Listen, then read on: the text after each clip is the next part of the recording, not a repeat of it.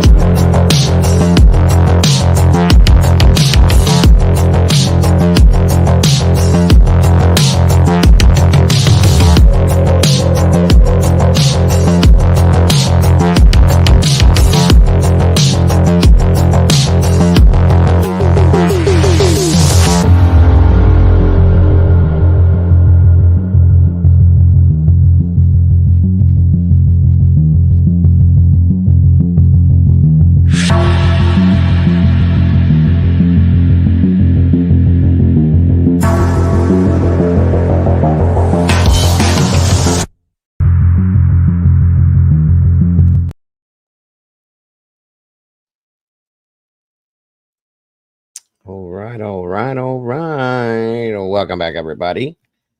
And surprise, welcome, Doodlebug. Good to have you here again today. Thank you for joining me again. Thank Appreciate you for having me. you. You are so welcome. I thought it'd be a good idea to have you here because being ex law enforcement, that you may know some of the questions that are going to be asked about this case. This case starts off in a high speed chase, and all sorts of strange things started happening. This is based out of Oklahoma.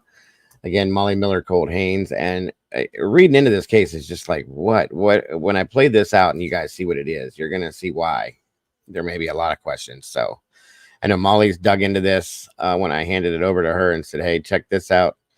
No, she is not making meatballs, Thomas. She is making Buckeyes. She's I thought you were making meatballs because you're rolling the little thing. She's got a baking order she's trying to get out, and she's making Buckeyes for it. Same. She's still rolling little balls though. That was a good one, Thomas. I like it. All right. So, again, there's a lot to this case that just doesn't make any sense, and it's pretty wild if you ask me, truly. So we're gonna look into it and see what we can come up with. And again, thanks you, Doodle, for joining me again. I appreciate you. Oh, I enjoy being up here. I can barely hear you, dear. I don't know what happened. Maybe it was me. I said I enjoy being up here. Here we are. Yes, ma'am. Plus, it gives you more practice for your own stuff, you know? Always, always. Always, always. All right, let's see here. Hold on here shortly.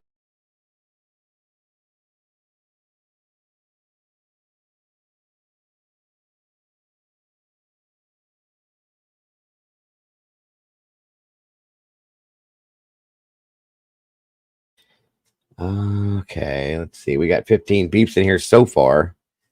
Please share this out if you guys will. Hit the like button when you come through that door. I really appreciate it. Let me see who else we got in here with us so far. We got SRB in the house. Welcome back to you. James Tate, welcome, my friend. Good to see you. It's always a pleasure. Miss Sherry Wisdom speaks in the house. Miss Delta, welcome. I hope you're not too tired from working today, dear. Thomas Sharp, welcome back, my friend. Good to see you. Alicia J, always a pleasure. Mr. Philip Hughes, good to see you, sir. Good to have you here again. Hold on.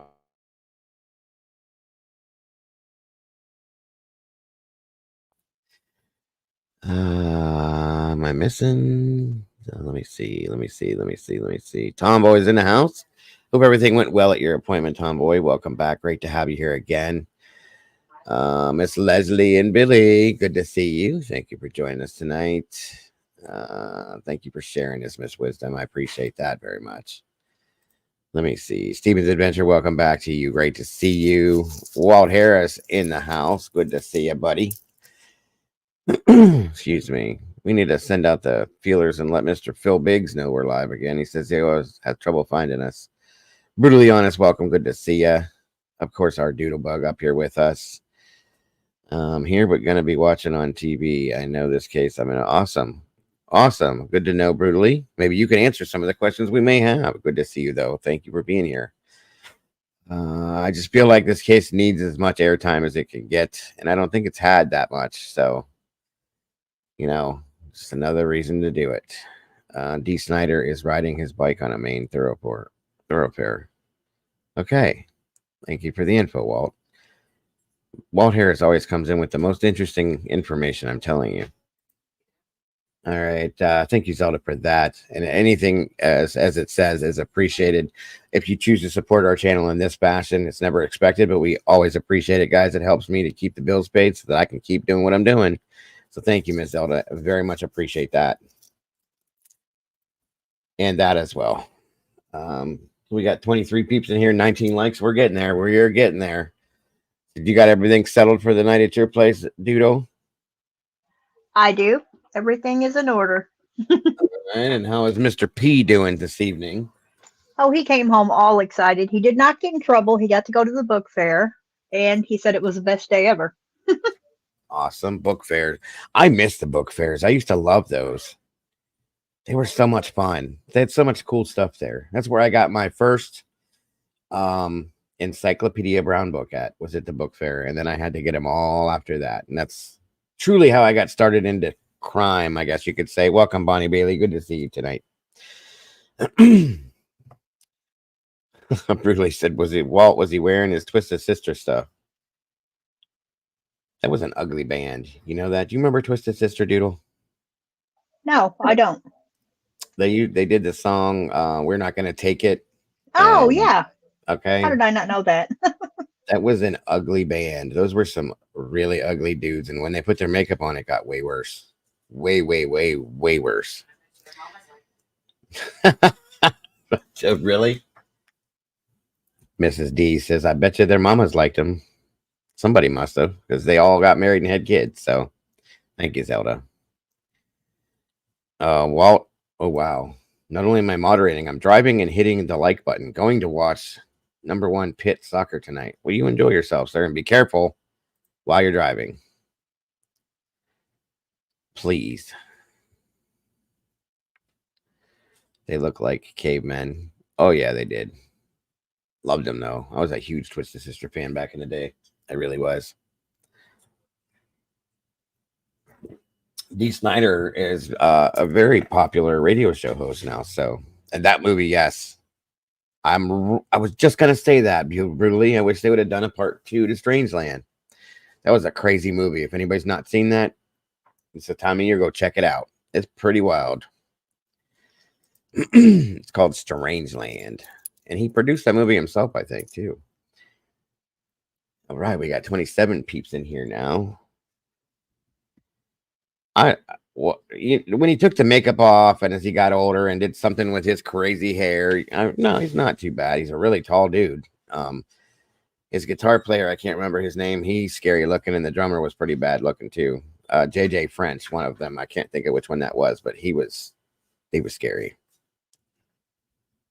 It's a good movie, isn't it? Caden loves it too. It's crazy, but it's a good one. That one and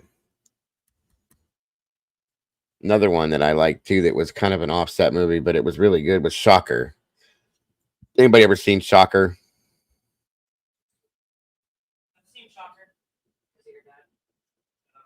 Brandy said, just you, babe. I bet you other people have seen that movie. It was a popular movie back in the 80s. That's the one where Horace Pinker was the guy's name, and he was put to death in the electric chair, and he didn't die. He ended up going into the electric all over like the electric lines, just the electric in the area, and became kind of like a ghost, but it was made out of electricity, and he was going around killing people. Pretty wild movie. In fact, I may have to watch that tonight now. Oh, let me see.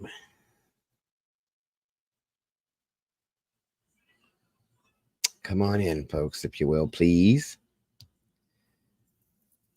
You know who I'd like to find? I haven't seen in a minute. She hasn't been in here. I'm a little worried about her because it's been a minute.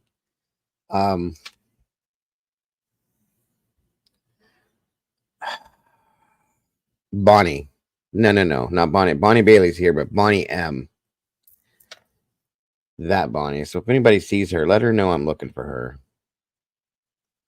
Oh, wow. Really? I am stupid jealous right now, Steven. I haven't seen them in a long time. I'd love to go see them right now. I thought they retired, though.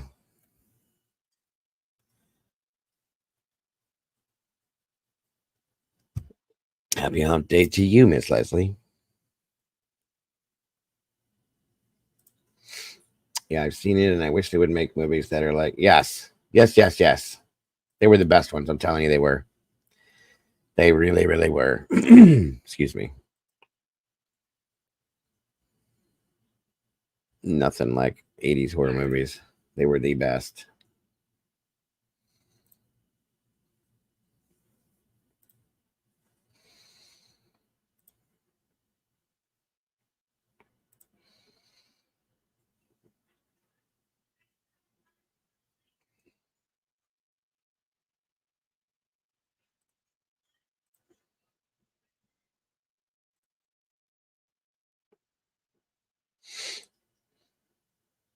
Hey, Brian. Good to see you. Ray Baldick, welcome to you.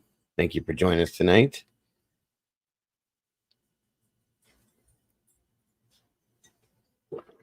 Oh, okay. I got you. Well, if you guys happen to see her, just tell her I miss her and I've been looking for her.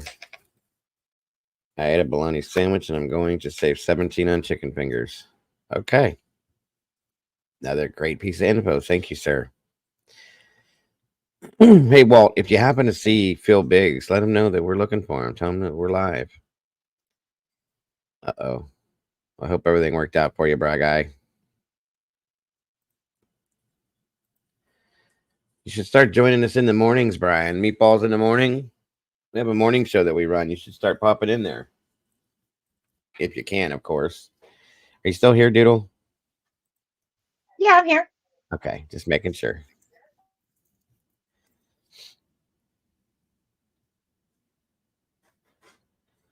You're so quiet. I've not seen Bonnie, and I've been watching out for her. Thank you, Ray. If you see her, let her know. We do miss her over here. I think the reason why she stopped coming in here has been handled, and she doesn't have to worry about it anymore. Girls, welcome to you. 23 people in here, 29 people in here, 23 likes. We are getting there, guys. Give me 1 second.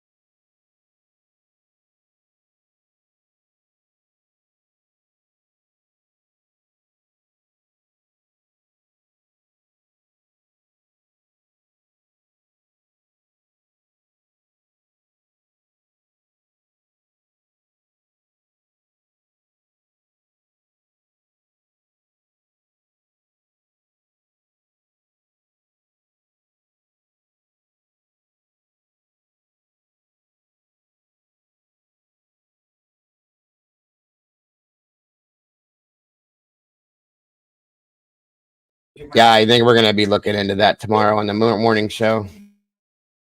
Well, there's a good reason for you to tune in, Brian. We're going to be looking into the doc stuff. striking stuff too, because it is news. So, welcome back, Terry. Good to see you. With Christmas around the corner, people may want to start shopping early because if those borders are, or if that's closed, those ports, we may not be able to get a lot of stuff for Christmas if we order. Agreed. Very, very much agreed. I do. Well, I do agree with you on that one for sure. Um,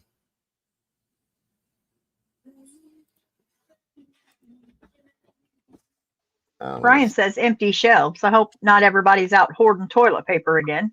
Mm-hmm. Well, it could cause some serious problems, especially around the holidays. That's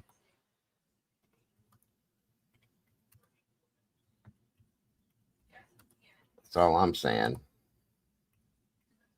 I mean, I'm still using from when I hoarded. No, I'm playing. I know people that are like that. We have a friend or friends. They're a couple and they have a bunch of kids. And she's a what do you call them?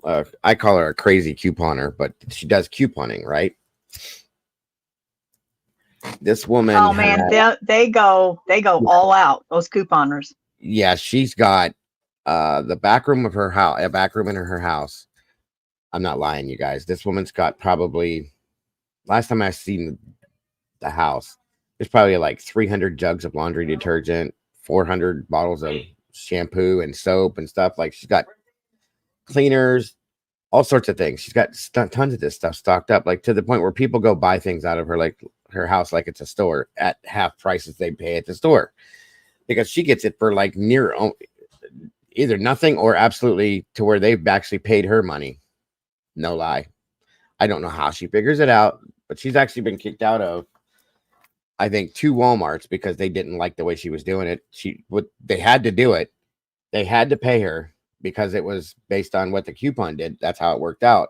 But she's actually walked out of some places making between $20 to $50. And I'm like, how do you do that? Well, now in an SHTF situation, you'll know where to go. Mm-hmm. Yeah, that's very cute. Well, like when the pan hit and we were struggling to find certain things, we went there and she's got her garage. Her garage is full, top to bottom. One side of it was full of toilet paper, all different kinds, different sizes. It was crazy. So yeah. Couponing.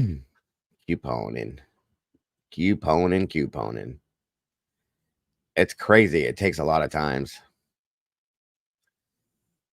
It takes a lot of time. Is Brandy in here or no? Or were you saying hi to my Brandy, Phil? 89 coupons. Miss Barbara in the house. Hello. Hello, Dago and Doodle and chat. Thank you for all the support. What a blessing you all are for yesterday. Oh, absolutely, my dear. That's nothing. You deserve so much more than that. We are so proud of you and just so happy that you got to express yourself again and do the things that you needed to do. So it's great to see you today. Thank you for joining us. And again, everyone here is very proud of you and we're behind you all the way, dear. You know that. So excuse me. Mark and Betty, good to see ya. We got 34 peeps in here. And we got 25 likes. Let's make it match, guys. I'm about to get things started. I was just trying to give it a few minutes so we don't have to go back to the beginning and everybody would understand what's going on.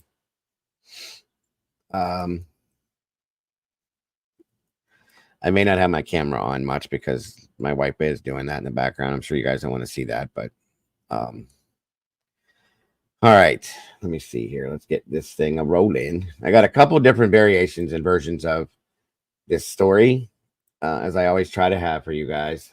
And hold on a minute here. We're gonna go through that and then look through some. Oh, you were looking at talking to Mrs. D. Okay. Hey, Brian. Philip said, "Hey." Wasn't talking to you, sir. Cheers to you, Mark.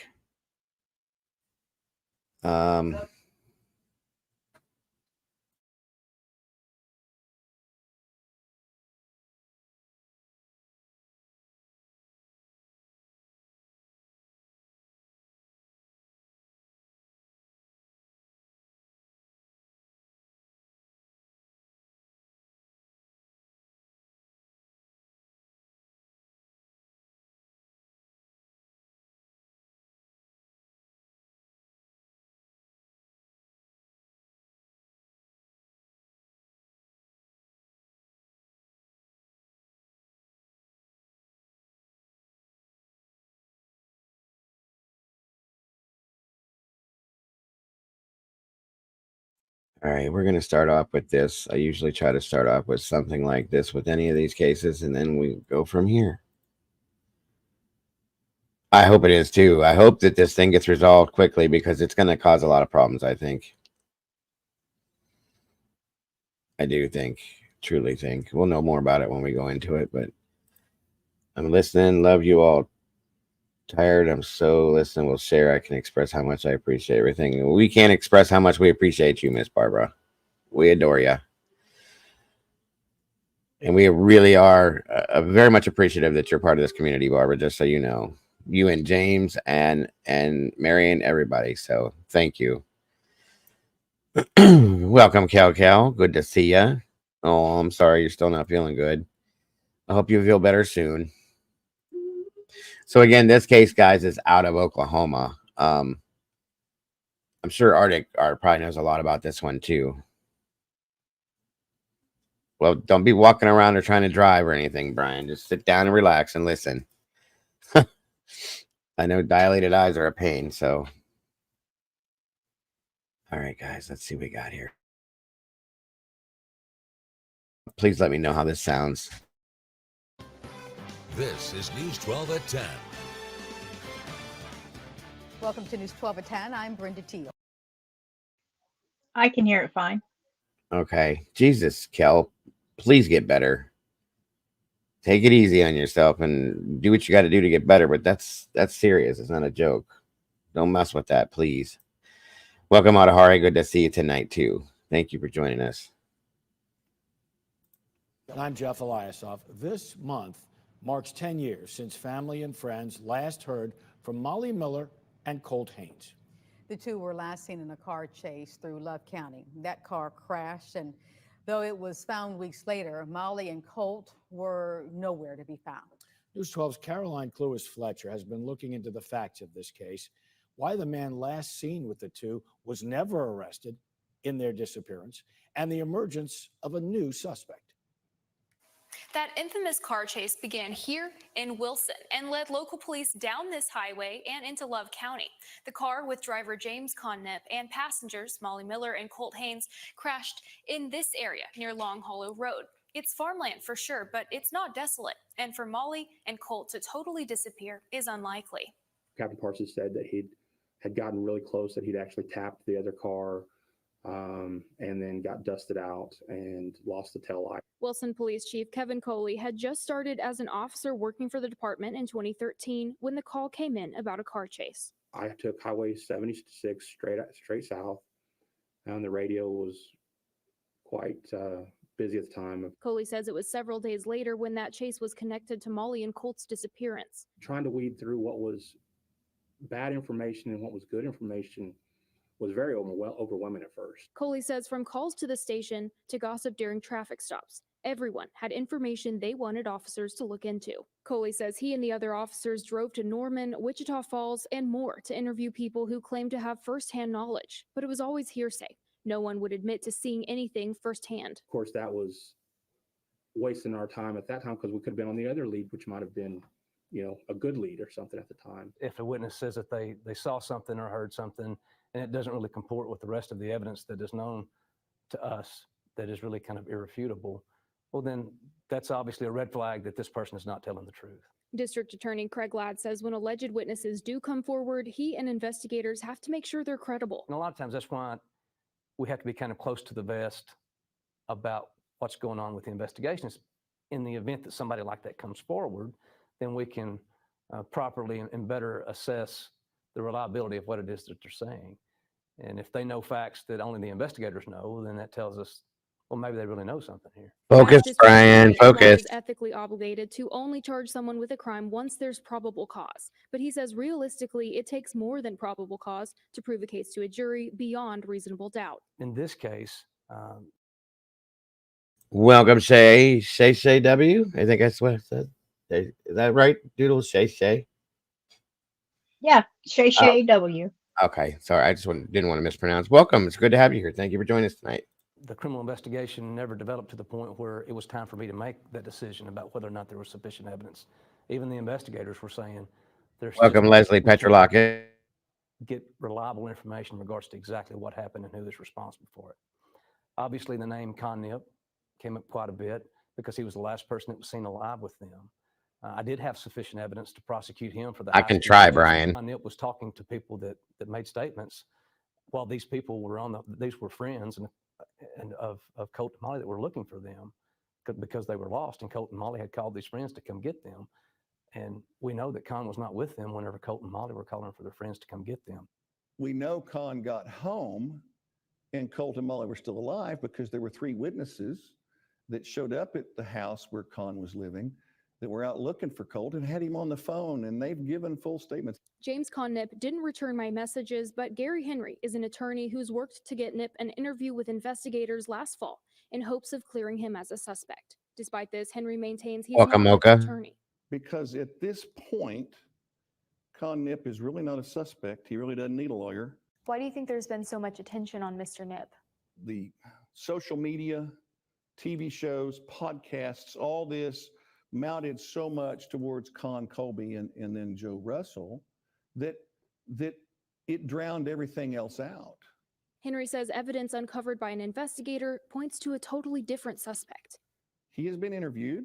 Well, he has been interviewed, yes, and he has, I will say, he has made some tacit admissions in and of themselves, not enough to do anything with, other than point further in the direction of where the investigation needs to go. While Henry named this new suspect and several law enforcement sources confirmed to me that he is a person of interest, News 12 policy dictates that we don't name suspects until charges are filed. Those same sources tell me they think charges could be filed soon, and News 12 will be there with updates when it happens. In Ardmore, reporting with photojournalist Kelby Archer, Caroline Clues-Fletcher, News 12. Great job on that. Okay, and that video came out July of 2023.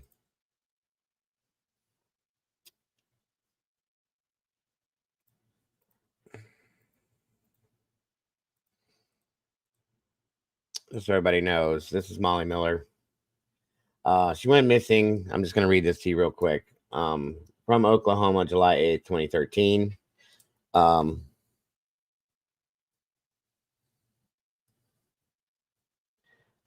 Of course, she's white, American Indian, biracial, female, 5'5", 95 pounds, blue eyes, black hair, dyed, of course, shoulder length, tattoos, piercings. She has her bottom lip pierced. If anybody has any kind of information on Molly or Colt for that matter, please call Wilson Police Department at 580-668-2136 or NICMEC, sorry, at 1-800-THE-LOST or your local police. The case number for this is 13-07182, and the NamUs number is 21610. Again, the circumstances with Molly that's gone missing, I'm gonna give you guys kind of a documentary type thing to read, to go through with me on this, to give you deeper details on it. She was last known to be in a 2012 Honda, as you heard through that news break, Honda Accord with Colt Haynes, okay, who is also missing, as you guys know, and another young man on the night of July 7th of 2013. The trio were in Wilson, Oklahoma at approximately 10:30 p.m., at which point the young male, not Colt Haynes, that would be James Con Nip, is the other person, okay, who you're going to find out a little bit more about him too. Initiated or instigated a chase with the Wilson police. When he did a donut right in front of the officer, the chase proceeded to County Line Road, where Love County picked up pursuit in the chase, okay? The pursuit continued on to Long Hollow Road, where officers were advised to block off Long Hollow Road, which is a dead-end road. Love County says that they were dusted out and lost sight of the car. Had they continued to, what does that mean, Doodle, when they're dusted out? Just like you couldn't see because there's dirt flying everywhere? Yeah, they lost them. Yeah, they couldn't see. Okay. I just wanted to clarify that. Anyway, the pursuit, or where we go, which is a dead-end road. Love County says they were dusted out and lost sight of the car. Had they continued to the end, they would have caught them since there is a gate, but they would have had to stop and open to continue on. The car was found 2 weeks later. 1 second, everyone.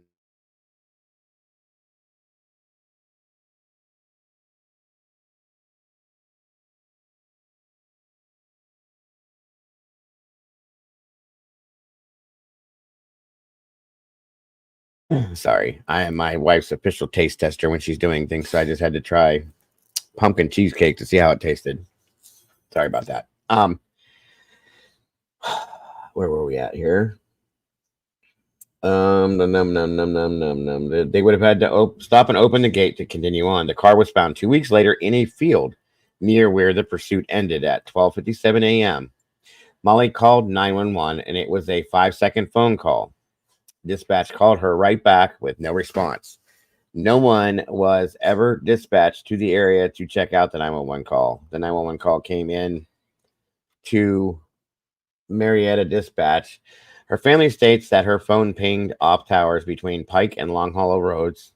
A lot of unanswered questions. And the biggest is, where is Molly? And of course, where is Colt? Sorry, guys. And this again, this is Colt.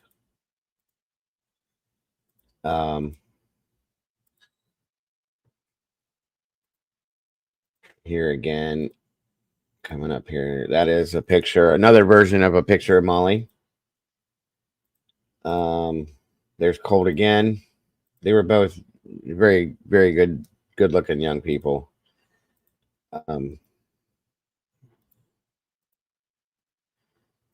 Beautiful girl, very handsome young man. And they had their whole life in front of them. And it's been a long time, you guys. Okay. You know, we're going on what, 11 years? We're at 11 years. Another picture of Molly there. That is so sad. Their family cannot get closure, even after 11 years. I know. And it's so weird. As we're going to see when we go through this documentary thing here, there's something not right. And come to find out, you guys are going to hear this, that the driver of the car. Welcome to True Crime Tidbit. We're not going to go into that. The driver of the car is related to one of the law enforcement officers. So, just saying. Oh. Like the sheriff. Just saying. Great. Uh-huh.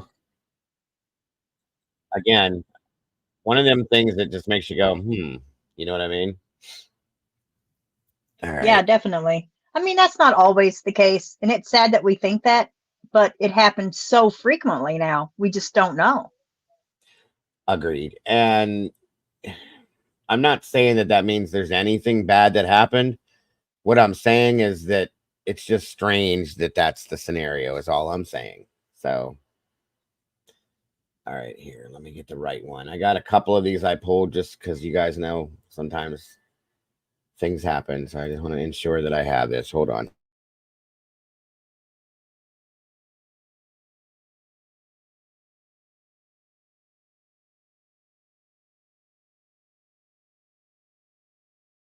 All right, so what I'm going to do is I'm just going to show you guys couple different versions of it, just to make sure we get all the extra little details out. Good to see you, Matahari. If I didn't say that already, but if I did, then you get a twofer. Again, guys, please make sure to hit the like button. Thank you for anybody that's out there just lurking. I appreciate it so very much. All right, guys, here, let's check it out. She was last seen nearly 8 years ago. The circumstances of her disappearance center around a brief encounter with police. 2 Works for You's Vincent Hill brings us one of Oklahoma's cold case files, the mystery of Molly Miller. Paula Fielder kneels at the altar. Understand, this one here is basically centered on Molly. Everything that pertains in this pertains to Colt Haynes just as much, okay? Just so you guys know. Praying to see her cousin Molly again. It's a nightmare you can't wake up from. The last time anyone saw Molly, she was inside this car along with 2 other people, but right now only 1 person is accounted for. It's taken a toll on our entire family. Paula was much older than Molly, but their relationship strong. She was real feisty, you know, and she she just liked to play around. She was kind of a goofball, you know. Paula says Molly looked toward a bright future. She was very active in softball. And I really think that she could have been somebody someday with her career. Paula and Molly caught up at a family reunion in 2013. She had poison ivy, terrible, that day, and it was hot. So she spent a lot of her time inside under the air conditioner. That was the last time Paula ever saw Molly. Fast forward to July of 2013. And remember that car? On July the 7th, it was on a Sunday. She had been picked up, her and Colt had been picked up by Con Nip. Molly and her friend Colt Haynes were passengers. The driver, Con Nip, leading police on a high-speed chase. A black 2012 Honda Accord. They've got no lights outside of it. Police recordings show the car reaching speeds of over 100 miles per hour before officers lost sight of it in a wooded area. He freaking went out on a dirt road and they lost him. And that's where things take a strange turn. At 12:57 a.m., Molly made a 911 call. It was 5 seconds. According to dispatch, all they heard on the other end was just buttons being pushed. That trail in the woods stops here. You know, she made that last phone call at 9:33 a.m. and then 9:39 was the last phone call made from her phone. Con Nip was arrested and sent to prison for fleeing from police, but he gave no indication of Molly's or Colt's whereabouts. The OSBI picked up the case in 2014, but have no leads in the case. So 7 years after Molly's disappearance, her family made a difficult decision. She was declared deceased on January 13th of this year. The family not knowing what happened to Molly. Molly's grandpa, who she was very, very close to, died of COVID. I'm heartbroken that he did not get to see justice on this earth, but I'm also at peace with it because I know that he's with her now. Just days after Molly was declared deceased, search crews combed the area of her last known whereabouts in a sign of hope as a search dog alerted. But it quickly faded when no traces of Molly were found. Meanwhile, Paula is praying for answers. I wish I could turn back time and bring her back and just tell her that I love her. If you have any information about the disappearance of Molly Miller on July 7th, 2013, please call the OSBI tip line at 1-800-522-8017. All right, so that's the news's quick version of this. Thank you, Miss Sherry, very much. And I know of anybody, Miss Barbara, you know what this feels like. It's a horrible thing. It just really is. Yes, prayers for the family. 11 years with nothing, and it's so strange. That last call to 911, and then it's just a button pushing, and that's all you hear. And it's weird because the three of them were in the car. He's arrested. Okay, goes to prison. The two aren't seen again. Does this make any sense to anybody? Anybody at all?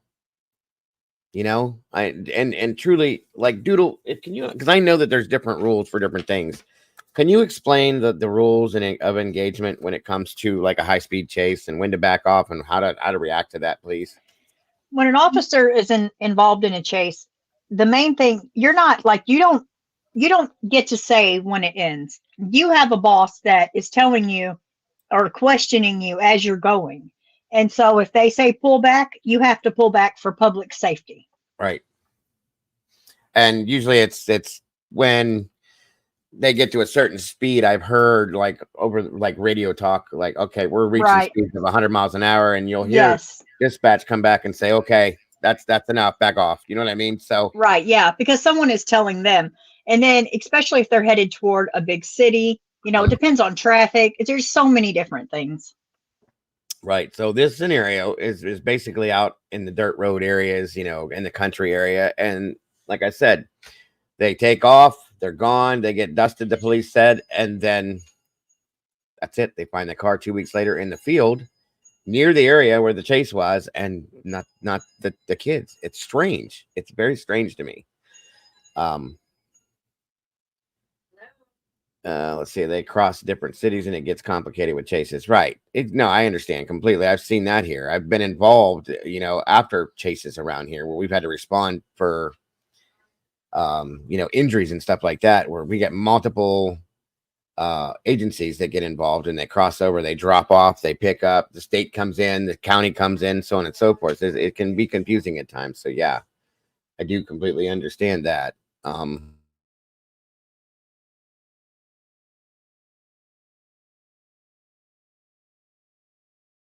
Okay, so let's get to the next one here. Give me a second, guys. Even in school zones, especially, like there's so many limits to how many miles near a school, just all kinds of factors. Right, right. No, absolutely. That makes perfect sense because, you know, you don't know what the outcome's gonna be with this chase. You don't know if it's gonna cause an accident. It could cause accidents. Now, I've seen a couple chases where the driver that's being chased has actually been smart enough, even driving through suburban areas and stuff like that, neighborhoods, to slow down to certain speeds, and the police don't want to approach that person. It's still at this point because they don't know how what the reaction is gonna be when you're in an inner city area. At least from what I've understood, you know, they're in a neighborhood. They don't want to try to box this person off and maybe get into a shootout or something like this if they know that the person has had weapons. I've watched a few different situations. Right. And then the officer immediately has 1,000 things going through their head because they already know this person doesn't want to stop. So, I mean, are they going to hit something serious? That you just have no idea what's in front of you.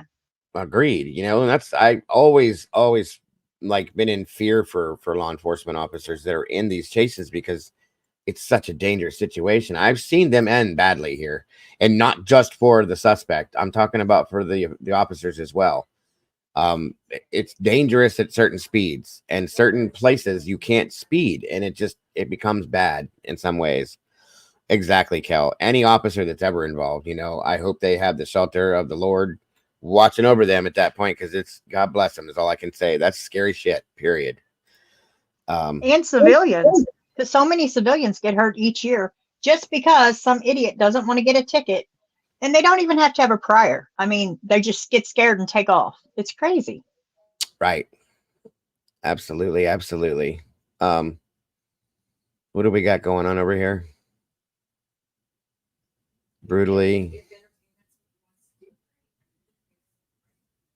said, Brandy OG Dago told us it wasn't what? It's not. No, Brandy, honey, it's okay. No, I took that away because a lot of people can't really handle the membership sometimes, and it's completely understood. So she's okay. You're okay, Brandy. It's not your fault. I thought I had told you, but things get busy, so it's all right. Brutally's fine. Brutally can come in. It's no problem at all. But thank you, Brandy, and Alicia. Thank you too. No worries, and I hope you do jump in there. Brutally, I appreciate you. I can't wait to see you there. All right. All right. Here we go. It's really not bad, Brian. It's really not. Discord's kind of fun. We get to have conversations and do different things in there that we can't do in here. So it's kind of enjoyable. I like it. You know, I think most of the rest of us do too. All right, onward and upward. So do you think Brian would love the Discord? I don't know. I think he would like it once he got used to it, but it is so hard to get used to. But I think he would love the interaction. Yeah. That's what I mean. You can talk all day in there, Brian, about whatever you want to talk about. There's multiple conversations and there's a lot of fun stuff going on. So I think you'd like it. Truly. That's my opinion. And we have weeded ours out. It's not. I promise you, Matahari. It's not. It's very welcoming. Everybody in there is very welcome. We got multiple channels for recipes and animals and all sorts of fun things in there. And especially this month, I'm going to be starting to do movies in there with the members that are in there, the people that are in there that we can't watch in here. So there's a lot of different things. If there's any drama, we just take it out. I mean, yeah, so if anybody comes in there starting drama, then they have to go. Because I mean, it's a peaceful place most of the time. It really is. It really is. And it's a way to get closer to the people in the community that you want to know about them, or you know, things that we can't talk about out here. It's a really nice thing. Brandy's the moderator, the lead moderator in there. Doodle is the liaison if there's ever any issues. That, you know, I guess basically YouTube or Discord police. Basically, if you have issues, you talk to Doodle and Brandy, and everything gets worked out, and we're good. There's no drama. Absolutely. So It's up to you, Brian, and anybody else. You're more than welcome. We typically, it was 4 members, but like I said, guys, times are hard right now. I understand a lot of people can't really afford memberships, and I just want to be fair to everybody because I appreciate everybody that comes in here. I'm even looking into possibly lowering my membership fees down a little bit because of knowing how things are right now. So anybody that's having troubles with that, possibly it might help. So just saying. I try to look out for everybody in the community best I can. So, all right. AK, what's going on, brother? Good to see you tonight. I believe that there is that much corruption all clustered in one space. Now, I'm going to tell you guys right out front. It's another reason why I'm looking into this. There is very possible corruption involved in this again. Okay. And it's I'll let you make the decision. I just wanted to give you that. Everybody asked, yes, I slowed this down for a specific reason. If it becomes an issue, let me know, guys, and I'll deal with it. That's awesome, Matahari. I appreciate that comment, and you're definitely welcome in the Discord. Like I said, it was a Discord perk, but like I said, times are rough right now, and I kind of backed that off because of that. Just for the people in the community, because I appreciate you guys so very much.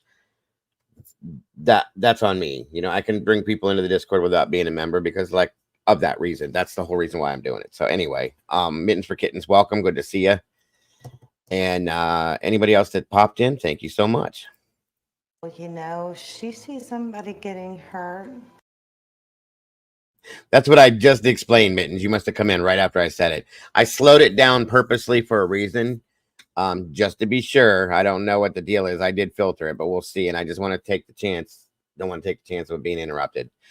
So I slowed it down on purpose. If it becomes an issue for you guys, let me know and I'll change it up for you. I promise. Yeah, very much so. Yes. We stress the drama part. We keep it respectful. We've been through that. We don't want to go through it again. So it's very calm, cool, and collective in there, and we love it. So welcome, Danielle. Welcome, FarQ. We've missed you. It's good to see you. Thank you for gifting that membership. Doodle, can you see who got that membership by chance? Yes, the Royal We. The Royal We? Yes. I love it. I love it. Congrats, Royal We. And thank you for that again, FarQ. Welcome to the sauce. And welcome, new member. Appreciate you. We got a new meatball in the house, guys. Great to have you here.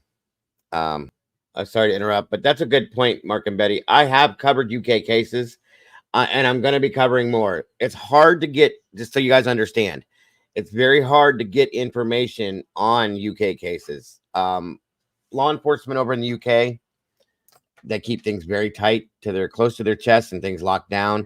It's hard to get that info. But I plan on doing more of those. It's already in the works, in my notes and everything. But I will be doing it, buddy. I promise you.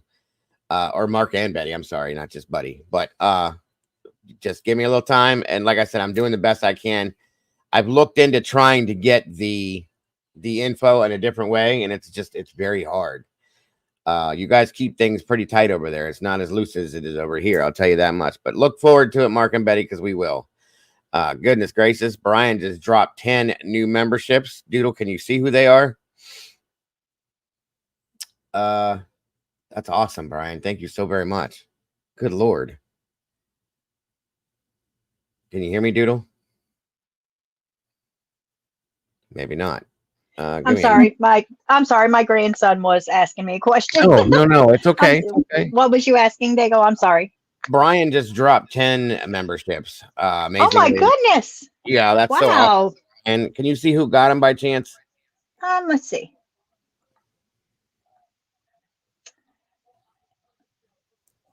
Well, if it would show up for me. If not, I don't see that.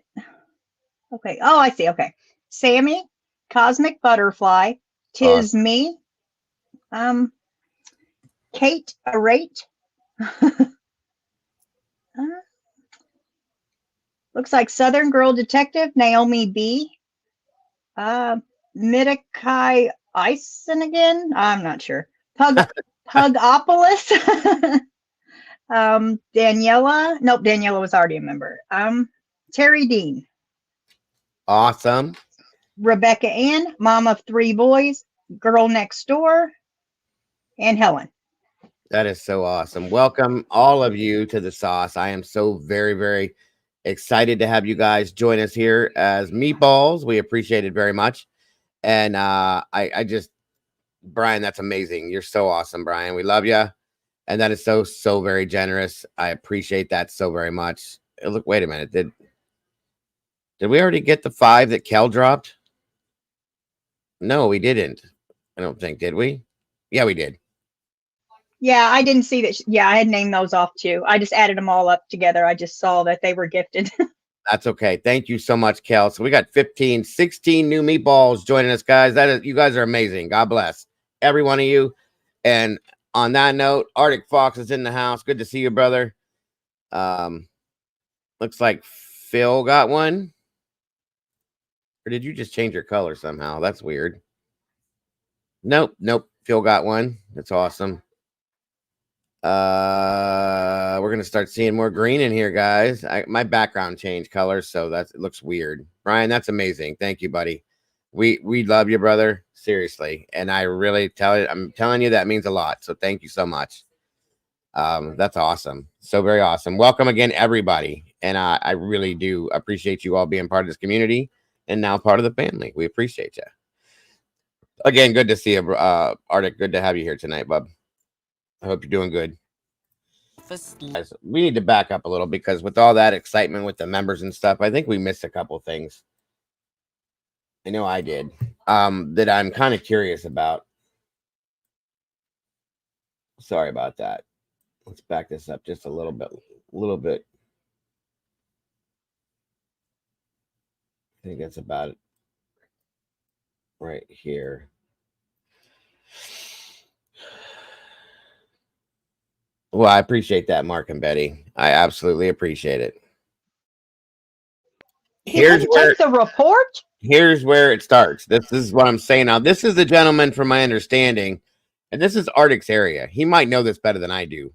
I don't know if he does or if he doesn't. If he does, Arctic, you're welcome to join us up here if you're interested on this case, if you have insight into it. But my understanding is that Joe Russell is related to this Con Nip, okay, or James Nip, whatever the hell his name is. But here we are again with the corruption side of things, okay? Why in the hell or how do you get away with not wanting to take a report on something? Hey, stop it. I don't know, but I can say I don't understand any officer that isn't at all concerned when somebody their family member shows up upset and says someone's missing. At least look into it. Don't just say, "Oh, I'm not going to file a report." Wow. Right. Now, and like I said, I don't know that the relationship, if it's true, has anything to do with this, but still. Okay, so he's also related to Molly as well. Thank you, Taylor. Still, this is your job.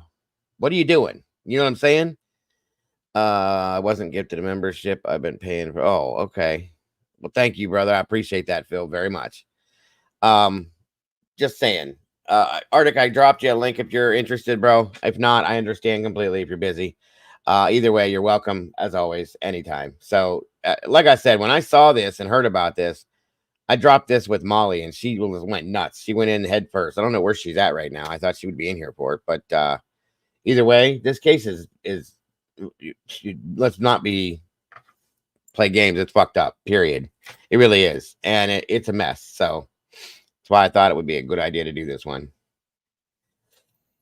But to hear that the sheriff himself doesn't want to be bothered with, it's not his problem. Whose problem is it? Somebody tell me. Anybody. Honestly, anyone?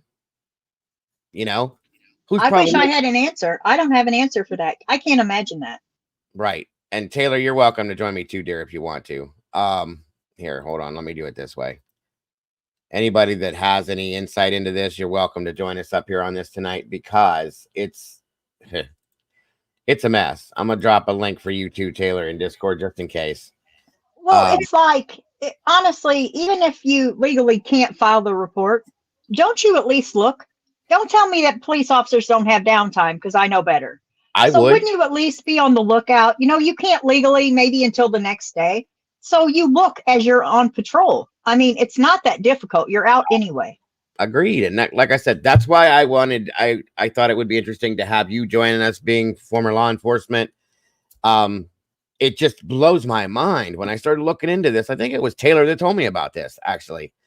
Or it was either Taylor or Arctic or both of them or somebody in that realm. I think it was when I was on Taylor's panel that I heard about this the other day. So I just had to look into this. And speaking of, welcome, Miss Taylor. Thank you for joining us tonight.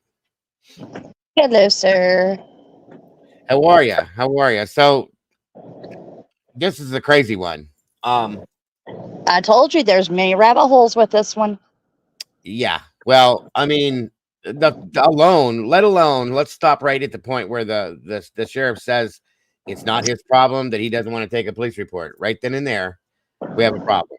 I'm just saying. And Arctic says it's Oklahoma, and that area is especially corrupt. It sounds like it. Well, think about it. This isn't too far from where the Press Grove boy, also Noah. Oh yeah, that is true. Wow. Okay. Matter of fact, one of the lakes that they were supposedly dumped into is over in Marlow, Oklahoma. Gotcha. Yeah, and that's part of the. You'll hear that too, you guys. It's crazy. Welcome, Terry Dean. Good to see you, dear. You are so welcome. That came from Brian, by the way. CZ, it's great to see you. And that's the funny thing, you guys. That's why I'm doing this. I hadn't heard of this case. I think I told you, Taylor, the other day when I was on panel with you that I'd never heard of this, which blew my mind. That tells me that's not getting enough coverage. So either way, here we are, and I'm especially grateful to have you join us, Taylor, especially since you have some insight. So we have Doodle, former law enforcement that can give us tips and pieces of info that law enforcement should be doing that they're not. And now we have Taylor, who's got, the insight into the case. So thank you guys both for being here with me tonight. You're welcome. This happened July 8th of 2013, Matahari. Well, it started July 7th, but that's officially when they went missing, in my opinion. So thank you, Miss Bonnie. We are grateful for that. Said I had a great time with my boys today. We appreciate you, Bonnie, so very much. Again, thank you for the $20 super chat. That is so amazing. God bless. You are amazing, Miss Bonnie. Absolutely, Bonnie. We appreciate that so very much. Welcome, Paige. Yeah, we're gonna go into that as well. I know that Paige knows a lot about that one, and I do need to do a re-up on that case to check up to see if there's any new updates in the Noah Presgrove. But if you're saying this is close to that area, here we are again. If you guys remember when I covered Noah's case, we were all just kind of flabbergasted, like, what the hell happened here? And surprise, look again. You know what I mean? So, moving forward, let's listen some more. And again, if anybody has any comments, or Taylor, if you have anything you want to throw in or anything, Doodle, again, feel free, let me know, and I will shut it down. Again, thank you both for joining me tonight. I appreciate you both. You're welcome. This is something. That is a very, very good point, Arctic. And again, Taylor could probably attest to this. It also didn't help that, like Noah, Molly was Native American, and Oklahoma just ignores missing and murdered Native, in his opinion. And I agree, because we just talked about this on Taylor's show the other day, how indigenous people do not get the attention that they absolutely deserve, and then some. Would you agree on that, Taylor? This area, though, is a little bit more covered due to the fact of, I can't remember the name of what it's called, but they get BIA help. Right. Well, the BIA, yeah, of course. But again, that's it. Nobody else wants to step onto that. Nobody else wants to deal with these things. And when when that's not available to them, there is nothing. So it's a sad point. It really is. So good point, Arctic. Thank you. And that's another point. Arctic, Matahari just said that too many states ignore the indigenous folks, and I absolutely agree. Really, really do. And yes, Kel's right. It's so good to bring awareness to all these missing people. Well, thank you so much for that. Arctic and Mom and everybody, they do so much. Doodle, they do so much for the missing guys. I do what my fair share, but I don't do anywhere near as much as they do. They deserve so much praise for what they do, in my opinion. They really do. They're all amazing people for doing that. Wisdom Speaks, she puts them out as well. BIA really only helps if the crime happens on tribal land. That's fact. That is fact. And that's a sad thing. You know, if say you're not on that area, you're right outside of that area and something happens.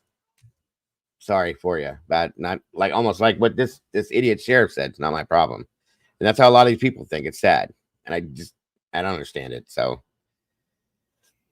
oh, don't even get me started on Alaska. I've already done my looks on Alaska. It's very sad what happens in Alaska, you guys.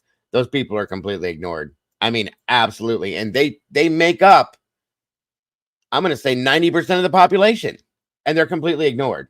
They don't give them anything. It's disgusting to me. I've done a whole documentary spread that I've gone through on Alaskan indigenous people, and it's disgusting to me. It makes me sick. It's horrible out there.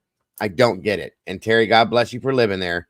Because from my understanding, I had a friend that lived up there and said it was horrific. So if you survived it, God be with you. I'm just saying. Welcome, Seema. Good to see you tonight. It's been a while. Welcome back. Amen to that one, Seema. Absolutely. Okay. You know what? I mean, That's crazy. Serious accusation. This is crazy. So this guy, yep. Once he figures out who she is and she won't open that door, what's behind that door? That's what I'm saying. Is he standing with a gun? What's going on? What was he gonna do if she opened that door? Was it somehow like gonna, maybe it's wired to shoot if the door opens? I mean, or does he have a dog that's going to attack? What's going on? You know, and how many officers do you know that do that? I mean, really? Wow. Well, at this point, he's no longer sheriff, so at this point, I don't think he gives a shit. And I don't think he gave a shit with. You know what I'm saying? You're absolutely right. What do you have to hide, Dago? I mean, if you didn't have any part of this, why are you hiding? Agreed. But I think that answers itself, though, Doodle. You know what I'm saying? Like, that obviously is, you know, right then and there's your answer. Like, he obviously has something to do with something. He won't talk about it. He won't come out of the house. Like, that's ridiculous. This is insane. And like I said, when he responded, their security team said, nope, you ain't going in there. That makes no sense. I wouldn't have went in there either. I wouldn't even have knocked on the dude's door. I'm sorry. This guy is just, something's up with him. Big time up with him. Taylor, I don't know. What do you think? Oh yeah, like I told you, I have questions. I've had questions. Like I said in my life, you know, there are things that I wonder. Well, and guys, how do these people become elected or brought into office as law enforcement officials to begin with? That's what gets me. I mean, I guess people put on a show and you don't find out who they truly are until they become these people, but this is insane. And it's not just, obviously it's a lot of small town stuff, but it happens everywhere at this point. You know what I mean? So I don't even know. This is crazy. This is crazy right here. And God bless. Big old corrupted mess, in my opinion. Just saying. Hold on here.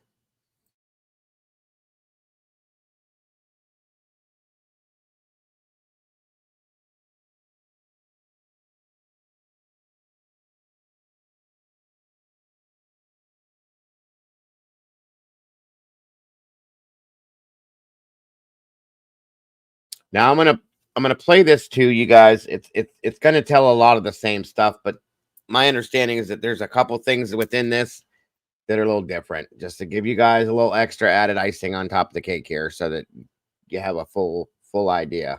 And then we're gonna look at a couple little things that are attached with this as well. So, Taylor, anything to add as we're going forward with this?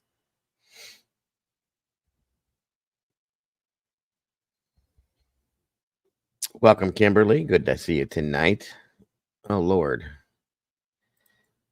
Kimberly says, "Hey everyone, I am on day 6 without power, watching on my iPhone 6. Hope anyone else who has been impacted by hurricane is doing well. God bless, Kimberly. Prayers, absolute prayers with you and anybody else, like you said, that was affected. Please stay safe, and we are all absolutely sending your prayers. And thank you for joining us tonight. I hope that you're enjoying yourself in here. And again, I didn't get to tell you, but I see it now. Welcome to the Sauce. This is one of the newer members of the Sauce. We appreciate you, Kimberly, so very much. Again, prayers and love to you very much. Please stay safe. All right, here we go.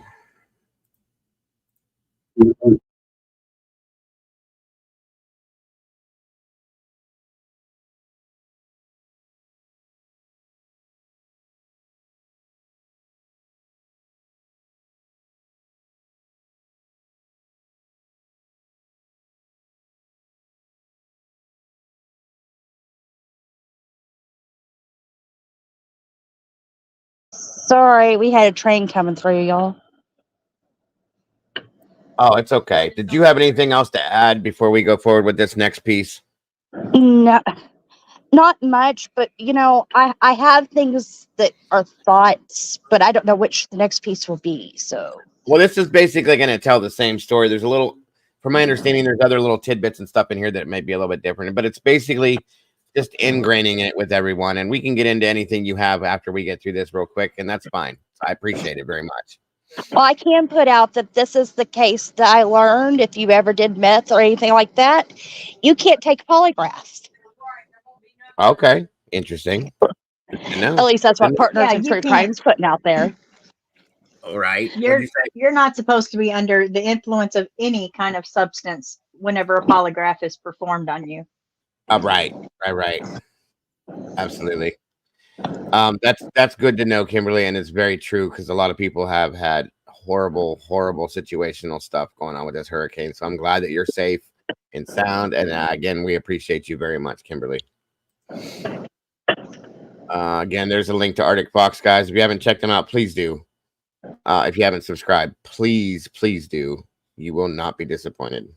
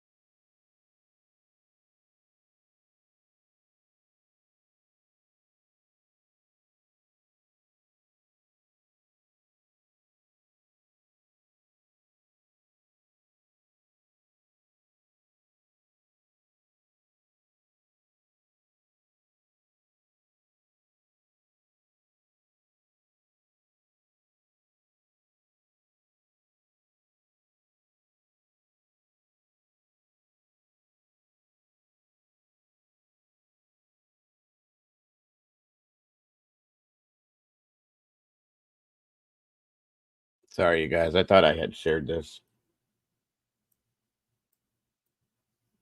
Close.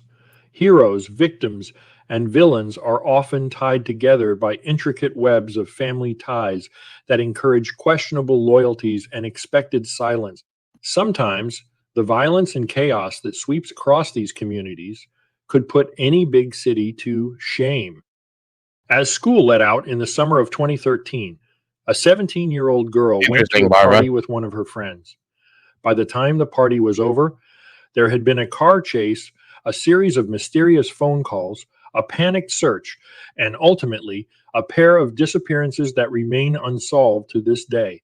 Attempts to unravel this case and learn the truth of that night have become complicated by a tight network of corruption, lies, and allegations. For some perspective about the area, the town of Wilson, Oklahoma in 2013 had a population of just over 1,700 people, with 90% being white, 7% being Native American. The entire town is nearly 6 miles square.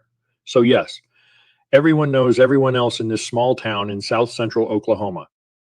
Now the county just south of Wilson, which is where most of this story takes place, is Love County. Love County is roughly 530 square miles with a population of nearly 9,000 in 2013. So that means that there are just about 17 people per square mile in this county. For comparison, Oklahoma City has a population of around 682,000 people in just 620 miles. That means there are nearly 1,100 people occupying each mile of the city. So yes, we are talking about a truly rural part of the country. At what point does a fun-loving kid turn into a rebellious teen? When Molly Miller began her high school years, she played softball, laughed often, and had a great relationship with her family. She was working part-time, attending a local vocational high school, and had big dreams of pursuing her nursing degree after graduation. Records indicate that Molly was a full-blooded Chickasaw Native American. Yet by the time she reached her junior year, she had started hanging out with the wrong crowd. In some towns, the wrong crowd just means the poorer kids who like to smoke cigarettes beneath the bleachers. In Wilson, Oklahoma, home to a major methamphetamine scene, it meant stepping directly into the crosshairs of danger.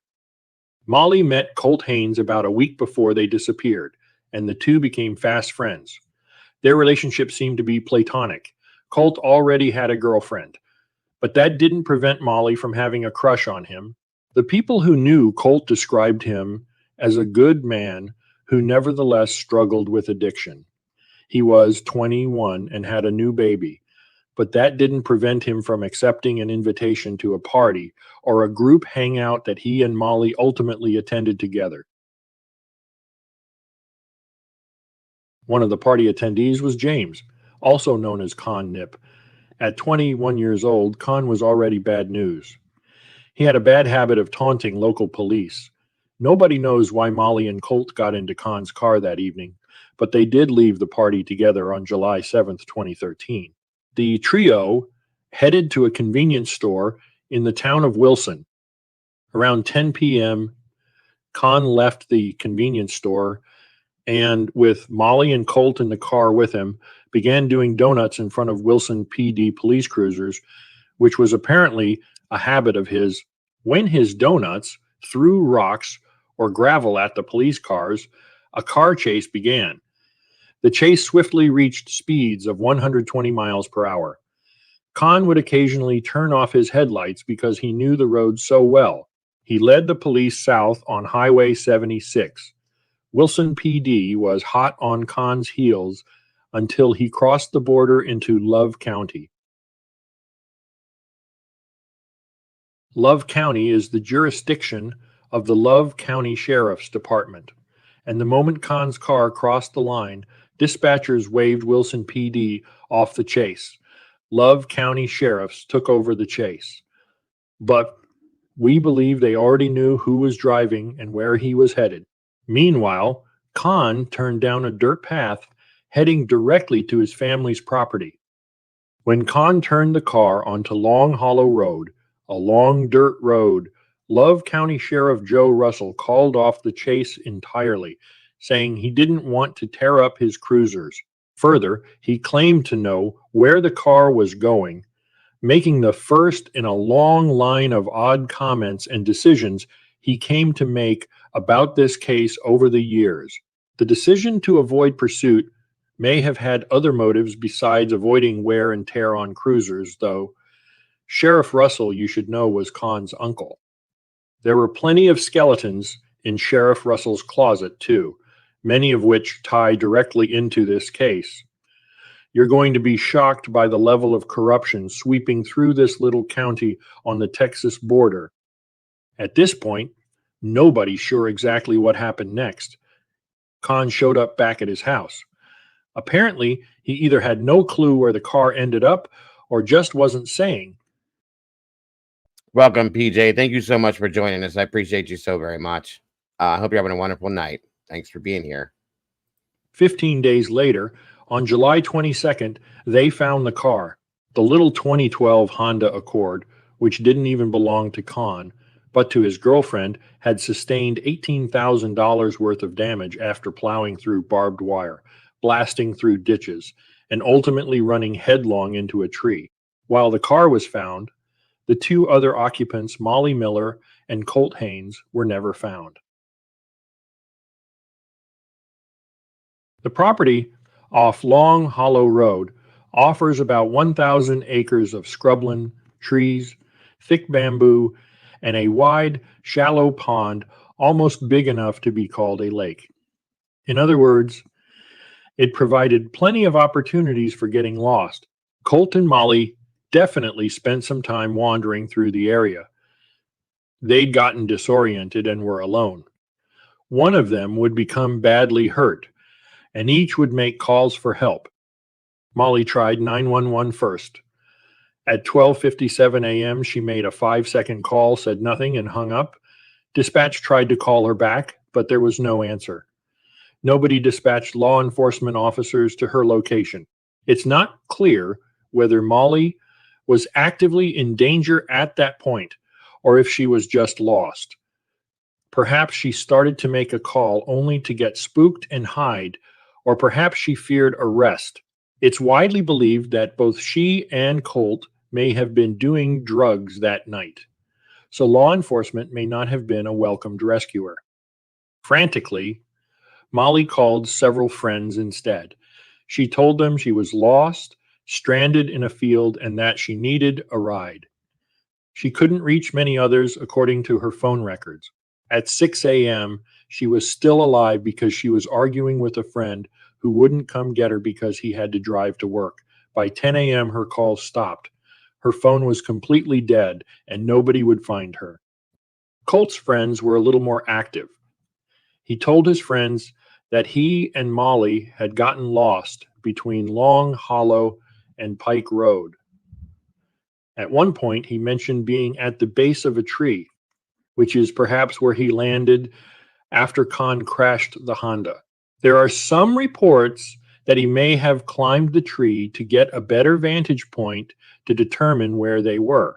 It seems like he may have fallen out of the tree because on a later call, he told them his ankle was broken, that he could see the bones sticking out, and that he was lying in a creek bed because he couldn't walk anymore. He told his friends he'd lost Molly too. She may have tried to go get help, knowing Colt was severely injured. This part is somewhat unclear. His friends took to their four-wheelers to try to scour the property for Colt. They stayed on the phone with him as long as they could. They fired gunshots to try to zero in on his location, though he never heard them. Allegedly, 3 of his friends showed up at Con's house to find that Con was already there. Con apparently told them that he had no idea what happened to Colt and Molly, claiming they had taken off into the woods. To this day, Con has always refused to say any more than those words. He has no idea what happened, and they took off into the woods. By 10 a.m. on July 8th, both Molly and Colt's phones were dead. Nobody saw or heard from them again after that. After learning their daughter was missing, welcome, Dane. So good to see you tonight. And Marion, if you can hear me, thank you so much for that, dear. We appreciate you being here and listening through James. I hope you're having a wonderful night as well. And I think I got so wonderful to see you again, PJ. Yes, I did. I got everybody. Okay. Molly's family took the next logical step. They went to the Love County Sheriff's Department to report Molly missing. At first, Sheriff Russell tried to redirect them to the town of Wilson Police Department, stating that Molly and Colt were not his problem. When pressed, he offered different answers. Sheriff Russell told them they had nothing to worry about. He said she wasn't missing, that she was just out with friends, or that she'd just run away again as she'd already done once before. As for Colt, the sheriff said, he'd likely just taken off too. Perhaps he was trying to escape some of his legal troubles. Maybe he wanted to get out of paying child support. None of Colt's friends believed that excuse. Why would we? Later, allegedly, the sheriff made some reference to some other money problem Colt might have had. Though I could not substantiate it, there's a rumor that Colt may have stolen $5,000 worth of methamphetamine from the ring that Kahn was involved with. If so, Kahn had a motive, and so did everyone involved with the local meth ring. The sheriff also made strange choices in the case. For example, he allowed Kahn to meet with family members in a deputy's office where evidence was left unsupervised. When the Honda was finally found, there was no physical evidence to indicate where the pair might be. Are you kidding me? Is there anything that this guy hasn't done that's legal? Good God, what is wrong with these law enforcement officers that just think that they can do whatever the hell they want, when they want, and how they want to? Unreal. Welcome, Mikey. What's up, brother? Good to see you. It's nuts. To this And day, people are still scared. Go ahead. Sorry about that, hon. Say again. And people in this area are still scared of that man. What a mess. Yeah, we're gonna look at him here a little bit too. This is insane to me. It sounds just like Missouri. It really does. Yeah, I mean, Barbara Doodle. Am I wrong? Do you know what I mean? Damn right. Damn right it does. It sounds just like it. The only difference is that he wouldn't have gotten away with like hiding out like that because no, there are just so many crazies around here that everybody would be knocking on his door, which actually would be a good thing if it wasn't so dangerous. Well, considering how the man answers his door, right? Who does that? Right. Again, this is what they think they can do whenever they want to do it. Exactly, Matahari. Yeah, this is crazy, guys. I didn't think it. Like I said, I can't believe first off that I didn't know about this. And when I heard, thank you for that, SRB. Anybody that wants to become a part of the cafe, guys, here's the link right here. If you want to become a meatball, please check it out, if you will. Arctic says that area of Oklahoma could probably give Missouri a run for its money. I'm just saying, it seems to be like they're running hand in hand at this point. You know what I mean? It's nuts. And this guy here, like I said, I just, it's all over the place. How many small towns have we looked at, guys, that have corrupted issues going on? I'm telling Noah Presgrove again. This is the same type area. And again, you don't tell me that that's not corruption and a cover-up going on in Noah's case. There's no way. There's no way. So it's a very sad truth, guys. It is a very sad truth. You're okay, Doodle. No worries. No worries. Insists that both he and God know where Molly is. If he knows, then why hasn't he revealed that knowledge to her grieving parents and other family? In 2014, a strange 911 call changed the case from a missing persons case to a probable double homicide. The dial seemed to be accidental, and it came from Colby Barrick, Kahn's uncle. The operator heard him discussing a murder and mentioning Molly Miller and Colt Haynes by name. He said, hold on, everybody. I'm sorry. PJ is lighting their way home, Phil. That's her name. I'm sorry. I should have said that earlier. Lighting their way home is PJ. My apologies. All right, let me get this back here a little bit so we don't miss this. Here we go. One call changed the case from a missing persons case to a probable double homicide. The dial seemed to be accidental, and it came from Colby Barrick, Kahn's uncle. The operator heard him discussing a murder and mentioning Molly Miller and Colt Haynes by name. He said, you're beeping mad, you're beeping tired, beeping Moxley Lake, a buck knife, Molly Miller, they shot him in the mouth. Right there, I can put my finger all the way through it.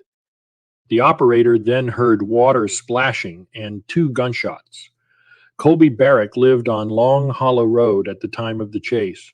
When the line cut off, she contacted Sheriff Russell, telling him she heard someone talking about Molly and Colt. And I mean, the girl that was killed and dope and stuff like that, they didn't realize they were on 911 And it comes from a pond just north of Long Hollow Road on Oswalt, she confirmed, noting that the phone pinged near Moxley Lake. In 2018, Barrick was arrested on unrelated firearm charges and sentenced to 46 months in prison, according to the United States Department of Justice. While incarcerated, he allegedly informed law enforcement that the bodies of Molly and Colt were in the pond. What would you expect to happen after such a call? Do you expect that dispatch would send law enforcement to Barrick's location immediately? Do you expect someone to have some hard questions for Colby Barrick? If you did, then I'm sorry to disappoint you, because what happened was nothing at all. Nobody responded to the call. And from what I could find, nobody followed up on it. Of note is the following information. Molly is a native Chickasaw, so under the McGirt ruling, the FBI is required to pick up the case. In January of 2014, officers of the law finally arrested Khan and charged him with endangering the lives of the others with a high-speed chase. It was the only charge the district attorney could prove. Other arrests and recriminations flew, even as certain key players continued to follow the pattern of keeping their secrets close.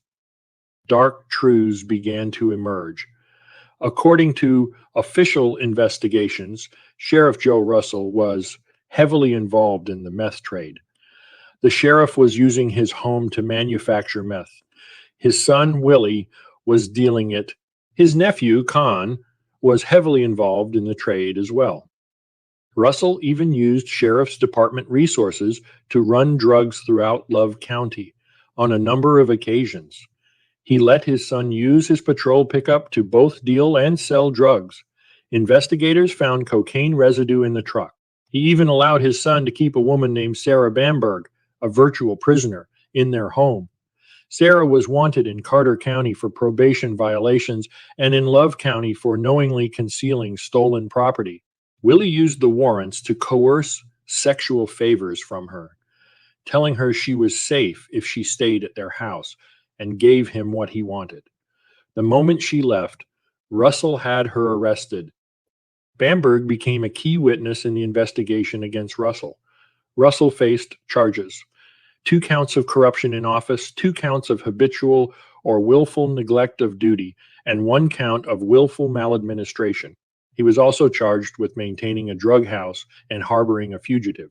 An FBI agent even testified that on 2 occasions, the sheriff arrested bikini-clad women who were drunk or high and partying on the Red River. Instead of taking them to jail, he transported them to his home, where he blackmailed them into stripping and dancing for him. Russell didn't face as much justice as one might imagine he would. He was suspended with pay on August 1st, 2016. He officially resigned on October 31st, 2016 to avoid going to court over his job. He struck a plea deal in March of 2017, in which he pled no contest to the charge of willful omission to perform a duty. He was sentenced to just 1 year of unsupervised probation and fined just $300. Allegations continued to fly about Molly and Colt. For example, the rumor arose that Russell knew where possible murder weapons might be stored, a machete and a pistol, and that he'd opted to avoid going after those weapons for reasons of his own.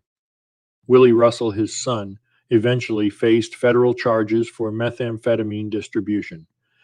The FBI arrested him after he sold an 8-ball, which is 2.8 grams of crystal meth, to an FBI informant at the Carter County corner store for $200.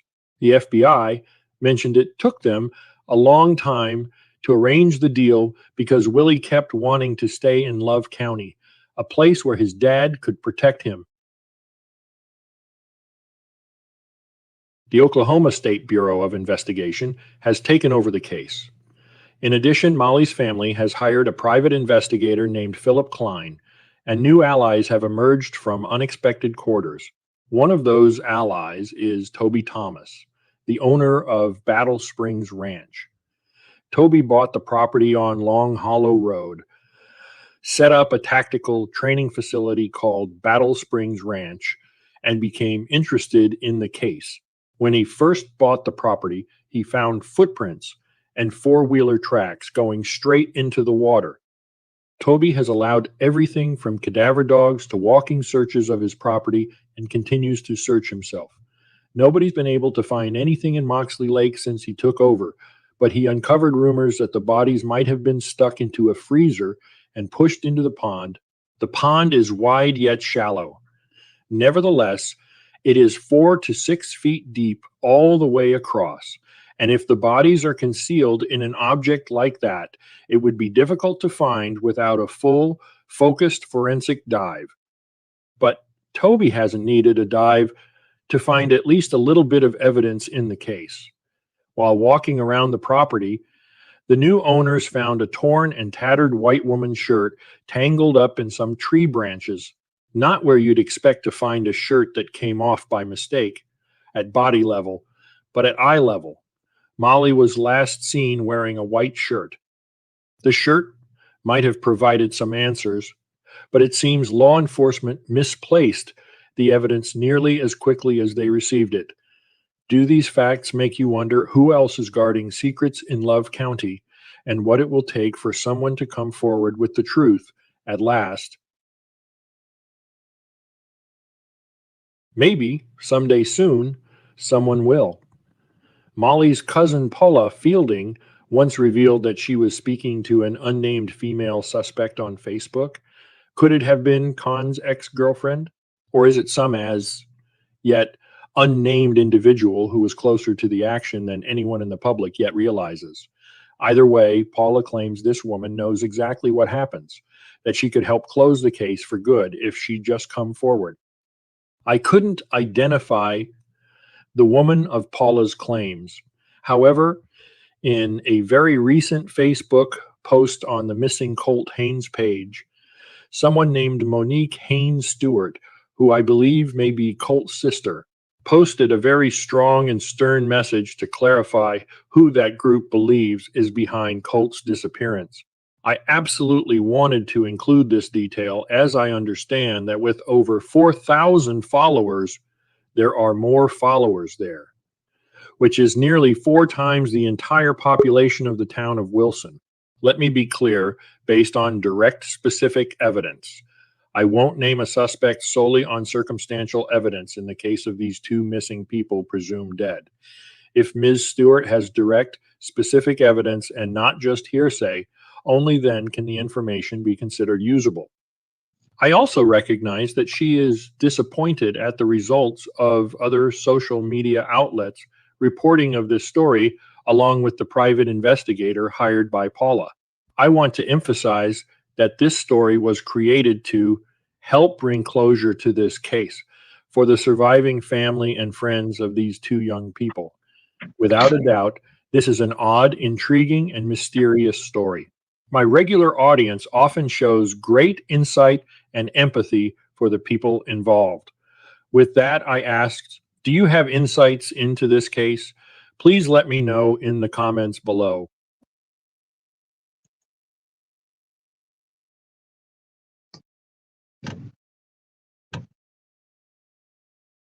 Have a great night, Cal. Thank you so much for joining us on it, and I really do hope you feel better soon. So there again is another version of that story. Like I said, there's a couple little things that were added a little different here. It's okay, Molly. I don't think so. If anybody was timed out by some chance, it was done accidentally, and just let us know and we'll fix it. Welcome back, Molly. So I got a lot of questions and I got a lot of issues with this, you guys. I really, really do. Hey, Squishy, good to see you tonight. First off, Joe Russell, are you serious? Just that's all I can say is, are you serious? All right, Taylor, go ahead and give me what you were thinking on this earlier. Hey, Low 12, good to see you tonight. So it talked a little bit about Moxley Lake. There's been so much speculation around that. Like, that's where they found supposedly the tongue. Mm-hmm. That's also where and where I learned from Partners in True Crime that if you've ever used any type of drug, you cannot give a polygraph. Right. And my mouth fell wide open. I was like, well, then none of them are ever gonna, you guys are stupid for putting that out, was my first thought behind it. And then I went, oh, there might have been a reason for that. Yeah. No, agreed. Now, Very much. what's really, really creepy is if you look at the names of the roads. Yeah. And then you look at the names of the roads tied to Sebastian and to Summer's case. That's a little weird little thing there. Yeah, I was looking at the Long Hollow Road. Was like, wow, that's kind of ironic. I agree with you on that one. And also there was the hell with that other road. I noticed it was off too. I mean, obviously, it doesn't have anything to do with it, guys. It's just very ironic. Just weird, crazy things with cases, and then you look at it and you're like, what? Yeah, no. I agree. I do. I agree. It's weird when you see the same thing pop up in multiple different cases. I agree with that completely. I'm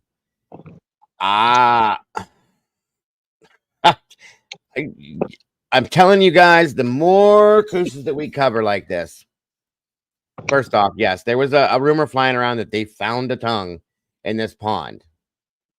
Come on, like based on my own personal experience. Okay, that's bullshit. I'm sorry, I just don't believe that. Only because for the period of time that this happened in, there's a piece of a human body is not going to survive, especially not in a water source like that, to be found after it's such a period of time after the fact in one solid piece. That's just ridiculous. It doesn't make sense. You know what I mean? So that's one thing that we got to watch. Some of the, as with any case, the rumor mills, what they do. You know what I mean? It's just what it is. So that one I'm going to call BS on. That's my opinion. And that was put out in 2000. I was going to let you know that was put out in 2022. So there's no way in hell that survived from 2013 to 22. No way in hell. Just come on, guys. And Moxley would have been the pond that they drained to do that. Right. And if they found a tongue, it was something that was fresh and it wasn't theirs. Okay. There's no way in hell. And then that's why I was getting ready to go to that arc. I swear to God, you read my mind sometimes. The shirt that was found on this property after this gentleman had bought it and started doing certain things and so on and so forth, that was like a key piece of evidence in my opinion. And guess what? It's gone. Surprise. I mean, it's insane to me. It really is.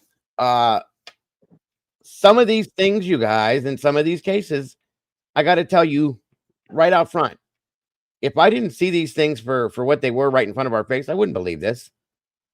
I just wouldn't believe this. It doesn't seem like it could ever happen. Guess what? It happens every day. It's insane that these things are even going on in these small towns, and it scares me. You know why? I live in a small town. Doodle lives in a small town. A lot of us live in small towns, and a lot of us live in big towns, and it happens all over the place too. Is what I'm saying. Is this could happen to any one of us? That's what scares me. Okay. And it on we go. There's so much more of it happening every other day. I see a new case that involves a scenario like this, and it's like, damn, really? Another one? It does. It happens all the time. Jesus, guys, how many Fredericktown? Let's talk about Fredericktown real quick, Missouri. Barbara's in here. Doodle's here. Doodle will be back. I'm sorry. Arctic's here. He knows about Fredericktown. How many cases have I covered out of Fredericktown or surrounding Fredericktown, a very small town that involves what I would call police corruption, inside corruption, the same type of scenarios like this. We've gone over 4 that I know of thus far, and there's more to come.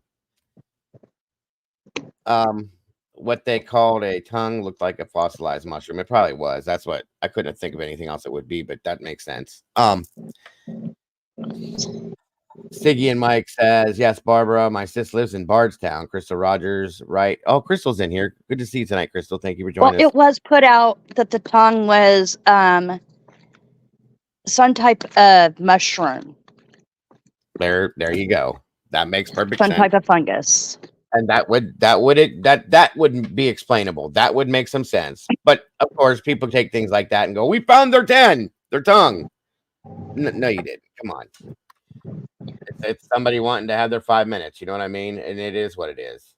But that's the problem. Is there's a lot of misinformation that gets thrown out sometimes.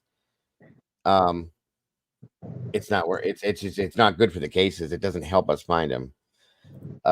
Yeah, maybe it was 5. I think thank you, Barbara. And there's more coming, guys. There's at least 3 more that I know of, and I'm still looking into others that probably haven't even been put out there yet. And there's more than that, I'm sure. So it's just a mess, guys. It's a huge mess. I don't get it. I don't get it. So let's check this out. This may have a lot of the same stuff that we heard, but this is centering in on Joe Russell. Okay. And I think it's important to hear the details involving him and what he has gone through alone in regards to this. It's done by the same group of people that did the one that we just watched. Fungus Munga, whatever, Mikey. And again, this here is in regards to, as it's titled, Missing Persons Investigation Leads to Corruption Charges for Sheriff. It's basically the second part to what we watched already. So on we go.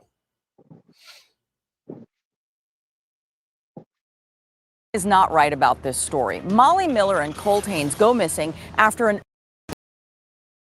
Hang on. I want to make sure this isn't the same one. Hold on, because I know I have 2 of them uploaded, but I didn't know. Give me 1 second, guys. Bear with me. My apologies.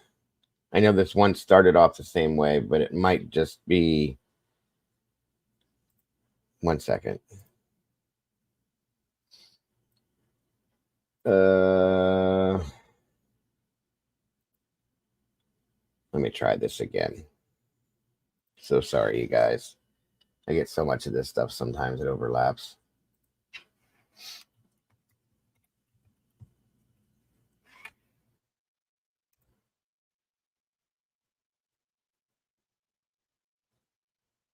Okay, let me do this first then. Give me 1 second. I forgot I was going to show you. I wanted to show this too, and I probably should have showed this first anyway. Sorry. Getting ahead of myself.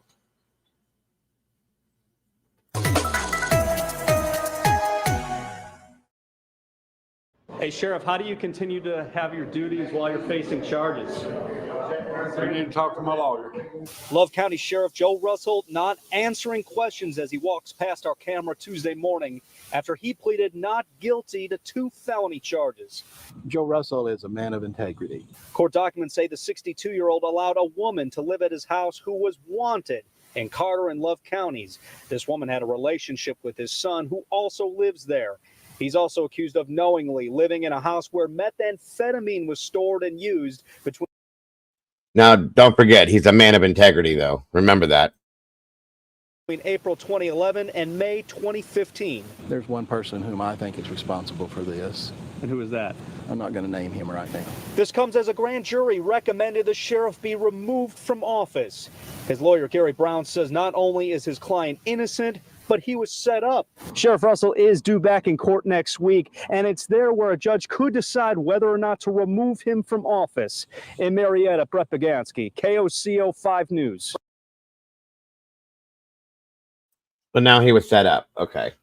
That makes sense. That completely makes sense now. That explains it all. Somebody set up the sheriff to... Who the hell? What seems like he ran this area, so who would set him up? If anything, he would set somebody else up, in my opinion. Oh, my God. Hold on. Okay.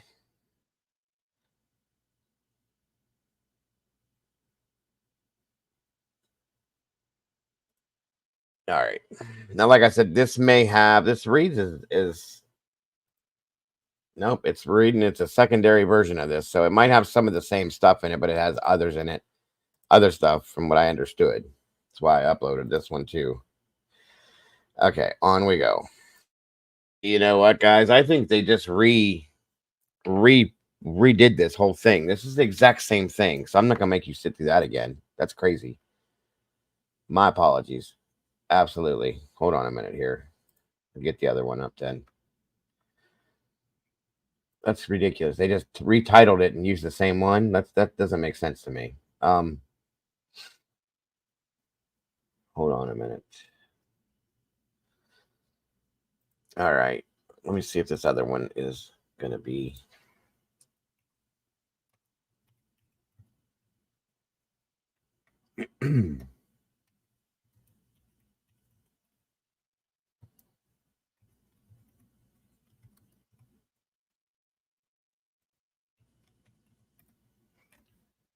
Thank you, SRB, very much.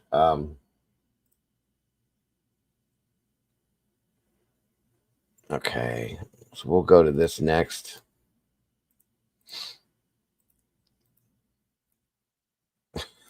Can't catch nothing but a donut. You guys are a mess. Okay, so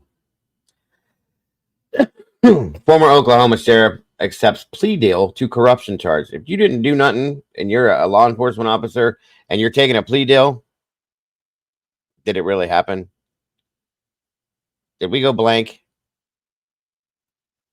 I'm here. Oh, hang on. Damn it. I knew that was going to happen. Thank you for still being here, Taylor.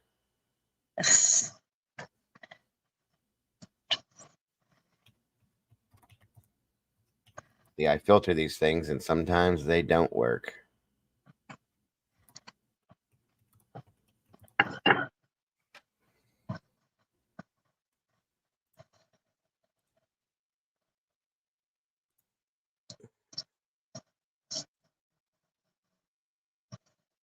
Like I said, I filter these through the way you're supposed to filter videos through here.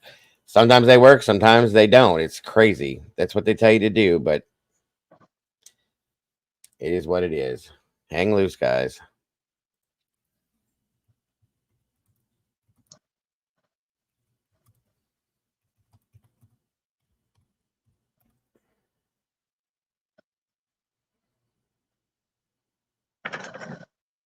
All right. Sorry about that, folks. Like I said, that was filtered, but it still obviously was not what it was. So my apologies. We got through it anyway. Former Oklahoma sheriff accepts plea deal to corruption charge, and it says a former sheriff has accepted a plea deal to a misdemeanor charge. Okay. Love County Sheriff Joe Russell was arrested in 2016 for corruption in office, willful neglect of duty in a maladministration. So basically, dereliction of duties. The corruption allegations stem from an incident in which the sheriff allowed several individuals to use meth inside his home in his presence, court documents state. Russell was also accused of willful neglect of duty. Grand jurors alleged that the sheriff let a fugitive, Sarah Bamberg, stay at his house for a couple of weeks last year, even though she had 4 warrants out for her arrest. Now, this is a law enforcement officer that's allowing for that. That's ridiculous. Thank you, Siggy. And it says that Bamberg was dating the sheriff's son at the time. She told investigators that the sheriff's son told her, "You've got warrants, and as long as you are here dating me, you are not going to get arrested." Shortly after that, Bamberg broke up with the sheriff's son and moved in with someone else. Bamberg was arrested and taken to jail 3 days later. The sheriff is also accused of willful maladministration, allowing his nephew James Nip, a man who investigators believe is connected to a missing persons case, to meet with family members unsupervised in a room with evidence. He resigned from office last year. On Monday, Russell pled no contest to willful omission to perform a duty. KXII reports that he was sentenced to 1 year unsupervised probation and 300 court costs. That's insane to me. That's all he got. That's whatever. That's what I'm talking about. I mean, that's not even a slap on the wrist, in my opinion. Once again, getting away with bullshit. Now, as of last year, was it last year or year before last? Might have been the year before last. They also found bugs, and I'm talking about, speaker type bugs. Yeah, those type bugs in the Carr County Sheriff's area where the basically wherever you go with your client to do one-on-one confidential talking, they found them. Yeah. No shit. In there. Wow. So that is insane. That's crazy. This is nuts. It's like I said, guys, it's hard to believe that these things go on, but anymore, nothing surprises me. After going and covering the Missouri cases and some of the other stuff that I've looked into, I don't get it. It's hard to believe, but it's true. Yeah, Arctic, that's an understatement, bud. The sheriff is a shit stain on the state of Oklahoma. 100%. It's these situations right here, one specific situation that can make people look bad to look all the others look bad to people. You know what I mean? And then you don't trust them. She means like listening in bugs, like spying devices, Molly, not like bed bugs or anything like that. And that's true, Barbara. If it was any one of us or anybody else, we'd be in jail for the rest of our life. No lie. Excuse me. Got the hiccups. So this came out November 30th of 2021.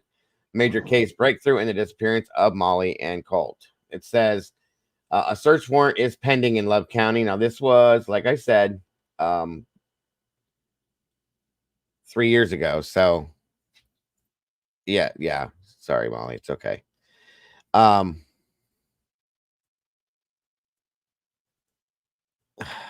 Jesus, hold on a minute. I hate to do that, but I'm gonna have to.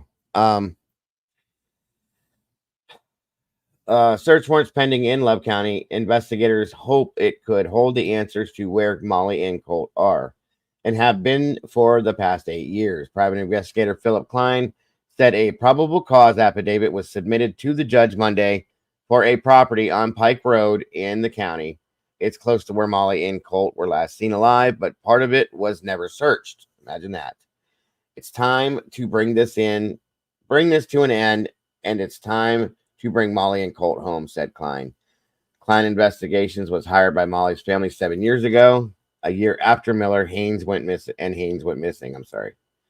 Monday afternoon, they announced a search warrant was pending for a property on Lane Road near where Miller and Haynes were last seen.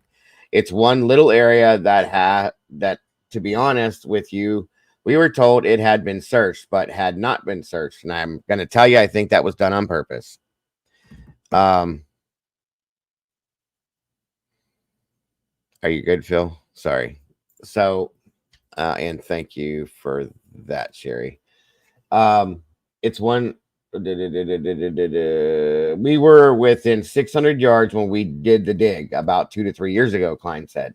A couple years ago, all of the case investigators and law enforcement agencies combined their findings to submit this search warrant. They have been able to put together a very good timeline, and they've done a great job where, I mean, I can't tell you how exciting it is when you get everybody working together, said Klein. The FBI opened their case this year on the 7th anniversary of their disappearance. We think the general public needs to know, A, we're still working on this, and B, this is a huge break, said Klein. Excuse me. Right now, Klein won't give up an update on James Conn Nip, the man allegedly last seen with Miller and Haynes, in fear of affecting the integrity of the case. There are some other things that are involved in the search warrant that you can read about when it's released, if or when the judge signs it, and if or when the district attorney accepts it from law enforcement, which I believe he will. I believe he'll do it, said Klein. It's taken years of hard work and teamwork to get to this point, and Klein knows it's only the beginning. I just pray that this brings 7 years of hell to a close and calm. Now let's prosecute the people that did this, said Klein. If the search warrant is signed by the judge, tribal police will have to review it since the property is on tribal land. And there it is again. Goes back to the indigenous side of things, and it's really a damn shame that these things cannot be handled in the way that they should be. That should never be an excuse, in my opinion. That's all I'm saying. So, all right, guys, let's see. That was an update as of 2021. And again, where'd this go? And this came out in 22.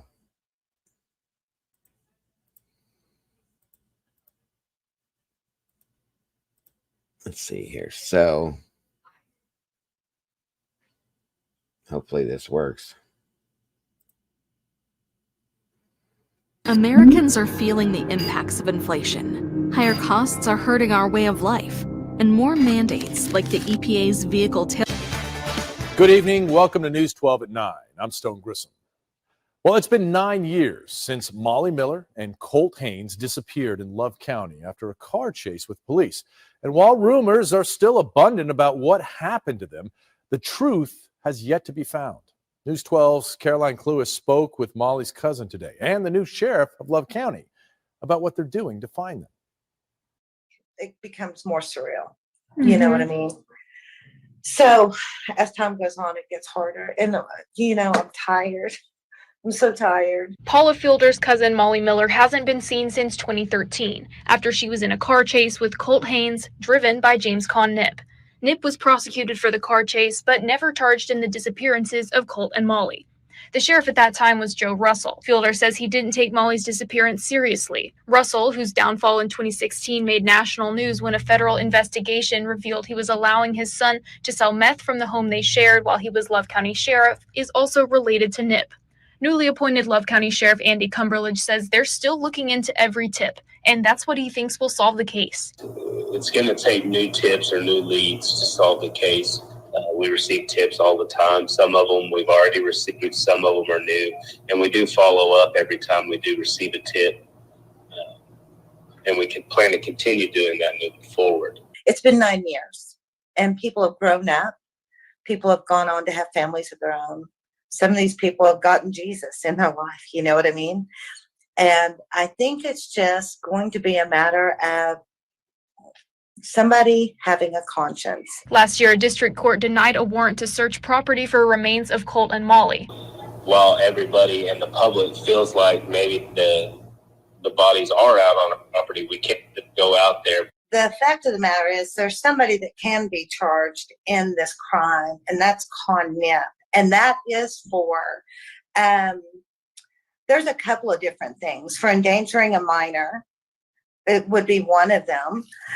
He left her in a situation, and then we declared her deceased. So she is legally declared deceased. And it's a result of his actions that she died. A year and a half ago, Fielder had Molly declared legally deceased in hopes that it would help spur the case along. But Cumberledge says right now it's not enough. That doesn't change the fact that we don't have any tangible proof that a crime was committed. I spoke with the former Sheriff Joe Russell briefly over the phone. Before hanging up, he told me nothing happened and that he knows the truth and God knows the truth. In Ardmore, Caroline Cluess, News 12.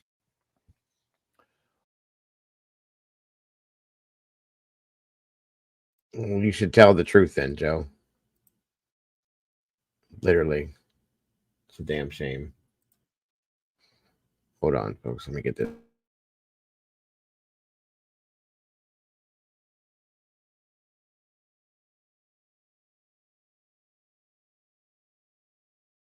There's one thing about this case that really, really bugs me. This here, which we heard in the one documentary, I guess you could bring it as, was quite interesting to me, and it really bugs me that there hasn't been more done with it. One moment here.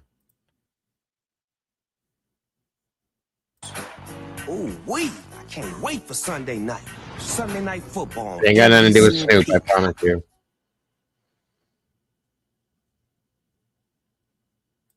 Oh, wow. Okay. Well, then I'll just do hold on. I will just read it to you then. 1 second.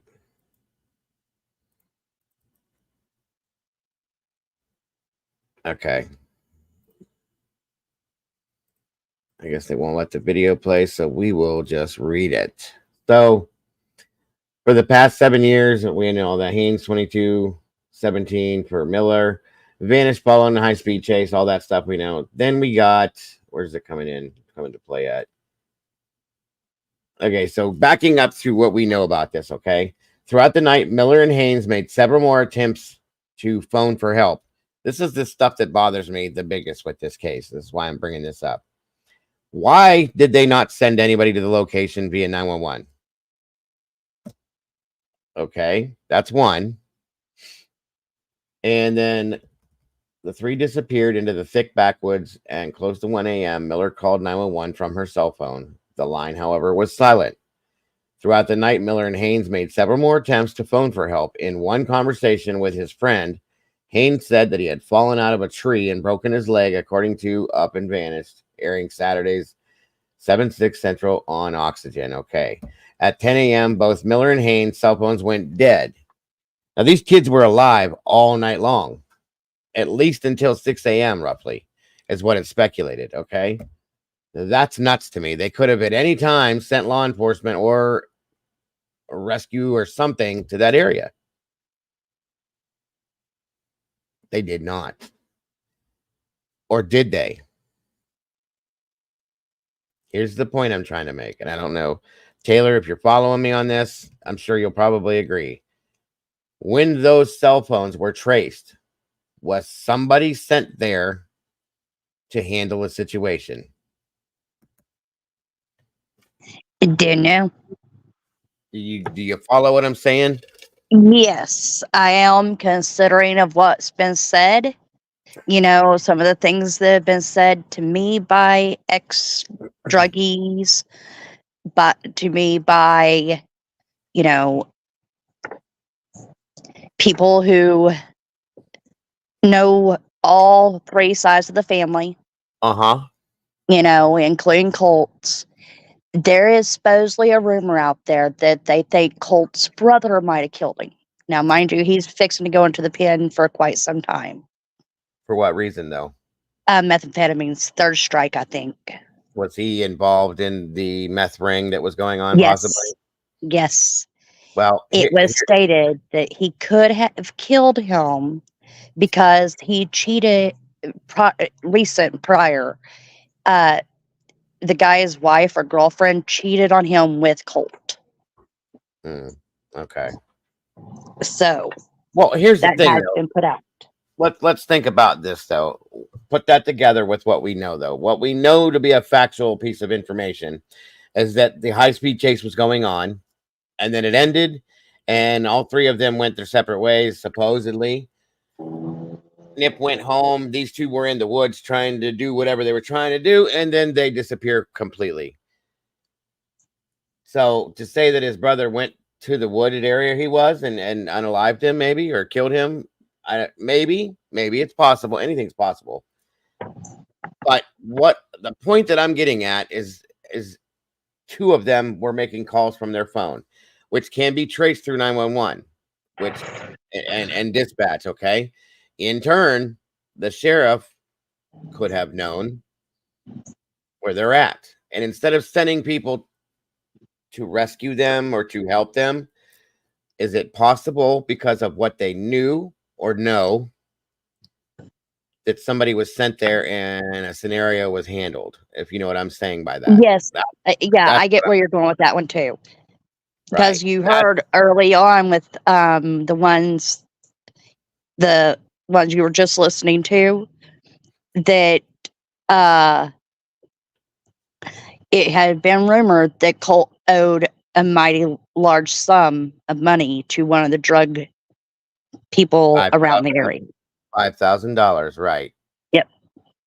So there's that too. It could be that. It could be that there was something that was involved within that case that could have brought light to somebody of importance that didn't want that light shined on him, why did the sheriff call off the police chase? That's another good question. Now, that's when Doodle was up here, which she will be back. There's different reasons why this happens, but something's up with this, okay? So moving forward, I'm just giving you guys something to think about when I say that. Since their vanishing, loved ones have criticized Russell, who resigned from office in 2017 after being brought up on his drug and corruption charges. Okay, there's that flag. Okay. No, for not doing enough to help locate their missing relatives. He didn't do anything. He didn't want to be bothered with it. He said it wasn't his problem and tried to push it off on Wilson police. Wonder why that is too. So, and maintains that he has no knowledge of this case. I don't believe that at all. We know that the last place that Molly Miller and Colt Haynes were seen alive was in Con Nip's car with him. When he was on the car chase, it was never clear how the whole thing ended or where they may have gone. And we asked the sheriff and we asked law enforcement and never got an answer. KXII TV news anchor Maureen Kane told Up and Vanished. While investigators have been challenged with a lack of physical evidence, Up and Vanished team believes an accidental 911 call. This is what interests me right here. An accidental 911 call made in 2014, okay, which was a year later, or so many months later, could hold potential clues about what happened to Miller and Haynes. 8 months, okay, 8 months, we know. After they went missing, Colby Barrick, again, another relative of this family, Nip's uncle, inadvertently called 911. And from the sounds of it, he was describing how Molly and Colt were allegedly murdered. Said Up and Vanished host Payne Lindsay. Okay, so you know you're effing mad. You know you're effing tired. Effing Moxley Lake, a buck knife. Molly Miller, they shot him in the mouth. Right there, I can put my finger all the way through it, Barrick said. The operator even heard the sound of water splashing and 2 gunshots. And when the line disconnected, she called Sheriff Russell. She told him what she heard someone talking about Molly and Colt. And I mean the girl that was killed and dope and stuff like that. They didn't know they were on 911. And it comes from a pond just north of Long Hollow Road on Oswald, she said, confirming that the phone pinged right near Moxley Lake. In 2018, Barrick was arrested on unrelated firearms charges and sentenced to 46 months in prison. Now, here's my question.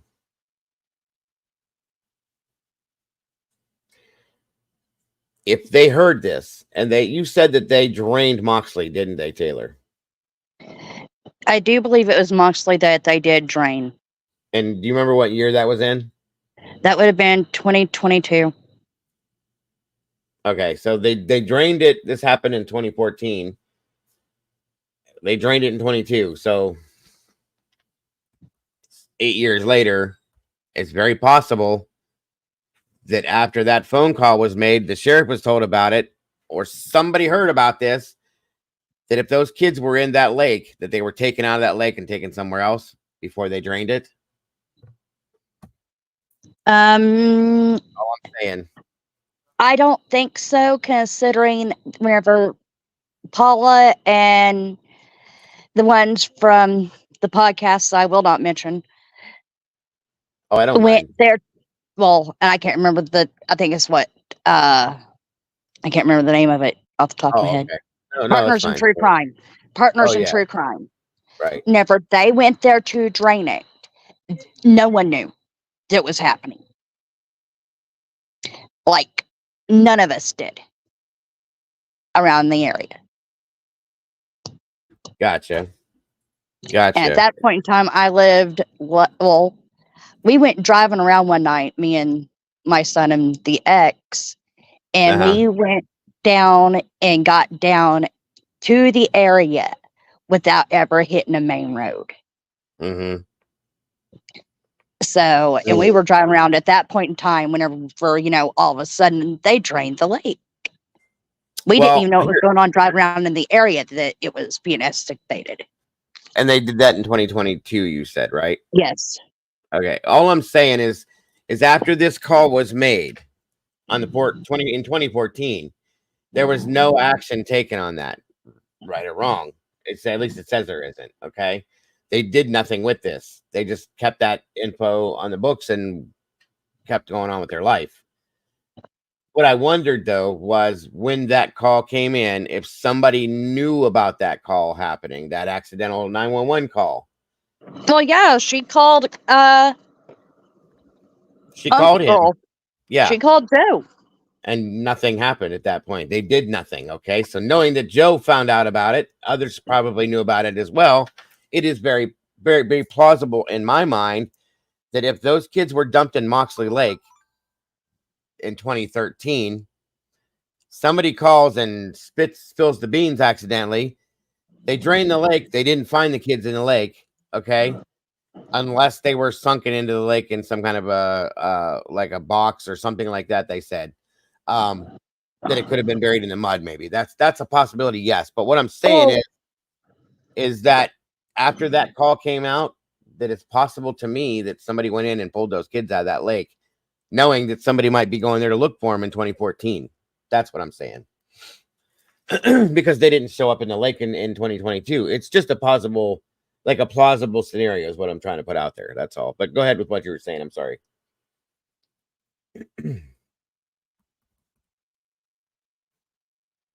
Are you still there? Yeah, I'm still here. The son forgot his backpack on the back porch with me when he came in. So Oh, no problem. No problem. he was like, "Oh, I forgot my backpack," and I was like, "Yep." Mm-hmm. Right. And it says here in this article, it says the pond has never been searched by authorities. This is at this point here in 2014. And Miller's cousin, Paula Miller Fielder, believes it is the most significant place to look for Miller. Okay. Until it can be searched and taken off the list, it's the main tip right now that we have. The area has to be checked. The lake has to be checked, Fielder told Lindsay. Love County has since appointed a new sheriff who told the family he plans to search Moxley Pond, which they did in 2022. At that point, what I'm saying, though, is it's very possible that it was too late at that point. That call came in 2014. There was nothing done. The new sheriff is elected. They decide to drain the pond in 2022. Those bodies could have been moved from that lake by that point and put somewhere else. That's what I'm saying. Yeah, I agree. If it was that pond, now see, there's so many rumors, like I said, out there about it, that they took them to a place called Mountain Lake, that they took them to a lake over on the other side of Marlowe. And you've got to realize the dive team that dived on Kylie, Rodney, what's their names? AWP.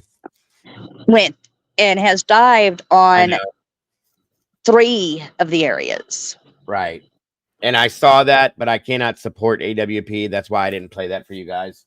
I don't support them. I mean, I wanted to watch those to see what the outcome was, but I can't. I have an issue with the guy that runs AWP at this point. That's why I didn't pull that in here. So that's 3 different areas they searched and didn't find anything. So what I'm saying is that I wonder if they were in one of these bodies of water, they were taken back out knowing that they were going to be found at that point because this idiot screwed up and dialed 911, or maybe the guy did it on purpose and claimed it to be a mistake or something like that. Who knows? But because he felt guilty or something he knew he wanted to put out there. I don't know. These are just theories, guys. But it makes me wonder, were they in one of these bodies of water and then moved after this call happened to somewhere else? Maybe were buried, burnt, somehow or another they destroyed the bodies. Is all I'm curious about, because to hear those things, that takes me back to what I was saying before.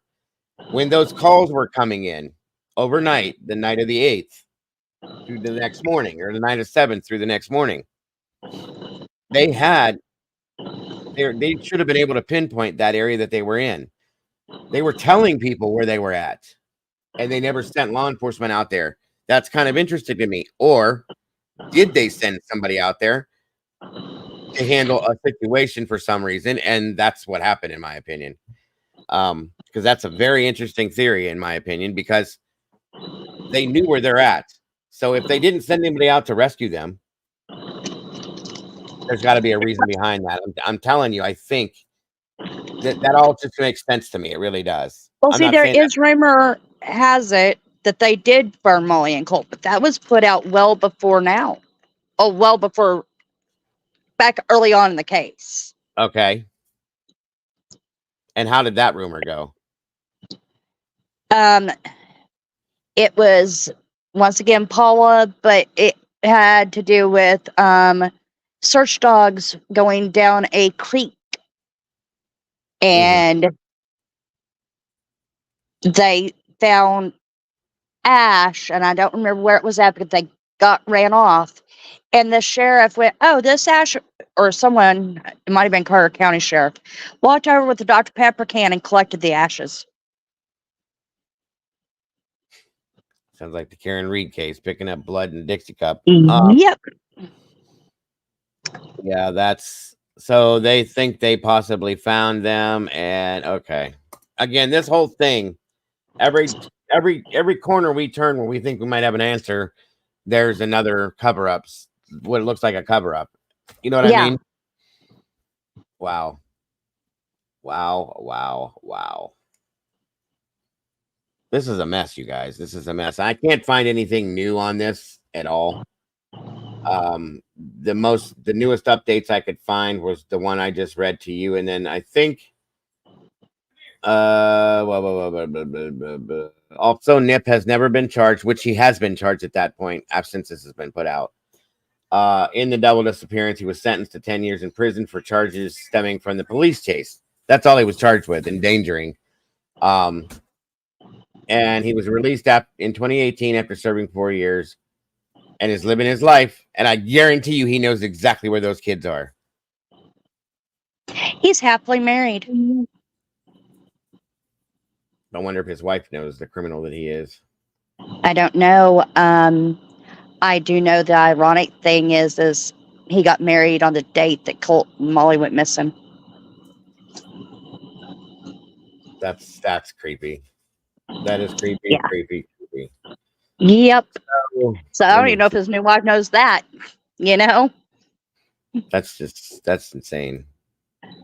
That almost sounds like you did it on purpose. Am I missing a bunch of chat? What are you talking about, Cassie? What's wrong?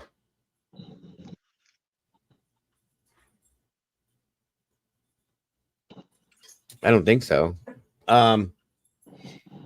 So this was dropped July 29th of 2016. And this here says that the Oklahoma State Bureau of Investigation announced a $10,000 reward for information. Stop it. Leading to a Carter County couple missing for more than 3 years. The couple, Haynes and Miller, were never found after a high-speed chase with police in 2013, and now investigators believe there's someone out there with answers. OSBI gave an update today on the case, and family members broke their silence. "We have suffered for 3 years," said Monique Stewart, Haynes' sister.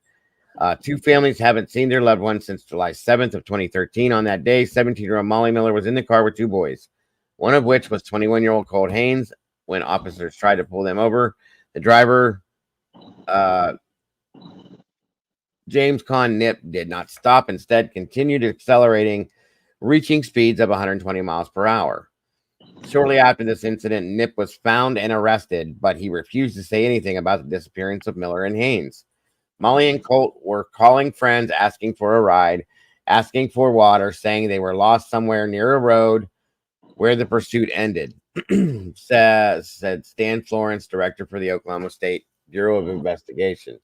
2 weeks later, investigators found the vehicle believed to be involved in the chase, but there was still no trace of Miller or Haynes. Now both families are coming forward saying the arrest of Love County Sheriff Joe Russell could lead to new details about the investigation, and he's the man accused of harboring a fugitive and maintaining a drug house, as we all know. We don't know if he's hurt the case. We certainly know that there's information out there that's information he has and knows about, said Florence. Molly's cousin, Paula Fielder, has been investigating on her own, and she fully believes that Russell has something to do with this. I would love to talk with Paula. Joe Russell has impeded the investigation from the start. I have recently spoke with him, and he knows full well my opinion that he knows indirectly what happened to Molly, and he is Khan's cousin, said Fielder. As for Colt's family, Stewart says time is running out. She went on to say that they have even lost family members in the last 3 years during the time they were trying to make sense of this crime.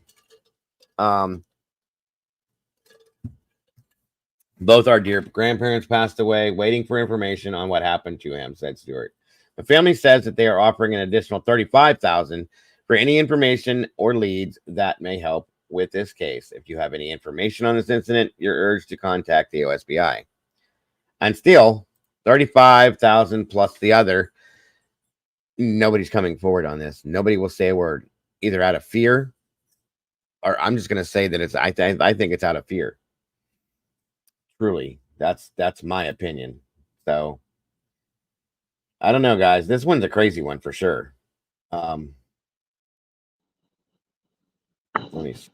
I think I had a couple other scenarios here. I know the Charlie Project picked this up because that's what we had looked at before on this.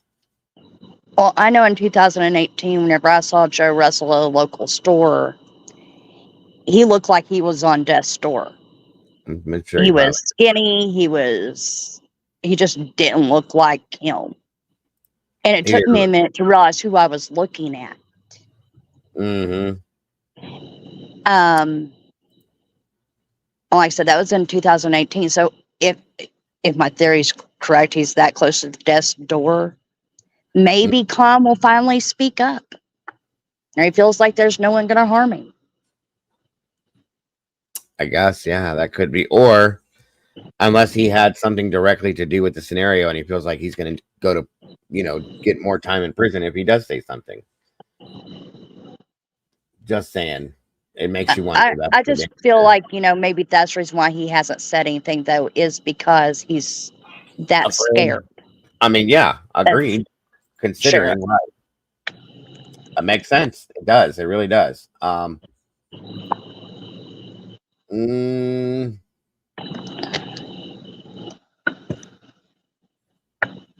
me see something here. Like he was even scared of whatever could get him out here, could get him in there. Does that make sense? Yeah, it does. Let me see something here. Okay, I'm going to play this for you guys. This is a podcast that was investigating this as well. Let me see how this works. It's just going to be audio, you guys, but it seems kind of like it's got an interesting tip to it. You're still here with me, Taylor. I just can't see you. So let me know if you guys can hear this too, please.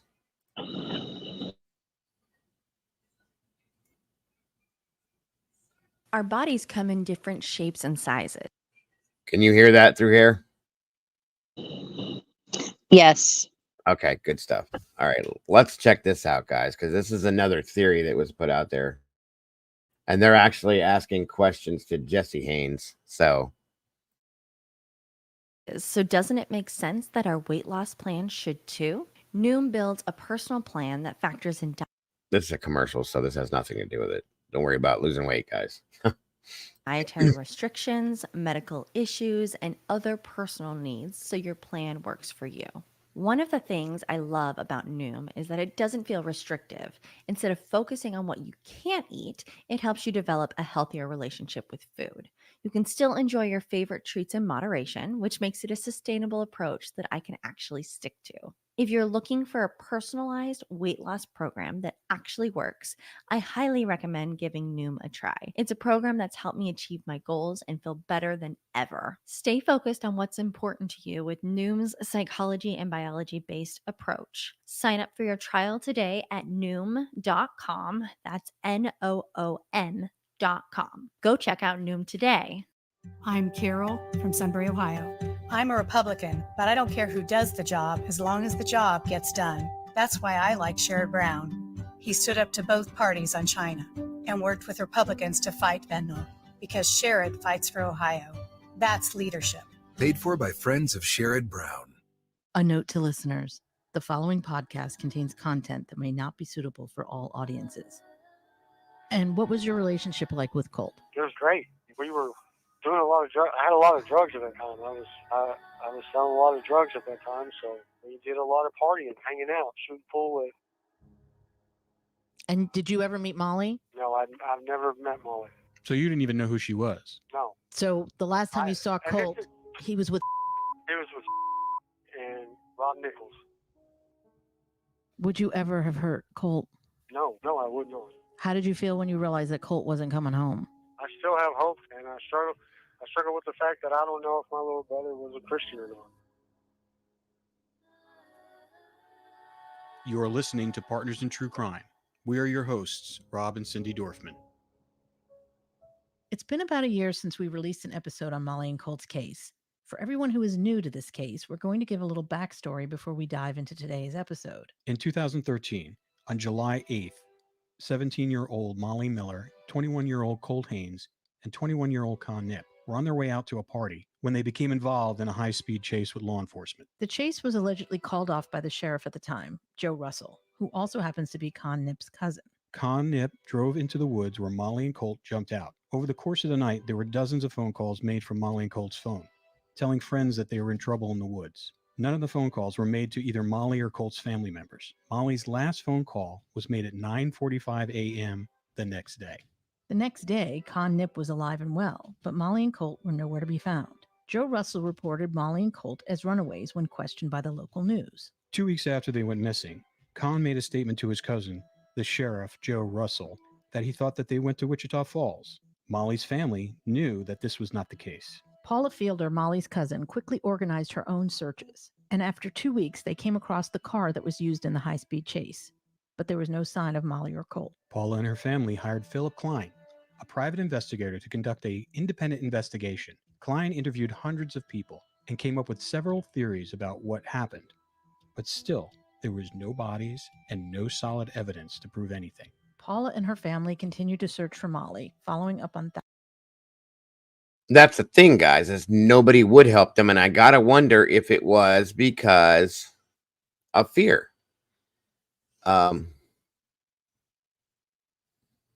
What is this, Taylor? Oh, okay. I see. Edward Dansel with Paula. Gotcha. That's his podcast. Awesome. Thank you, hon. I appreciate that very much. You're welcome. Very much. It's very helpful. thousands of tips that they received on social media. In 2014, Con Nip was arrested. Like I was saying, guys, I think that the reason why there was no help is based in my opinion, from what I see from this, is that there was fear. There was a lot of fear, I think, of one or a group of people that were specifically doing one thing. And I'm just telling you, that's what I think this links back to. Again, this is just an opinion, but you don't know. For another high-speed chase, and he spent 4 years in prison. In 2016, Joe Russell was indicted by the grand jury for harboring a fugitive and maintaining a house where methamphetamines were being used. He was forced to resign and put on house arrest. This has become one of the most controversial missing person cases in Oklahoma history. There are thousands of theories, police reports, statements, and testimonies, but still, after a decade, Molly and Colt have not been found.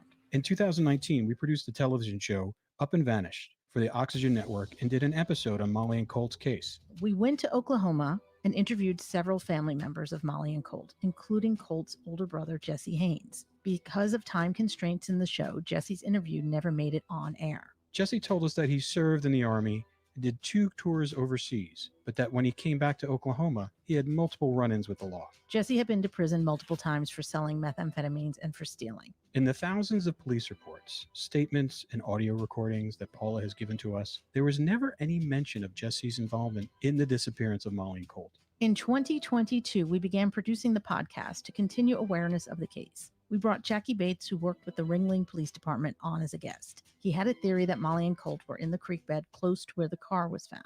Jackie had gained Paula's trust and was given access to her Dropbox of files that she has accumulated over the years, including audio recordings, statements, tips, and theories. There are thousands of pages on the Dropbox. Jackie wrote up a search warrant for the property where the car was found, but it was denied and the case was once again stalled. Gary Henry, a local lawyer in the area, reached out to me on Facebook and inserted himself into the case. So that's where the theory about his brother possibly doing some harm to him. That's how they're diminishing that theory in that sense there. So, and they're moving on to something else at this point. By asking if he could help. After discussing with Paula and Jackie, we agreed to share Jackie's search warrant with him. It was not long after we had Colt's cousin Amber on the podcast, and I received a scathing text from Henry telling me that he was now representing the Nips and Joe Russell. He was very aggressive in the text, and we cut ties with him. We organized a search of Battle Springs Ranch in 2022 with retired FBI agent Maureen O'Connell and Cheryl Mack McCullum, director of the Cold Case Investigative Research Institute in Atlanta. Jackie Bates was invited to this search. While he was there, he said to us that we were wasting our time because he knew where Molly and Colt were, and that he knew Jesse Haynes was the one responsible for Colt's disappearance, which he had started saying to Rob over and over again. We thought this was odd because Jesse's name had never come up as a suspect in the case before. After returning home, so at this point now, they're trying to say that that's his brother, right, Taylor? Yes, that is his brother. Just to clarify that. So now they're saying that the theory is that his brother may have killed him. Now, is that being put out there to throw the blame at somebody else and take the look off of this person, or is this something that's possibly true? Because they've already tried to diminish that at one point. Now let's see, what else they're going to say about that. In my opinion, I don't know. It's kind of weird, but what's going on? Did I miss something? We're talking about kitties and calendars. Okay, gotcha. Sorry. Moving on. from the excavation, we received an email from Gary Henry on November 4th, 2020. I don't know where Paula is. I sent her a message. She might be busy. I hope she's okay. I haven't seen her actually. Was she in the morning show this morning, you guys? Let's see. Hold on.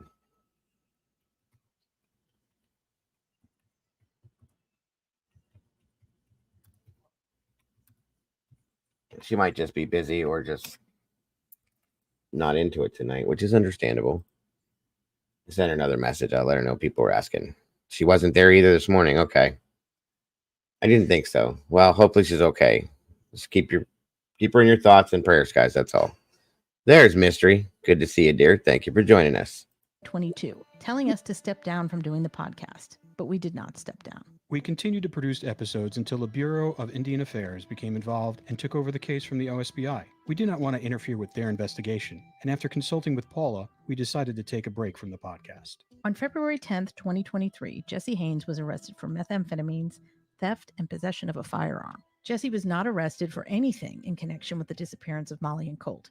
He has never been charged with anything related to Molly and Colt, and Jesse has been interviewed by federal authorities numerous times. Which is why it is very strange that Gary and Jackie decided to publish a blog in March 2023, pointing the finger at Jesse as the perpetrator. What is even more disturbing about the blog is that many of the sources, such as audio recordings, statements, police reports, emails, and tips, were taken from Paula's Dropbox and used without her permission by the authors of the blog to perpetuate their theory that Jesse is responsible. We know that the BIA is actively investigating this case, but after a year of Jesse's name being tossed around as the perpetrator by people on the internet who have no other source except the blog put out by Jackie Bates and Gary Henry, we decided that it was time to reach out and ask Jesse his side of the story.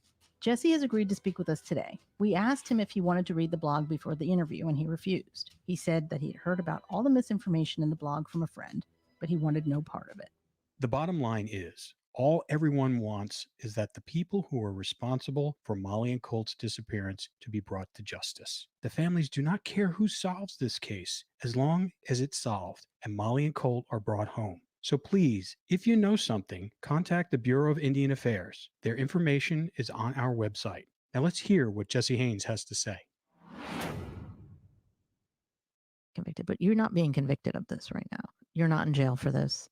And there's a lot of misinformation out there, and I want to make it clear statement that you are not in jail for anything that has to do with Molly and Colt, and That's public record. I know.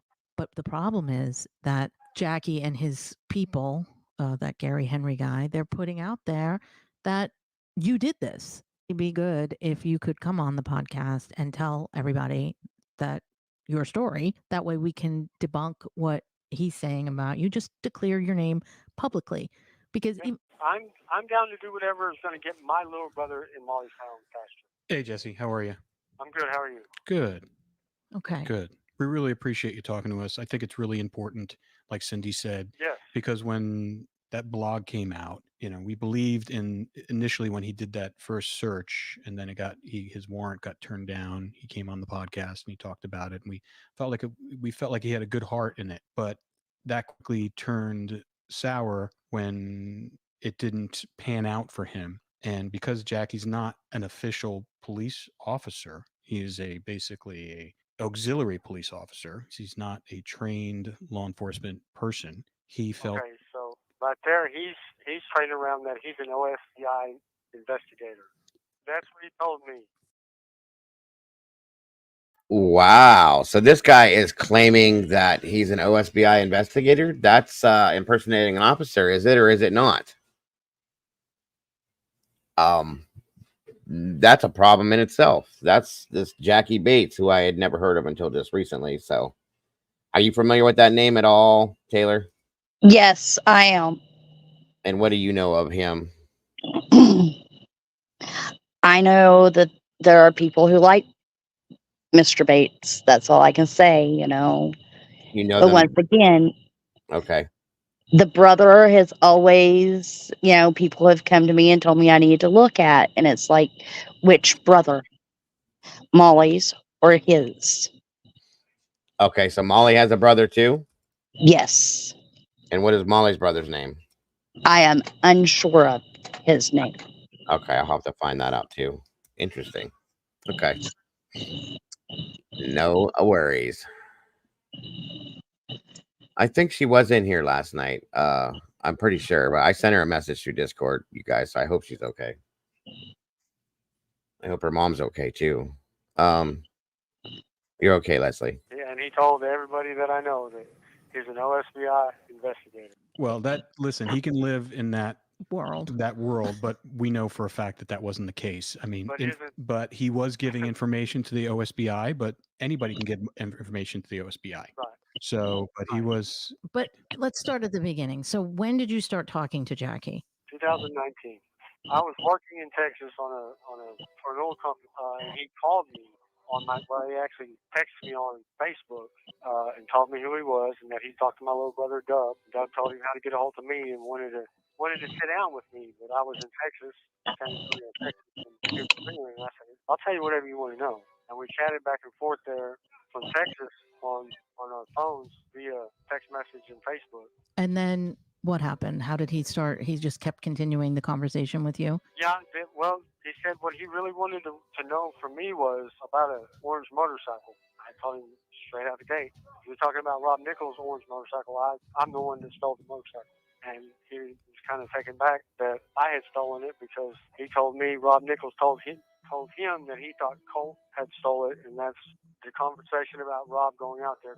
First of all, let's talk about your relationship with Colt and the age difference between you. He was born in 95, and I was born in 81, so that's 14 years difference.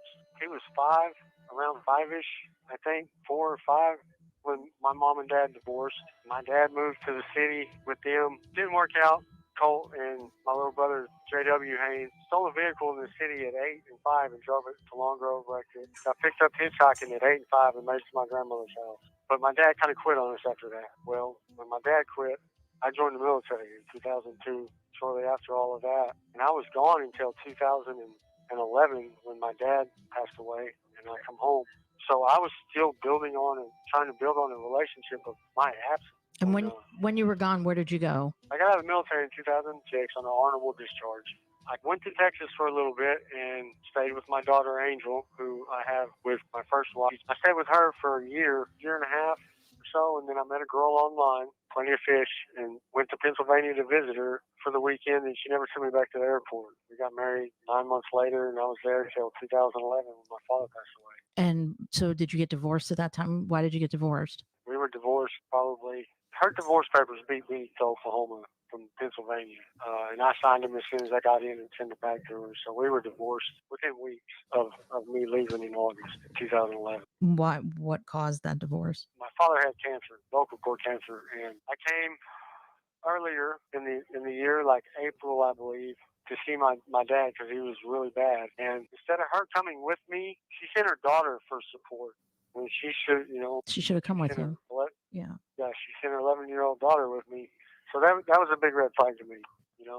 We get back and my dad dies 2 days after my birthday, May 19th. My birthday's on the 17th. My dad passes away on May 19th, and I come home and let her know, that my father had passed away, and she said that she wanted a divorce. I asked, she didn't want to give me no sympathy. She didn't want to give me any support. At that time, I was done. It took me a while to quit my job. I gave my 2 weeks notice in Pennsylvania, gave me my 2 weeks, waited for my check, got all my things together, paid off some things, paid off a lawnmower that we had been bought, that we had purchased together. I paid that off. And I packed up and I left. And I come back to Oklahoma August 10th, 2011. And when you came back, where did you live? With my grandmother. And was Colt there too? No, he was in custody. I don't know if he was in prison or in county jail. All I know was that he was in custody when I made it back. And he was in custody for what? For drugs? Never got around to asking him. So when he got out of jail, When he got out, before he got out, my little brother Doug come over and seen me and Grandma, and he told her that Colt was about to get out, and she had some foul words to say about him and said that he wasn't going to be staying there, that he couldn't be on her property. I defended my brother and told him that if I have a place to stay, so does he. And I said we could talk about that later, when Doug goes, but I can keep him out of the house, but if I have a place to stay, so does he. Me and my grandmother talked about it, and my shop out back in my grandma's house had a room in it that I had a bed and a love seat and a chair, and that's where he stayed for several months after he got out of prison or wherever his incarceration. And what was your relationship like with Colt? It was great. We were doing a lot of drugs. I had a lot of drugs at that time. I was selling a lot of drugs at that time, so we did a lot of partying, hanging out, shooting pool at Bad Habits, a bar in Wilson, between Wilson and Hilton and Ringland, that we would go and shoot pool at frequently. Our cousin Tina worked there, and she was staying at my grandmother's house as well in the house. Me and Cole were outside, and we would go and support the bar because Tina worked there. It was really good. Was Colt, did he have a lot of girlfriends? The only girlfriend I seen him with when he was at my house, when he was staying with me those couple of months, was Katie Savage. Now, I had a bunch of people come over, a bunch of Colt's friends come over to buy drugs from me and, hang out with Colt. Now, who are these people that he's hanging out with? Were they people that you knew, or is it just kind of? No, these were his age kids. Con showed up at some point. Con Nip showed up at some point and was introduced to me, but I don't remember him because he wasn't my friend. He was Colt's friend. I don't remember meeting him. If I'd seen Con Nip right now today, I would shake his hand and would know who he was. I don't know Con Nip. I don't know his friends. I had a lot of traffic in and out because I was actually selling methamphetamines. And Colt was 14 years younger than you, right? Yes. Yeah, it's a big If I generation. get home in 2011, that makes me 31 years old. 18 or 19. Yeah, so there's a big age difference. Yeah, he was a teenager when you were 31. So you had this party house that everybody's coming and going, dealing drugs. And was Colt dealing drugs with you, or was he doing his own thing? No, he was just partaking in the drugs that I supplied. When did Geraldine come in the picture? Geraldine came in the picture when I got arrested in 2012 in Carter County. I can't tell you what month it was in 2012. What did you get Carter arrested County. for? The charge ended up being possession of methamphetamines within 2,000 feet of the school. And I pled guilty to it because I was guilty of that charge. But before I pled guilty to that, I went and got bonded out. When I was out on bond, Colt wasn't around because I was in jail for a few days and Grandma kicked everybody out. My grandmother kicked everybody out of my place. When I got arrested, Colt and Katie and whoever else was out there at that time, she went out and kicked everybody out and locked my place up. So I went to jail. I got bonded out of jail, went home. Colt wasn't there. Who bonded you out? Corey, Don Claiborne, and Bobby Williams bonded me out. And then when you got out, what happened? Well, I went back to my grandmother's, and I was supposed to make my bond payment, but I didn't. My supplier had stopped selling to me because I'd been in jail, fear of me setting him up, which is March 2013, January 2013. I was at my grandma's house for a few months because it was still cold. When Geraldine come over, had been coming over, and we'd been doing drugs together, and she'd been there. Nobody else had come. No, everybody else knew I didn't have no drugs, so nobody had any use for me. But Geraldine was there. She was there for a few months. We started having sex and started a relationship. But this was probably March, early April. Did she have kids at that time? She had 6 kids. With how many men? 2.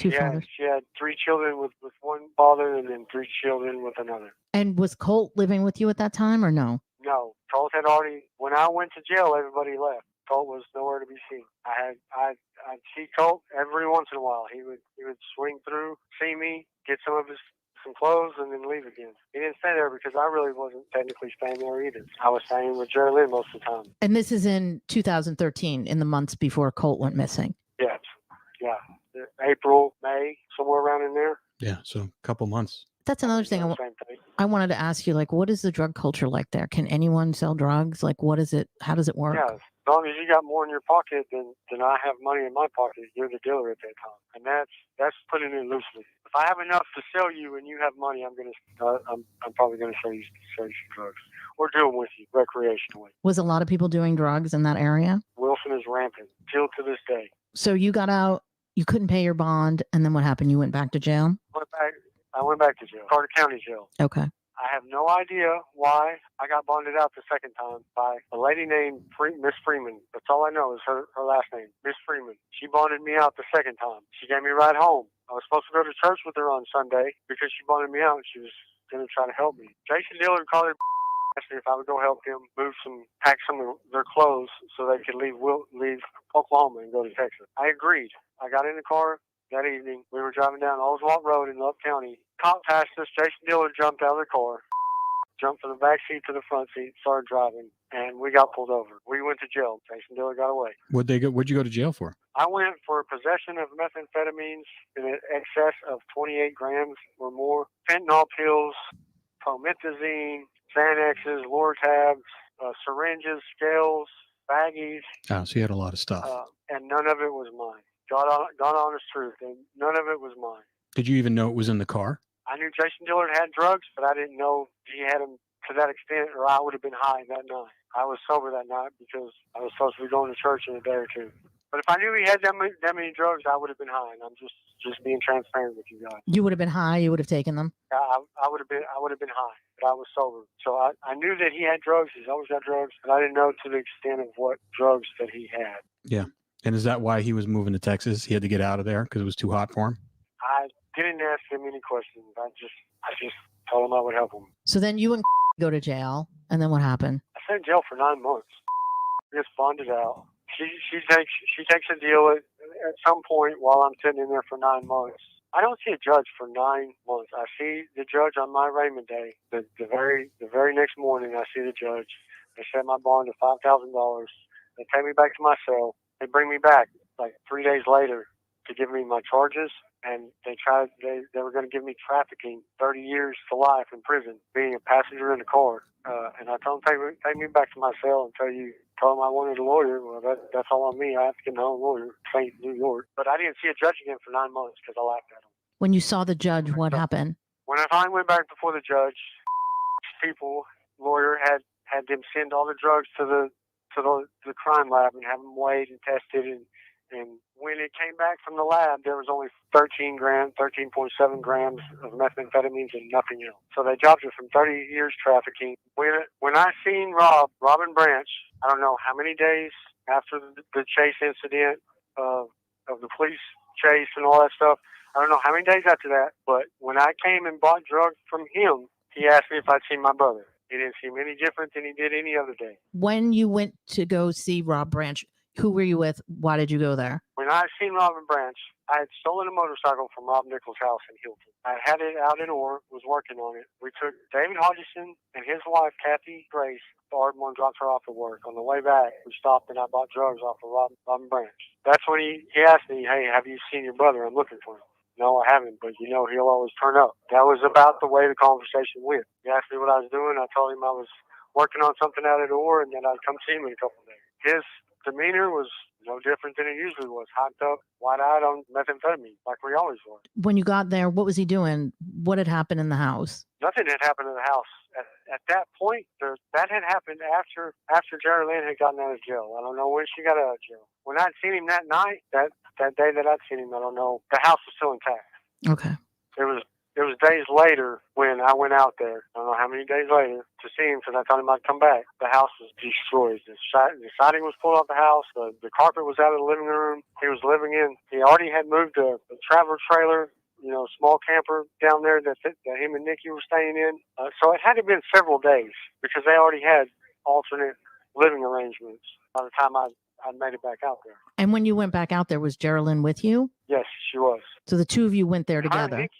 Her and Nikki went in the house, and me and Rob sat outside and did some drugs, smoked some drugs. And they went in the house and they talked and just shooting the shit. I was telling him about the motorcycle, the pipe that I had, telling him I needed to get rid of some drill collar or some tubing that I'd stolen, and I wanted to know if he knew anybody that could help me get rid of it. We weren't there very long. We got some drugs from him and left. Tell me a little bit about Jerry Lynn and your relationship with her. When I got out of Love County, spent 9 months in Love County. When I got out and went back home to my grandmother's house, I was on probation, waiting on I actually went and I got out, called Carter County, had my court date reset at Carter County, went in and pled guilty to 5 years deferred on that charge in Ardmore because I was guilty of it. There's no need of me fighting it. Just like the charge I'm in on now, there's no need of me fighting it. I was guilty of it. So Colt was, I didn't know. Who was he living with? I don't know. I can't tell you that. He would show up, we'd hang out for a little bit, do a little bit of drugs, and he'd blow out. We never stayed in one place very long. I bounced from Jerry Lynn's, my grandma's, and Warren's. Did Jerry Lynn ever have a relationship with Colt, to your knowledge? Not to my knowledge, no. Would you have cared if she did? Not really. Bobby Williams, she was sleeping with Bobby Williams, Mikey Williams. And you knew all Would I this? have been upset about it? Yes, I would have been upset about it because it was my brother. Family's close together.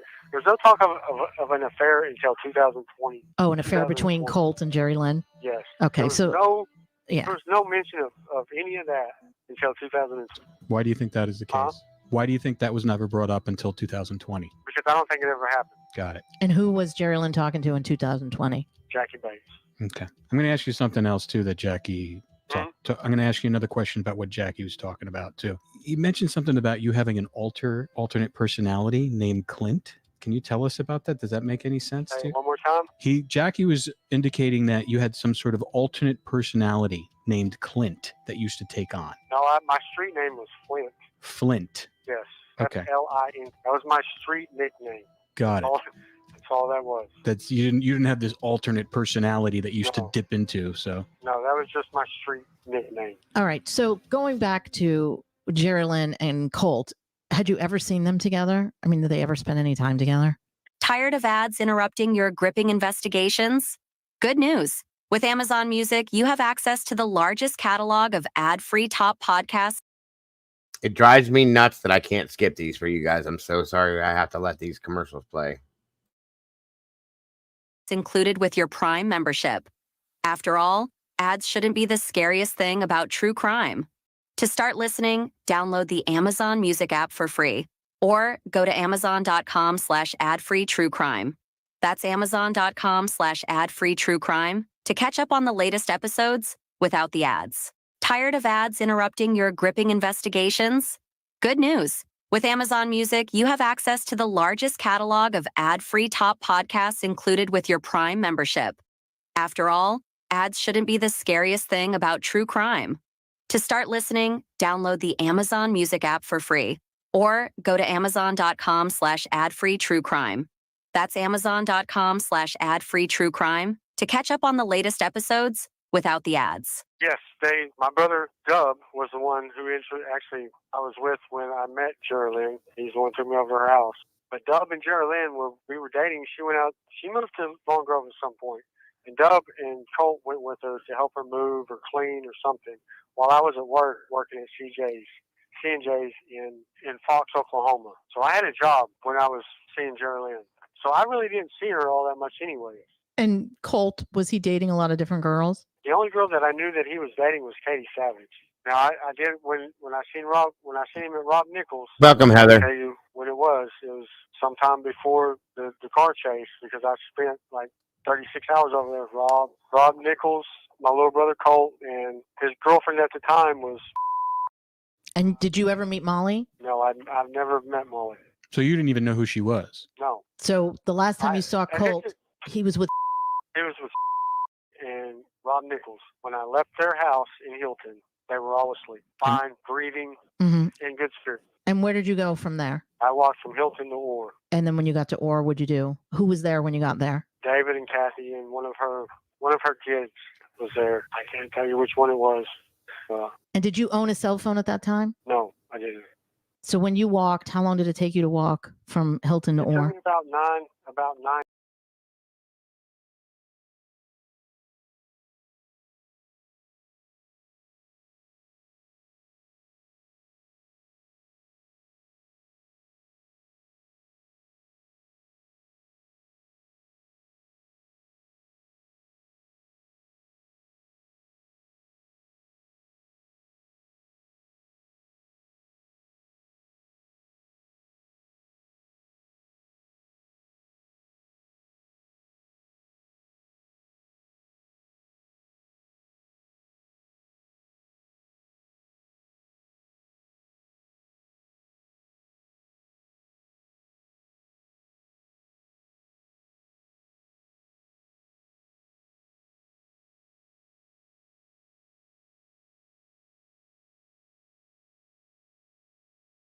Can you guys see and hear me?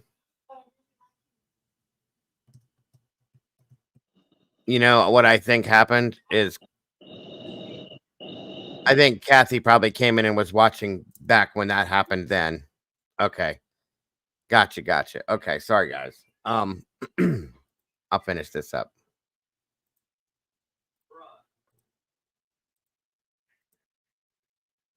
Were you guys still able to hear that?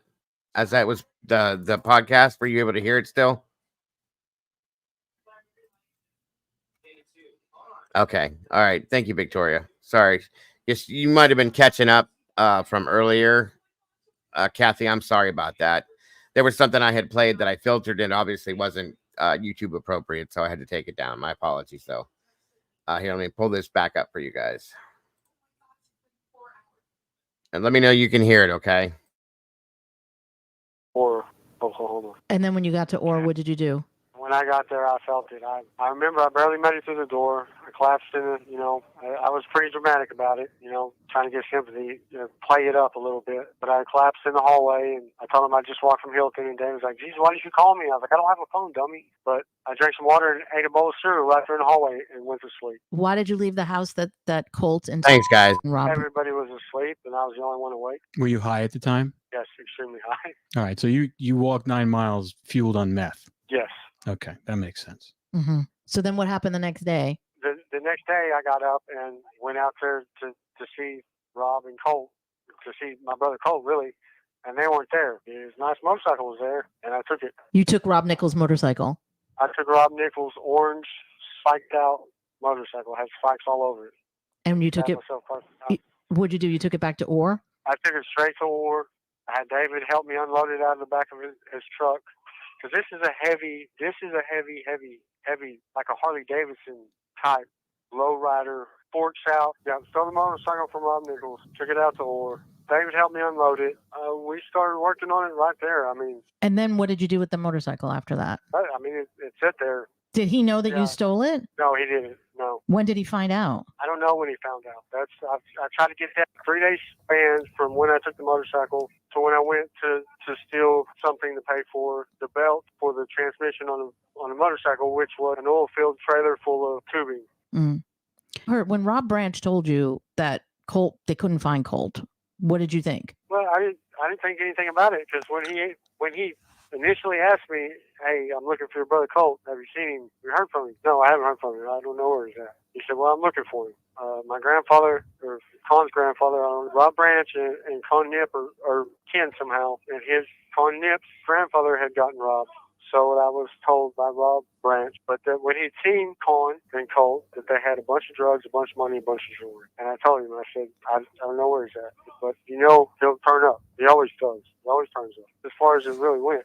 So how long was it before you realized that Colt wasn't coming back? To me, I really didn't start getting worried until Molly's family got involved and it started becoming a public issue on media and started floating through the years, which it didn't get to me out there at the door for weeks.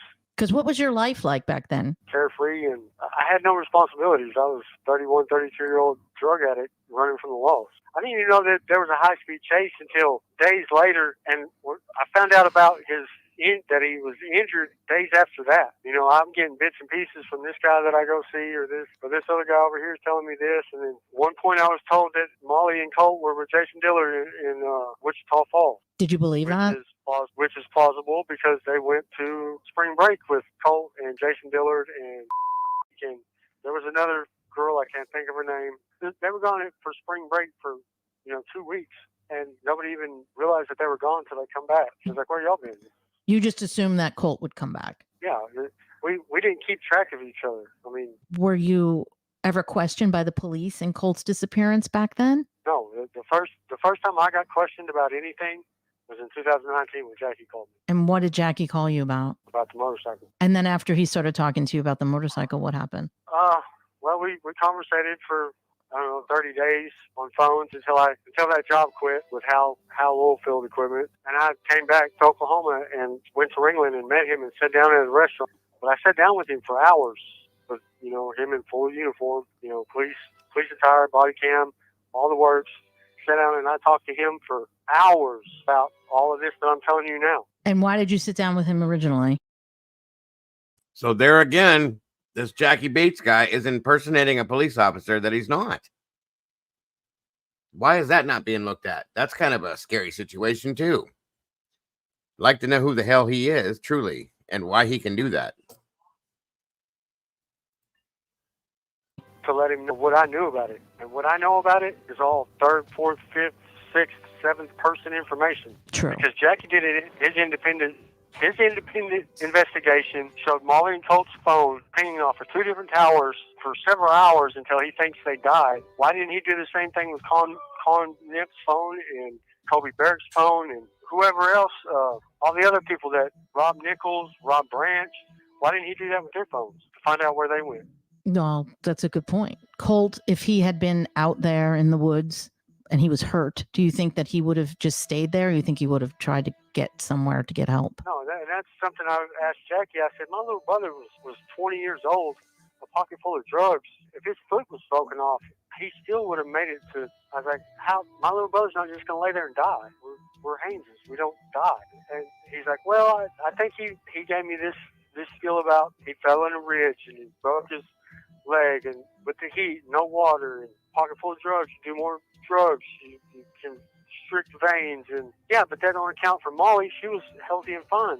Why didn't she make it to I don't see my little brother lying there and dying, and I don't see Molly lying there like a lost little puppy dog next to him and just starving to death. It doesn't make sense. No, and that's when he started throwing all these more, what would you call, scenarios into the works. Well, he had a pocket full of drugs and had no water, and he'd been out there all night long. And still, that don't make sense to me. What else don't make sense to me? If he knows where they're at, why haven't they been found? If he knows exactly where they're at, Jackie Bates. Mm-hmm. So how did this whole thing with Sherilyn happen? So let's. And that, you guys, is where my theory came into the fact that maybe they were found and something was done to them at that point. Truly, that is what I think now. Okay. I know that sounds a bit much. No, he's not from Missouri. He's from Oklahoma. Walt. Still same place.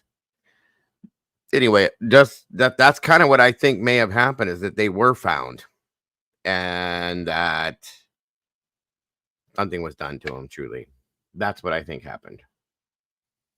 Let's go back. So 2013, when did you break up with Sherilyn? I went to prison. Okay. When Colt went missing, when did you go back to jail? After. Right. I got out in January 2013. January to October, Colt and Molly and I went to jail in October of that year for violation of probation. And what was the violation of probation? On the 5-year deferred sentence out of Love County. Because I wasn't doing my probation, I wasn't going to my probation meetings, I wasn't paying my fines, I wasn't doing what I promised I would do to get out of jail. That's why I was back and forth to Orr, because I wasn't living in my grandmother's house anymore. Went to prison in October. Well, November they when I went to jail, went back 2 weeks later, and I pled guilty to whatever the DA was saying, and they sent me to prison. You know, I was in prison. I was at A&R, McAllen, Lexington by November. Geraldine came and see me one time in Oklahoma City when I was at DRI, which is a halfway house prison. You get stepped down from prison, you go to yard, then you go to work center, then you go to halfway house, and then you get released to, you know, recognizance back on the street. Well, Geraldine found out where I was and came and seen me with all her kids, and I told her it was, you know, when I left, that was it. I didn't call her, I didn't write her. I sent letters back that she had sent me. I was done. You know, she come and see me, and I told her to go home. She went home. Why did you break up with her? Was going to prison. I mean, there was not a relationship there to begin with, really, to tell you the truth. And I'm going to prison. I don't want to have to worry about her on the streets while I'm in prison. And that's just more stress I don't have to deal with. She wasn't a good girlfriend while I was there. What makes you think she's going to be there when I'm going? Just cut ties with everybody. So when Jackie started talking to you guys in 2019, you were in. I had no idea that he was talking to Geraldine. I had no idea. Jackie had Jackie. Me and Jackie. I was back in Oklahoma. You know, in 2019, 2020. I was living behind Geraldine in Ringland while she was still talking to Jackie and still talking to me. I was talking to Jackie here and there. In 2020, when she told Jackie that there was an affair. An affair with who? With Colt. Her and Colt, Geraldine and Colt had slept together. And at this point, who are you dating at this time? You're dating someone totally different. Yeah, Alicia King. So were you surprised to hear that there was this big affair between Colt and Geraldine? Yeah, because 2020, Jackie's trying to say that there was well, there's a lot of things said between me and Jackie. He come to my house, my residence there in Ringland, several times. I can't count how many. I don't know how many. For several hours at a time. Every time that he would come, and we would sit in my in the residence where I was staying in Ringland, in my driveway, in his truck, and he would tell me all this stuff that he. At this point, I'm starting to wonder if Jackie's the one that possibly did something to him. I mean, it sounds like he's involved himself in every aspect of this, and he was dating the same girl. So, shit. I mean, I'm just saying, anything seems possible at this point. No worries, Mystery. I'm just happy to have you here. I appreciate you very much, and I'm glad things are starting to look up a little bit. He was doing all this. When the thing come out with Geraldine, I was like, there was no affair. We weren't even really dating. But if they did have sex, I really wasn't mad about it. I couldn't be mad about it because I didn't know what she's doing. That's besides the point. If there was an affair, that should have come out in 2013. While I was talking to Jackie, he kept trying to get me hyped up, you know, get me mad. At one point, he called my little brother a bastard about him sleeping with Geraldine. He said, and this is his exact words was, he said, that would have been me. I would have got mad. I would have killed him. And I said, look at what you made me do. So. And there's my point. Just saying. Again. Jesus, these people are a mess. Repeat what you just said that Jackie said. Jackie told me that if the situation was reversed and he was in my shoes, he would have killed Colt and justified it by look at what you made me do. And what did you say to him when he said that? I just sat there and looked at him. I didn't have a response for that because it was a hypothetical situation. Well, he was also trying to lead you. He was leading you. Yeah, he was trying to lead me into. You're not going to get. I'm not going to get emotional about this because I didn't have anything to do with it. You're not going to bait me into this thing. Just like at Carter County, that sheriff was the other investigator was trying to tell me that Geraldine had a recording of me saying that I confessed to her, and I basically called him a liar. And then he got really offended and he got heated, and I did it. Why did she say these things? That's what I've tried to figure out myself. But she won't. Just like her and Jackie, anytime I talk to them, they weren't telling me the truth. They were in my opinion, they were feeding me information to try to get me to confess to something I didn't do. This whole time, I've taken everybody to face value. As truthful as I've been to everybody else, I've expected everybody to be the same with me.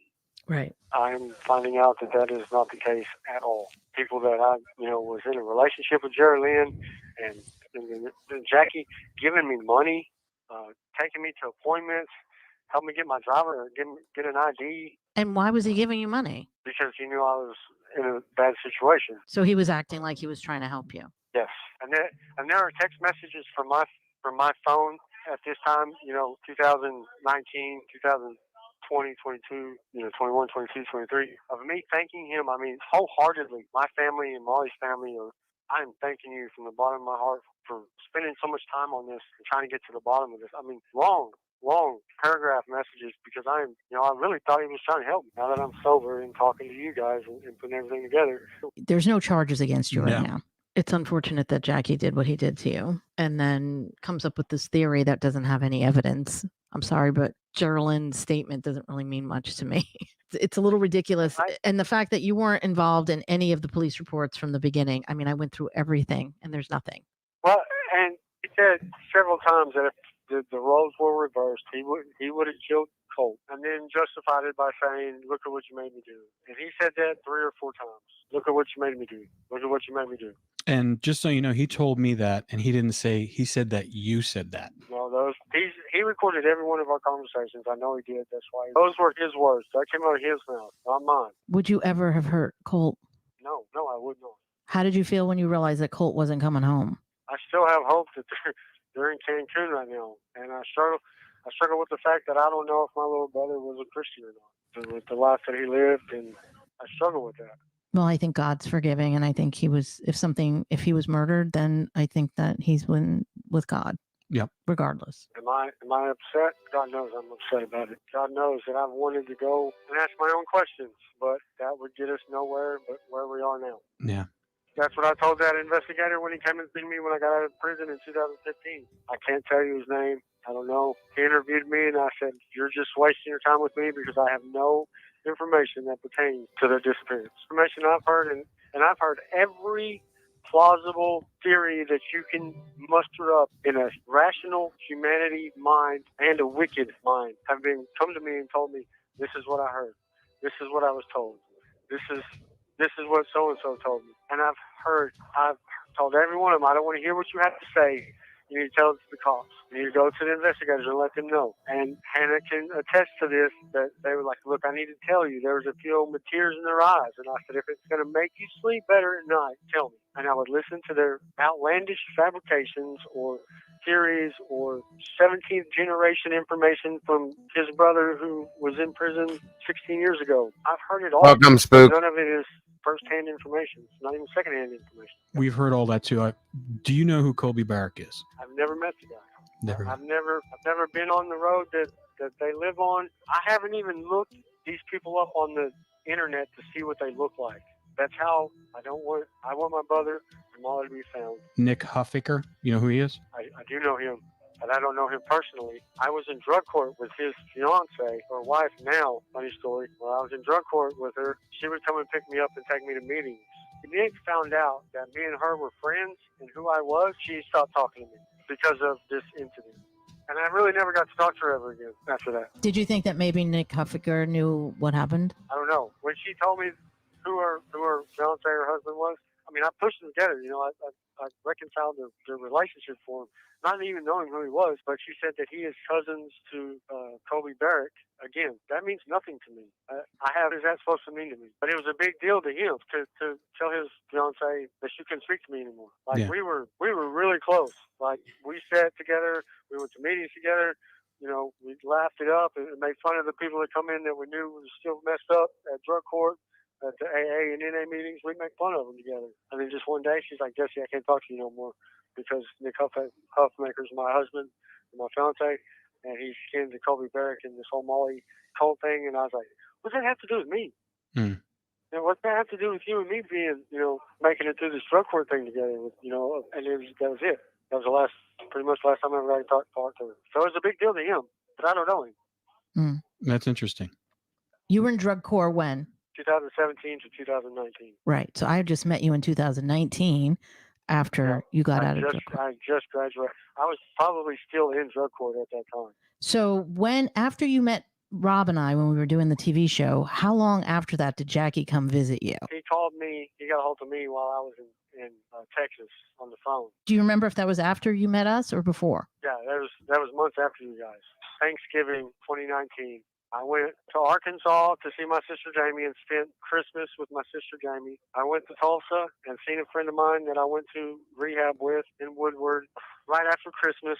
Then I seen a girl in another town in between here and spent the week with her in March when I met up with Jackie in Ringland and sat down and had lunch with him and talked to him about all this So it would have been what, 2020 then? 2020, yes. I had to borrow a car to go from 3 counties over, and I had to borrow a car to get to Carter County for that interview that Jackie just wanted to throw at me because my name come up because Jerry Lynn said something about this affair, and I said, if you make an appointment, I will be there. I want to do all that I can to help you guys in y'all's investigation to find my brother and MOLY. Mm-hmm. That's all I want. That's when I was still in the police department, and they were doing their interview, and they asked, well, if we set up a polygraph test, would you be willing to take a polygraph test? Yes, whatever you need. I'll be there. You set it up, and I will be there. Jackie started talking to you. Were you dating Jerry Lynn? No, I wasn't dating anybody at the time.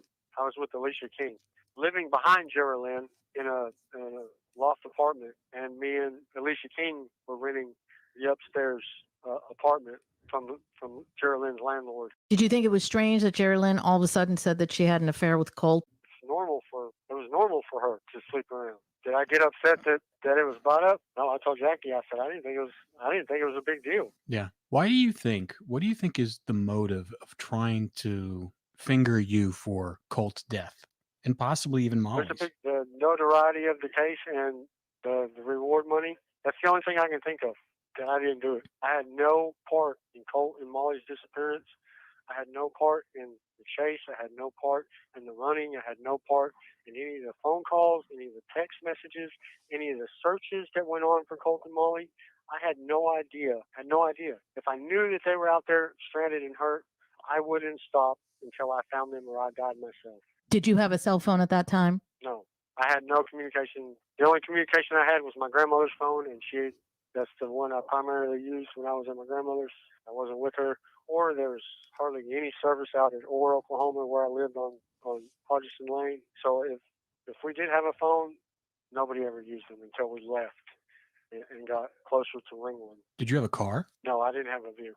So you didn't have a car, you didn't have a phone, you were basically couch surfing at people's houses? Okay. And the only way you were making money was from dealing drugs? But no, I wasn't dealing drugs at this time. I was stealing things to pay for my habit. Got it. So you were just feeding your habit from items that you stole. Yeah. So you had no job. No, I had a job. I had a job at the beginning of the year when my grandmother kicked me out.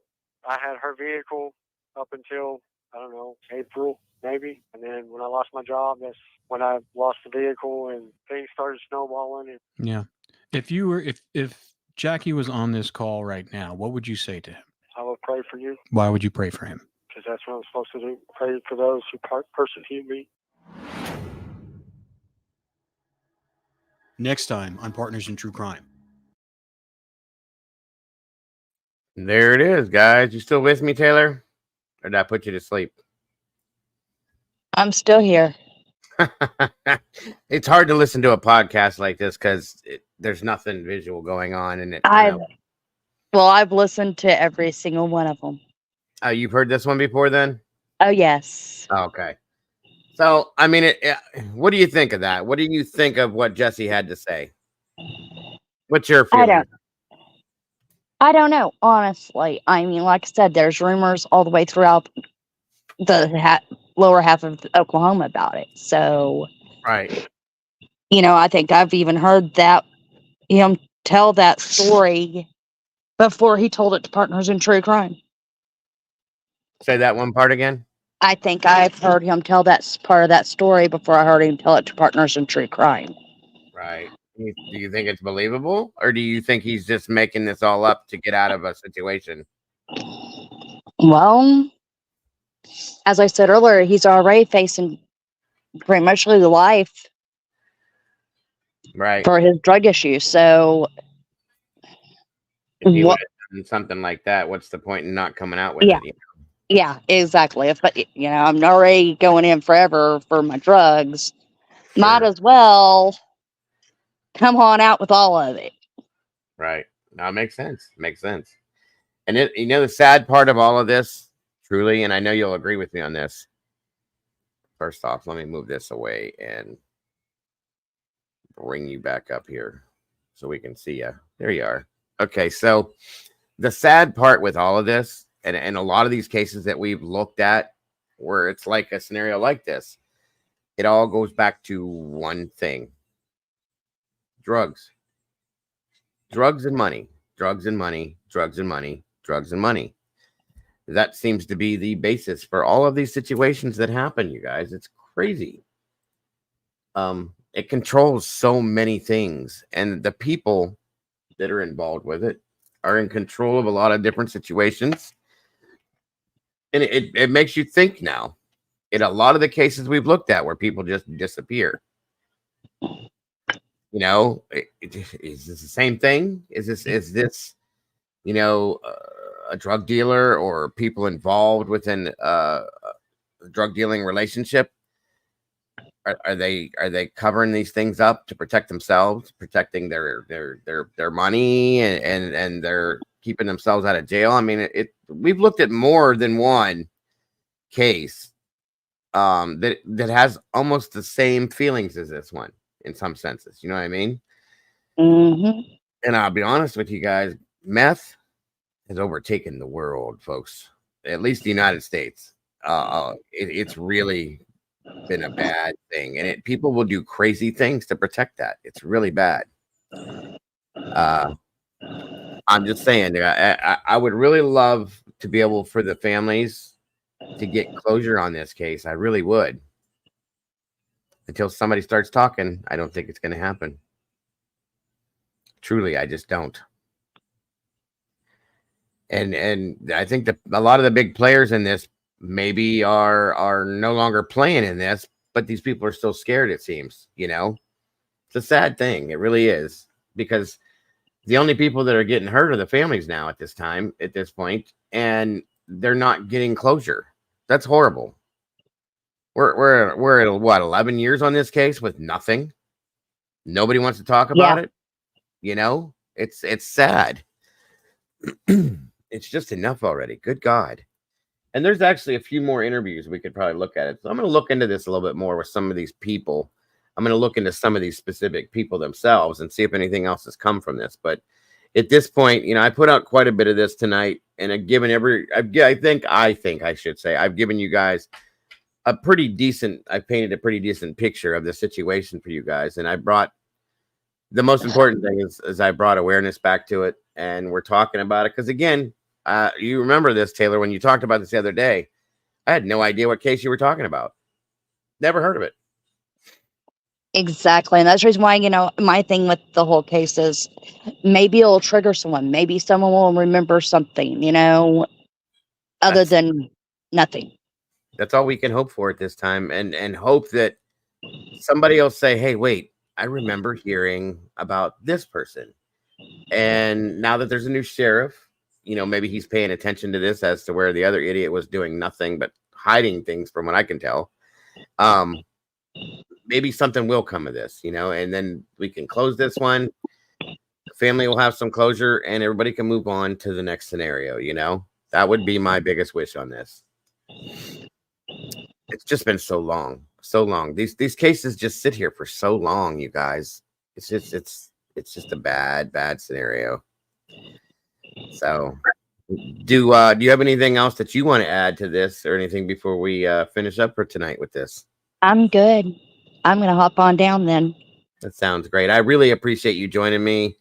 I like your input, and just the knowledge that you have on this is you. Like I said, you brought this to me yourself the other day, and I told you I was going to cover it, and here we are. So, well, and remember, there's 2 others that you thought were just as interesting. Oh, absolutely, and they're coming. They are coming. I promise you. And I thank you again. I want to thank you for bringing this to my attention, so that I could bring this to everybody's attention. So very much, Taylor. I appreciate it. And again, I'm looking forward to either your place or mine again. Thank you again so much. I hope you have a great rest of the night. Thank you for letting me up. Absolutely. Have a great one, hon. Laters. Bye-bye. There we are, guys. Another mystery that has nothing. There's nothing. It does. It takes a lot for a grandmother to kick her grandkid out. I mean, this is a mess, you guys. This one sleeping with that one, and that one over here, and this and that. And every time you turn back around, guess where you're at? Drugs. It's drugs. It's so crazy.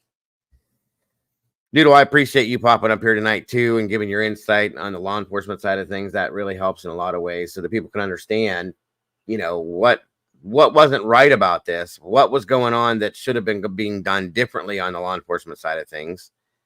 Thank you, Brian. I'm glad you enjoyed it. And there's going to be more to come. So many more, guys. I keep falling into cases like this every other day or so, or I run into people like Taylor, you know, and I'm really appreciative that are just like, hey, did you hear about this? And no, how about that one? No, I didn't. And this one, yeah, maybe, but let's talk about it anyway. Because they're not getting put out. They're not getting airtime, sorry. And you can't bring awareness to something you don't know about. And you can't get answers out of something you don't know about. You know what I mean? So I know they did. And I wouldn't mind pulling that up and showing you guys. I don't like Jared. I don't support them. And I don't want to upset anybody in here either. For the matter of this case, I would love to pull that up so that you guys could see what happened there. I just don't want to upset anybody thinking that I'm trying to support Jared, because I don't at all. You know, if it's something you guys want to see and you guys all agree on it, then I absolutely will pull it up. I absolutely will pull it up. But I don't want anybody to think that me pulling that up means that I support Jared, because I absolutely cannot stand him. But what they did, they went and searched quite a few areas, and it would really be interesting to see how that went. But that's totally up to you guys. You know, I could do this. Hold on a minute here. Somebody asked me to do a poll too, and I would like to do that. I told you I would. I'll tell you what I'll do.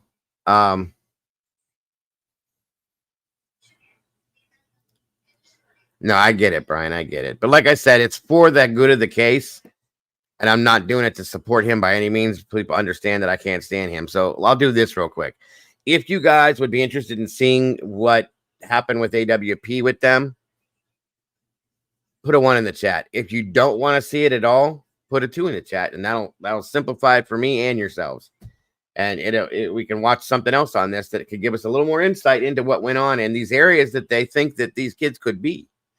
Because there's a lot of water in these areas that they very well could be in. Okay. So yeah, if you're interested, I don't mind. Just so that everybody knows, I ain't doing it because I support Jared, because I can't stand him at all. But what they did for the case is very helpful in some senses. Good to see you tonight, Bobby. I'm glad you're here.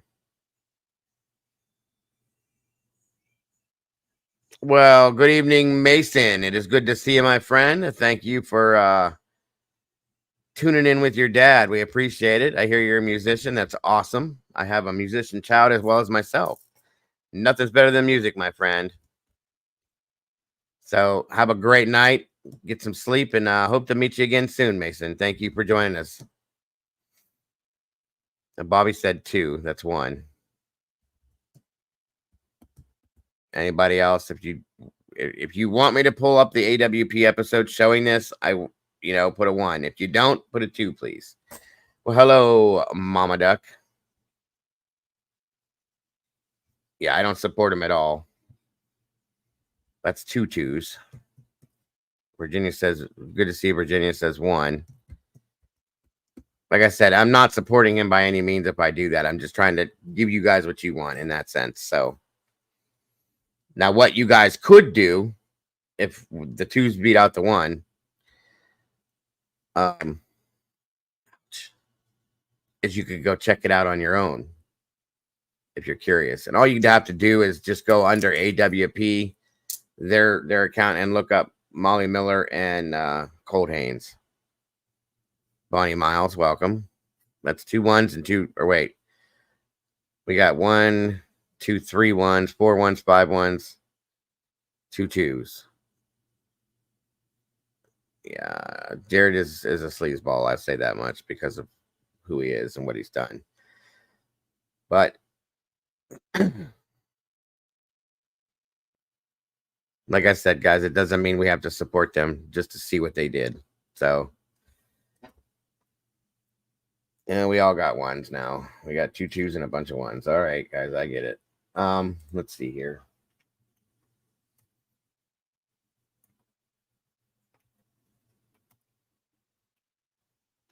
And I just want to clarify before I do this that I cannot and do not support him whatsoever. Never will.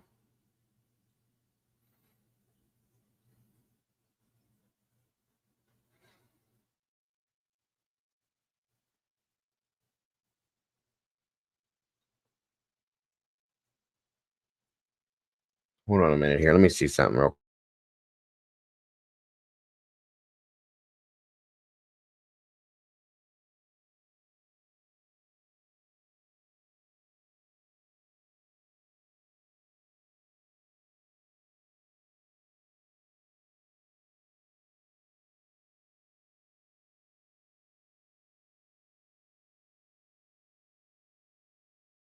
This is actually interesting because it has the guy that owns the ranch, that owns the ponds and all that in it as well. One for the win. Sorry, guys. Like I said, this doesn't... Do we have 5 non-members in chat? Yes, we do. All that blue stuff, then white stuff, is all non-members for those of you that aren't familiar. Mama Duck. So yeah, we have them, and we have at least 5 watching in the background that will pick up those 2 if that's what you're trying to do. I don't support him, but I do support the rest of the rest of his team. You know, you can't say they don't. I don't know. It's a weird situation, but I do support the fact that there's somebody looking for these 2, and that's, you know, part of what we're trying to do here, guys. So, and it looks like Mama Duck just donated. That's awesome. 5 memberships, and it looks like it went to Reptile Wildfire, Crimes Under Investigation, MB, Misha, Audrey D. Congrats, you guys, and welcome to the sauce. We appreciate you guys so very much for supporting the channel and for being part of the community now and part of the family. Thank you so much. And Mama Duck, thank you so very much for gifting those memberships. That is so very much appreciated. And yes, welcome, new meatballs. That is awesome. Very awesome, Mama Duck. Thank you so very much. And again, guys, welcome. We appreciate you very much. I hope you guys enjoy your stay here. I very much do. That's amazing. That is so amazing.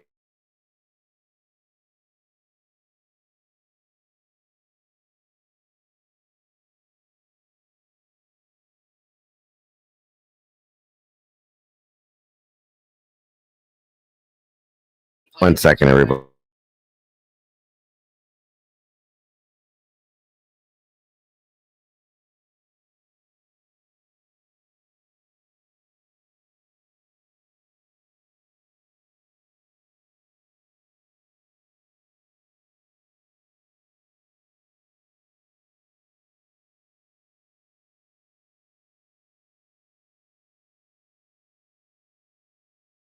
All right, y'all, let's get this set up real quick here. Why'd you say ugh? Oh, Brian, what's the matter? Another pot. All right, all right. All right, let's check this out real quick, guys. Let's see what we got here.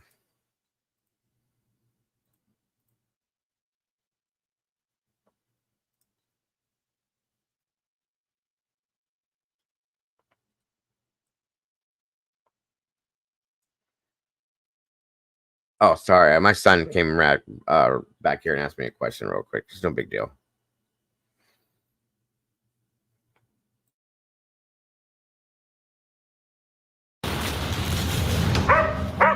He's trying to get like more scent, or he knows something's in there. He's trying to get to it. All right, Jared, how's your back?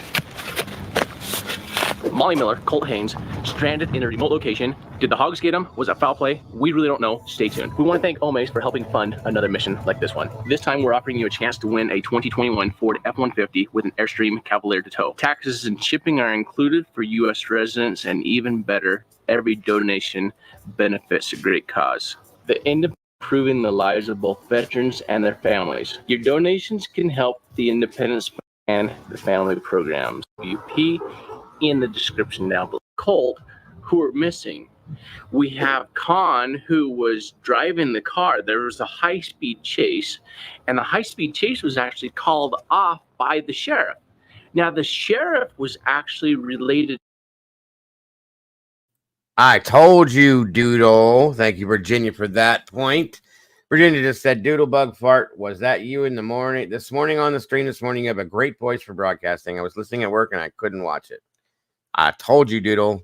Thank you for that, Virginia. Everybody needs to tell her that. She still doubts herself. I think she's amazing. She's a natural at this. To Con by, I think it was a cousin or something, and with that one the car was not found until the next morning. What we do know is that Molly and Colt were using their cell phone between 7 a.m. and 9 a.m. the next morning, and they didn't seem to be in distress at that point, other than we know that Colt had broken his ankle. They were calling their friends to come pick him up from a undisclosed location. Now, we don't know what that undisclosed location is, but we're going to talk about the reason why we're on this property in just a few moments with Toby. We're also going to be meeting up with Paula and her sister, who are cousins of Molly. They've really been taking the lead in the investigation on this. And for the first time, we're also going to be introducing and working with a cadaver dog team. So although we know that the high-speed chase ended on Long Hollow Road to the south of here, we're to the north where we speculate that this may be the undisclosed location because there's also bloody shirt that has been found. So with that, let's introduce you to everybody and jump into today's episode. So Toby, your role in all of this. So I own the ranch here. We bought this ranch about 4 years ago. And before we bought this ranch, it was kind of untouched. There's just one gravel road that you guys saw could come in. So there wasn't a lot done to the property back then, and everything you see has been done since then. And with that, this is the road in question. It was actually the road across from us. Okay. So Long Hollow Road is the road that they turned the left on and crashed the car, I believe. This is right directly across from that road. Okay. And so then how does this property and this road come into play in the ponds? So there's been rumors that they have been buried in one of the lakes. I just fixed it, Tomboy. I just figured it out. Sorry, guys. I don't know. I'm getting tired. That's all. My apologies. It's fixed now. Thank you for noticing that. They have had some dive teams out. They've had some search teams out. I mean, I see a lot of side-by-sides, four-wheelers. I mean, you've scoured every square inch of this. It's 3,000 acres, so it's actually very hard to scour the entire property. We've done lots of searches. We do a lot of hunting out here, so we're on foot a lot. We cover a lot of ground. Any evidence by chance that you ran across? Yeah. So we found a shirt that was hanging in a tree about head level, and it was a girl's undershirt. Very old, probably 5 to 6 years old. So we immediately called one of the investigators that came out. They saw the crime scene, and to my knowledge, that evidence is gone and never was tested.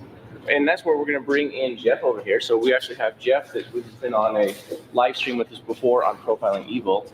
You guys came in from Tulsa. Yes. Appreciate you guys being No here. problem. And why don't we introduce your handlers, because you guys have a cadaver dog team here with you today. Yes, sir. To come help out with the case. So we got Aaron Kane. He's got another cadaver dog. He lives in Oklahoma City. So that shirt was found on the property when he took over the property. They said it looked to be about 5 or 6 years old. It was a female undershirt. It disappeared and was never tested. Now you tell me that there is no police corruption involved in this case. And at that time, guess who the sheriff was? Who would have been in charge of that? I mean, this is ridiculous, you guys. Jesus Christ. How does this happen? And Robin Mendenhall, she's going to be our flanker. So she's got a live find dog, which she always comes and helps us with when we do the HR stuff, because she knows our dogs real well. She can see if any cues or anything the dogs are doing. So what are some ideal conditions for the dogs, and are today's winds going to be difficult? It could, but the scent's not going to, be really, really strong. So we're here to watch the dogs, not Jared. That's what we're doing. Stiggy, Daniela, Dane, good to see you guys. It'll stay low to the ground, and so that's where we got to keep them pretty close and not just running around everywhere. Well, it looks like Toby's going to jump us down there to the location. We're going to kind of hang back and let you guys take the lead on this portion of it until we get to the water and go from there. All right, sounds good. Cool. Thanks for coming. No problem. That is a good point. I think he was told that, though, Bobby. I think somebody told him it looked to be about that old, but we don't know. Truly, nobody knows. Unless there's a date on the shirt, you don't know. You know what I mean? So that's a very good point, though. Very good point. Those houses weren't there.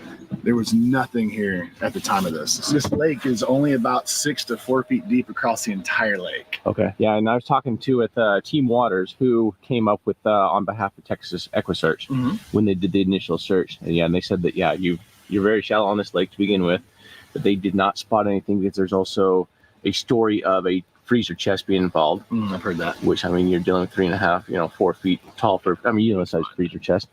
So they didn't spot anything, which then brings us back to right now.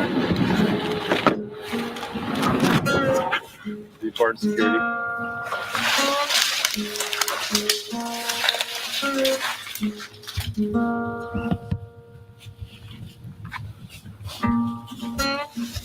Now, does he just wander? Yeah, I don't know if any of you guys heard that earlier on when we were talking about that. There was a story put out about a freezer chest that the two kids could have been put into the freezer chest and then buried in the lake, basically, per se. No worries, Zelda. Thank you for stopping by, hon. I appreciate that very much. I really appreciate everything you do. Get some sleep and don't work too hard tomorrow. Great job, as always. So that's another story that was put out here, that there was a freezer chest that was supposedly involved. That they were put into the freezer chest, locked down, and then they buried the freezer chest into one of these lakes, supposedly, which we don't know if that's true or false, but it's a theory. I'll say that much. Have a great night, Zelda. Again, much love, dear. Thank you for everything. Or does he work towards scents he smells? If he catches, he'll walk, like right now we're working crosswind. So if he catches something while he's running, he'll stop and go towards the scent. Okay. So I usually just let him do whatever he wants. Yeah, I heard that too, that the Oklahoma moms that were killed, that story where they were going, the mother was going to get her kids, were found in a freezer too. I'm not 100% that that's the way that found, because we didn't have proof of that. Thank you so much, Doodle.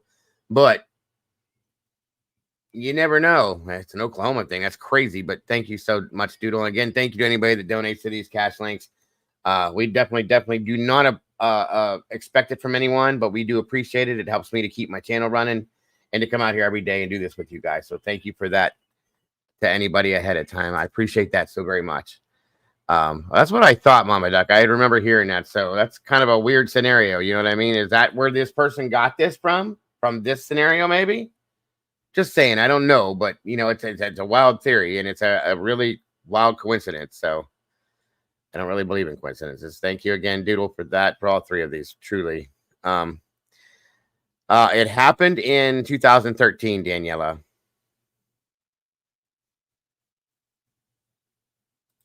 Absolutely. Have a great night, Zelda. Thanks again, hon.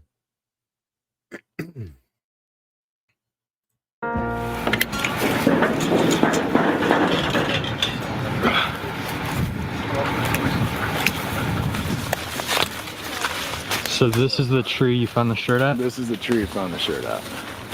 So I had enough common sense to put a marker on it so we'd always know where it was.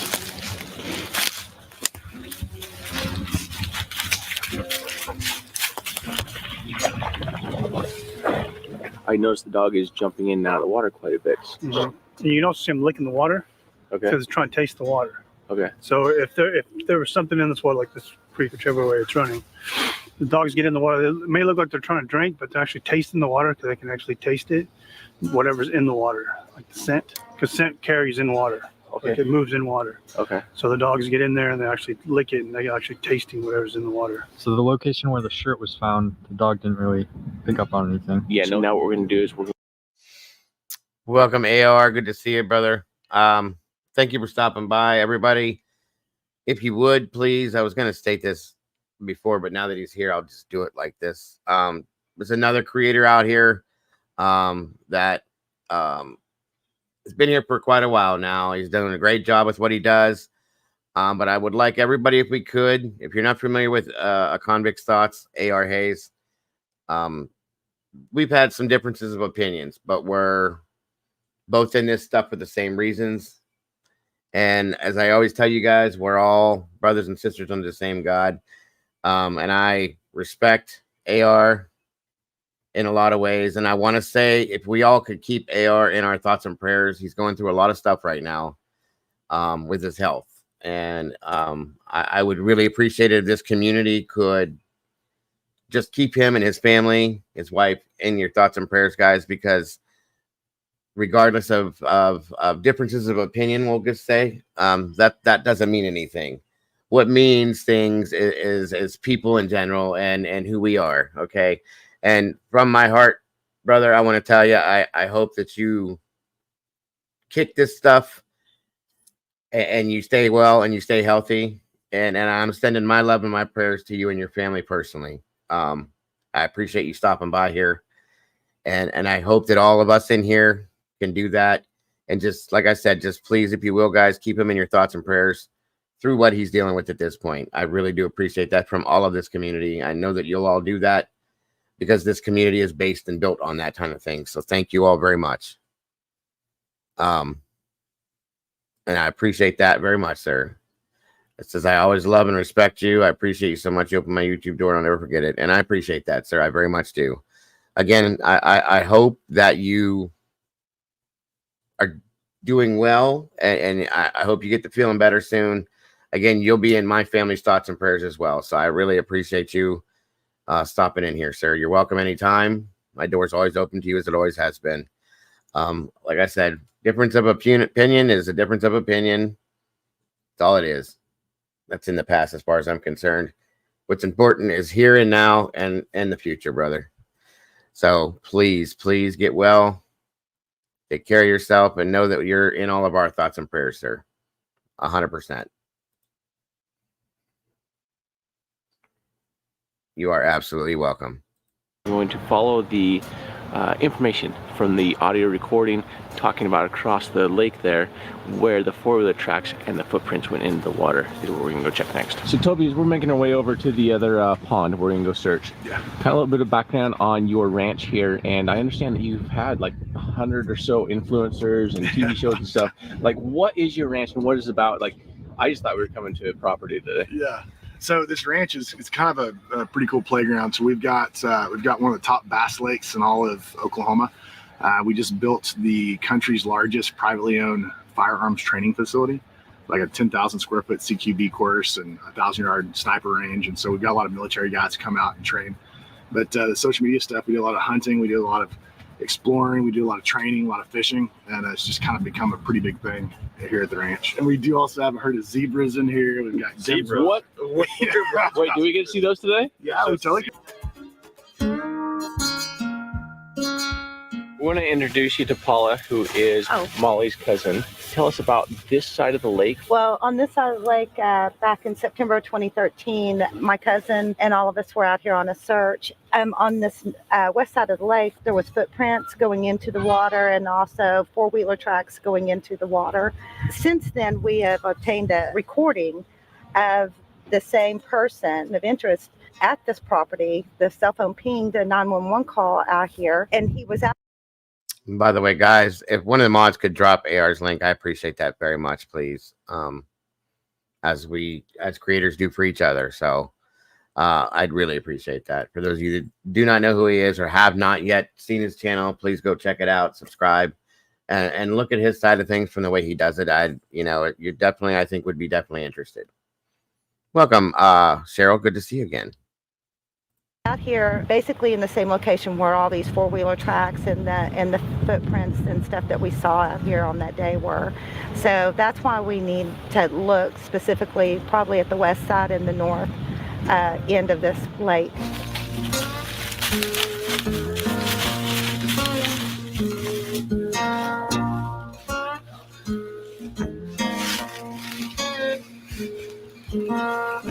Yeah, and that's what came down here. She got in, but she taken it, but she came back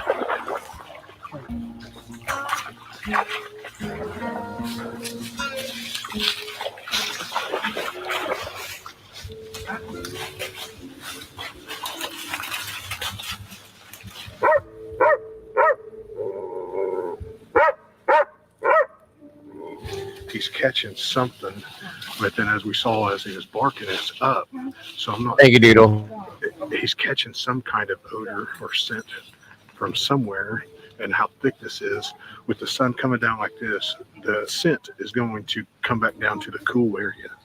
So it will right back to the same spot.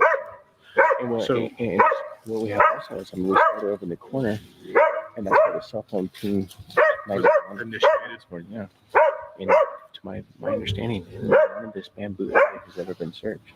Before we jump to the other side of the river to see what Truman is hitting on, we want to thank Omaze, today's episode sponsor, for partnering with us again. Last time I offered you a chance to win a dream home in Florida or $1 million in cash, and Alexa from Atlanta, Georgia won. This time we're offering you a chance to win a 2021 F-150 with an Airstream carnival to tow. Taxes and shipping are included for U.S. residents, and even better, every donation benefits a great cause.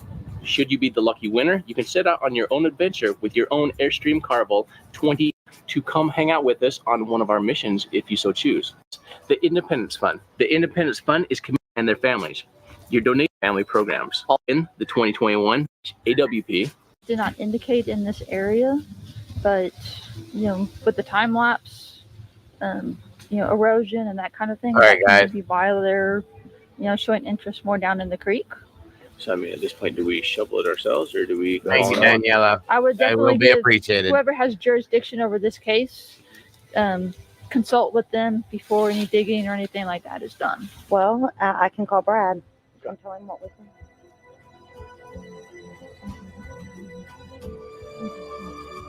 I mean, we never worked with dogs before.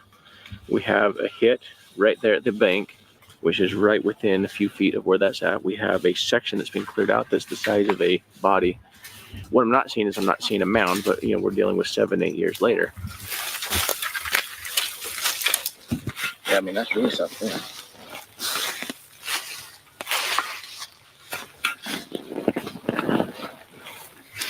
There's no big roots in this area. And you're right by the cedar tree too. Yeah. All right, they're bringing the dogs over. All right.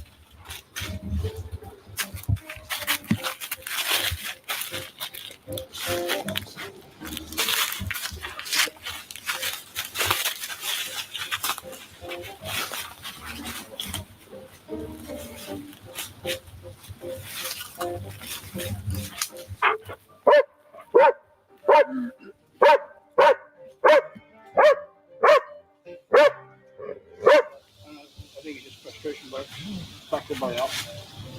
Put him in the park.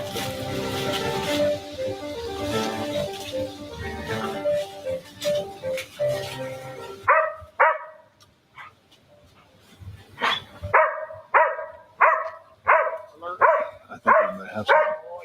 Hit on the hole twice now. Yeah, as soon as he dug, he got a little scent. Anytime that dog trainer doing a good job, I think that means that we got something.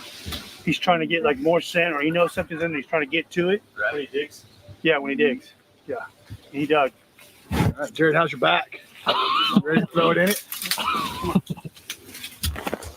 Just got to rip it out 6 feet down, right?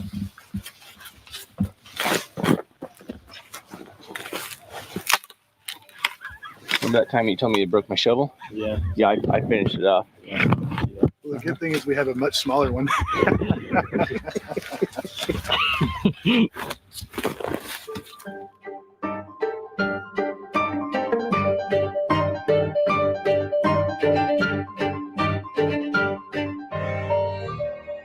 What we're going to do is let this air out for about 30 minutes. Just everybody stay out of there. We're going to stay back. Just let it calm a little bit, and then we'll take a dog. And with the cameras, we're going to have to stay back behind us. We're not going to get real close because we don't want to. We don't want to lead the dog to where we want them to search. We want them to be able to pick up the odor and go and show us where it's coming from. So I think that's a plan that we'll go with for right now. Okay. And kind of go from there and see. Sounds good. We're on board. So just so everybody knows, if anybody just popped in or wasn't like understanding, these dogs were brought into the area that these two went missing in, and there was rumored that they were in these areas as well. And these dogs, it's hard to tell, frustration bark because they're going in circles. At this point, this guy says he thinks we have something. there could be something that they found here. So that's why we're watching this, to see if these dogs picked anything up with this at all.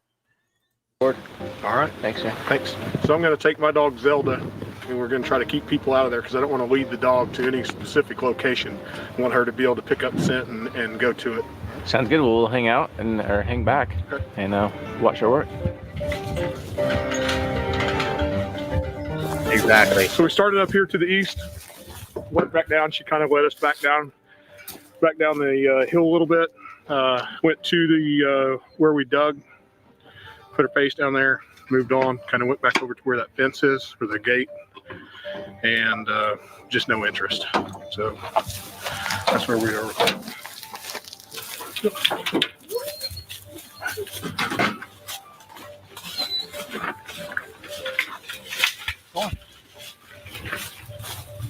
Nothing that time.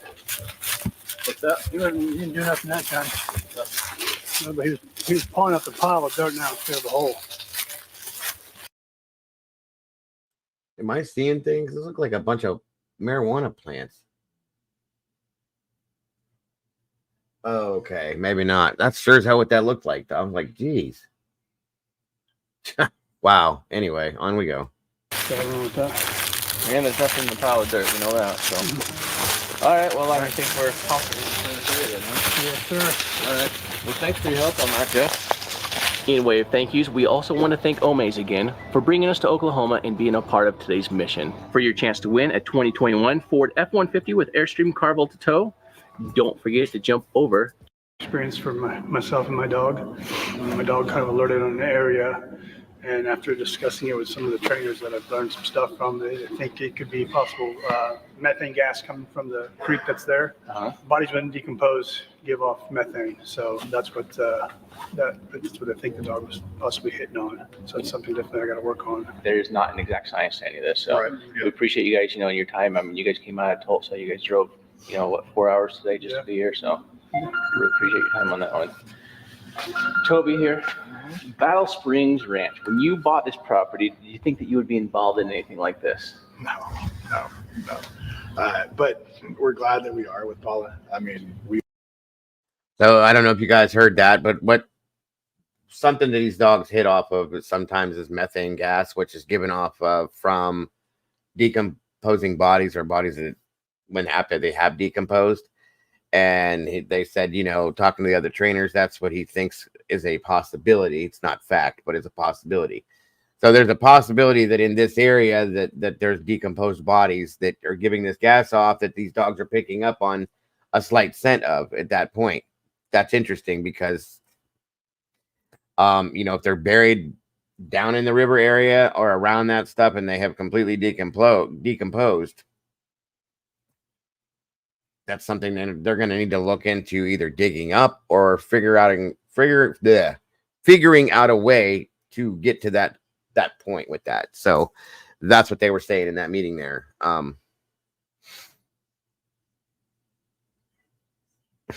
Brian, we want to work as hard as we can to find closure. We're not going to stop searching. We're going to keep at it. If they're here, we want to give her all the resources that we can to help find them. Well, something else will come up. Exactly. Something else. Well, it always does, doesn't it? We can mark that off the list. And that's what this is all about. We've got to get things checked off the list, because it seems like if we don't do it as a family and try to get these things done, it's not going to get done. And that's just where I'm at. We're at 7.5 years, and that's, I'm not trying to bash anybody here, but that's how it's been since day one. So, I mean, eventually, the truth will come out, and hopefully, in the future, Molly and Colt will be found. Yeah. So, we do appreciate you, bringing us into, on your land and, into your family and your world. Yeah, I appreciate you guys a lot. So thank you for coming. absolutely. So with that one, we appreciate you guys being here today. If you're not already done so, please do subscribe, so that way we can help spread the message, sharing this, commenting. And if you have any tips, please share them with us. That way we can bring Molly home. On that note, we'll see you next time. Thanks. Bye-bye. reminds me of some other people I know, Miss Barbara.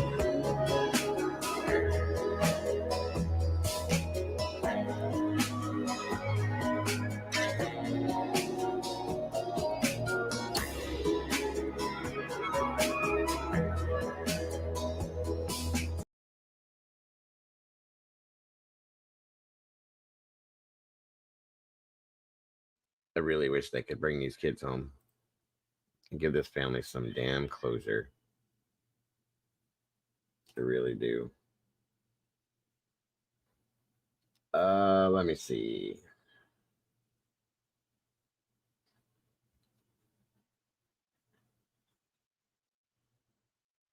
I think that one was it. So there it is, guys. There is the Molly Miller, Colt Haynes case. The mess that it is. A sad mess that it is. Again, one more family out there that has no closure, no answers, corruption, in my opinion, of course.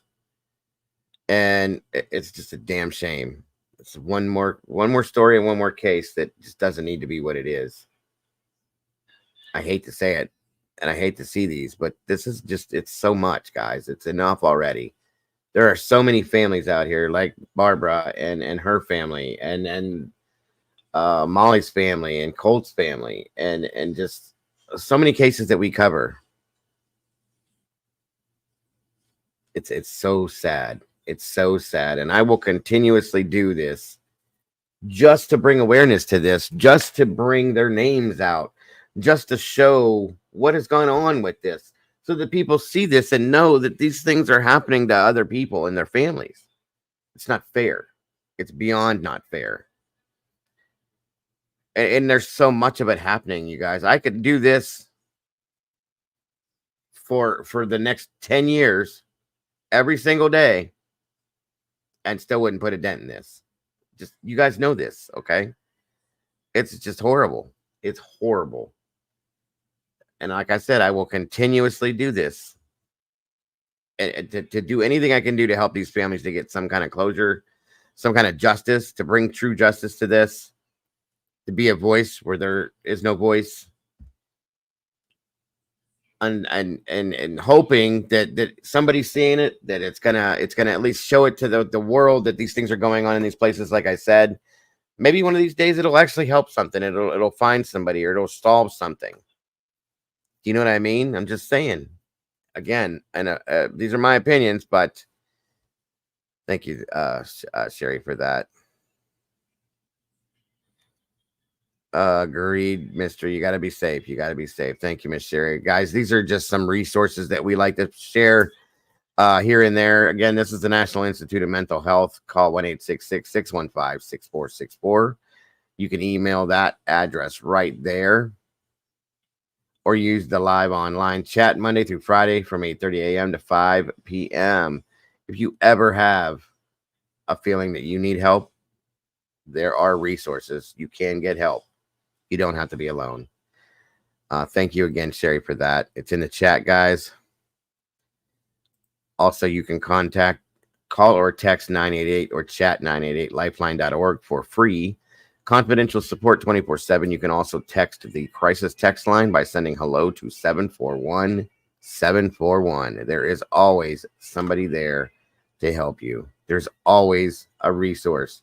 You are never alone, and please don't ever feel like you are. Ever. Again, thank you, Sherry, for that. Does anybody have anything else they want to throw out there on this, or speak on, or questions that you have on this, guys? Let's hear it. Other than that, guys, I'm probably going to close this up for the night. Doodle and I will be back here in the morning. Mama Bear might be joining us tomorrow for the morning show, Meatballs in the Morning with Waking Up with Doodle and Dago. I would love to see you all there. You're doing wonderful, Sherry. That's amazing. You're doing wonderful. I really appreciate that. We're going to start doing that through every show, too. I like that a lot. Matahari, hello. Sorry. I didn't mean to put you to sleep. Sorry about that. You're fine. You're fine. Don't worry. I didn't hear you. Didn't hear you snoring. It's good. So again, everybody, oh yeah, that's another one. Thank you.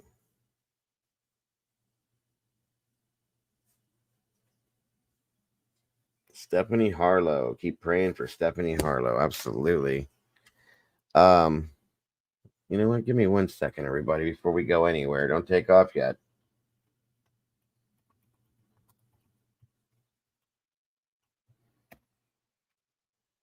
Hold on, Miss Barbara.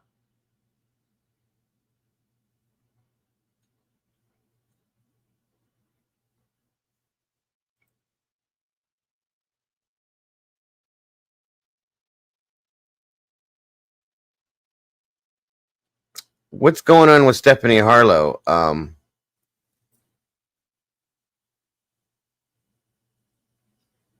Mama Duck, what's that all about? She's another creator, I know, but what's the praying for? What's going on? Did I miss something?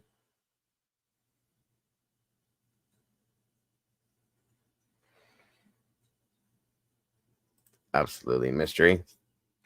That is awesome. I am so happy to hear that. Oh, Jesus. Are you serious?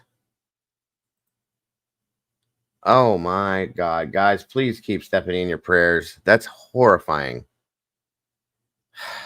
Again, another creator, just another human being. Please keep her in your thoughts, your prayers, please, guys. I had no idea. Thank you for letting me know that, Mama Duck. I really appreciate it. Her name is Stephanie Harlow. She is another creator right here.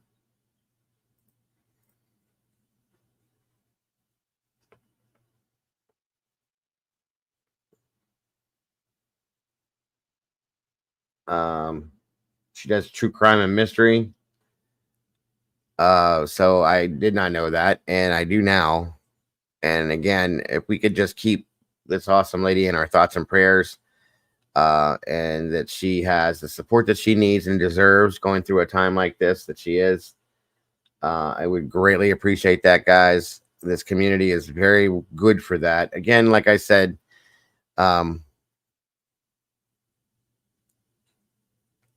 this is just so much darkness. She is a really good creator. She really is. That's so horrifying. I'm so sorry to hear that. I'll be leaving her a message. Yes, thank you, Barbara. Prayers for Stephanie. Again, guys, there was a we're gonna be looking at that tomorrow morning, Bobby, in the morning show for sure. It's just a status hearing, but tune in the morning because we're gonna be looking at some stuff for sure. In the Meatballs in the Morning show. I hope to see you all there for that. For those of you that can make it, of course. I appreciate you all joining us for this again tonight. And Taylor and Doodle, I want to thank you again for joining me up here and giving me some insight into this. But I really appreciate it. So again, prayers for Stephanie Harlow tonight. Again, I want to ask everybody in here to keep A.R. Hayes, the convict's thoughts. Keep him in your thoughts and prayers as well, as he's going through a whole lot in his life right now with his health. And he's in a very dangerous situation. So I really do appreciate that. If you will, him and his wife, Jen, please keep them in your thoughts and prayers. For those of you that have gone over to subscribe, I do appreciate that very much, to support him in that sense. But yes, very, very much. Yeah, my understanding is I knew they were going to be getting divorced. I thought you were talking about somebody completely different. I've watched some of her stuff. She's actually really good, guys. She really is. And to anybody, nobody should have to go through that. So please show your support. Keep her in your thoughts and prayers as well. And I will be dropping her a message as well. So Stephanie and AR, thoughts and prayers, guys. We can do it. We are a strong community, a supportive community, and a loving community. And this is what we do. And I really appreciate all of you guys for this. I really do. Again, hope to see you all tomorrow morning in the morning show. And I hope everybody in here has a...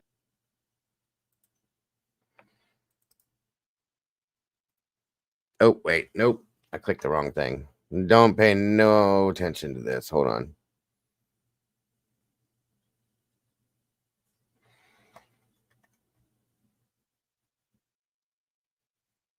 Hold on, guys. I'll drop the link in here for you, for those of you that want to check this out.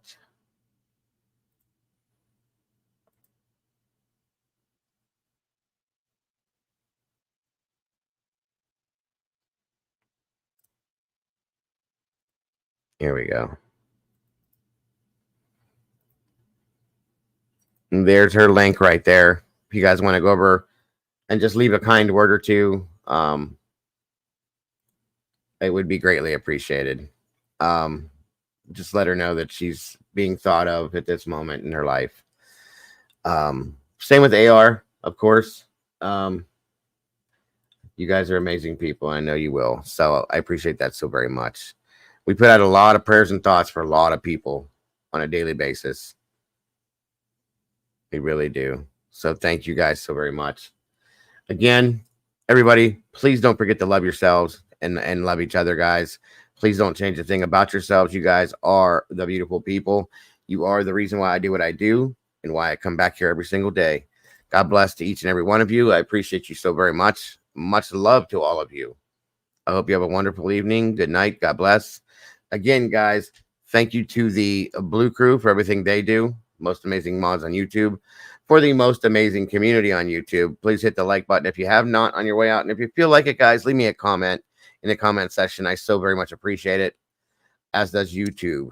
Other than that, folks, I will see you all hopefully tomorrow morning. And if I don't, I'll see you tomorrow evening. You have a wonderful night, guys. I love you all so very much. Good night once again, and God bless. See you soon. Bye.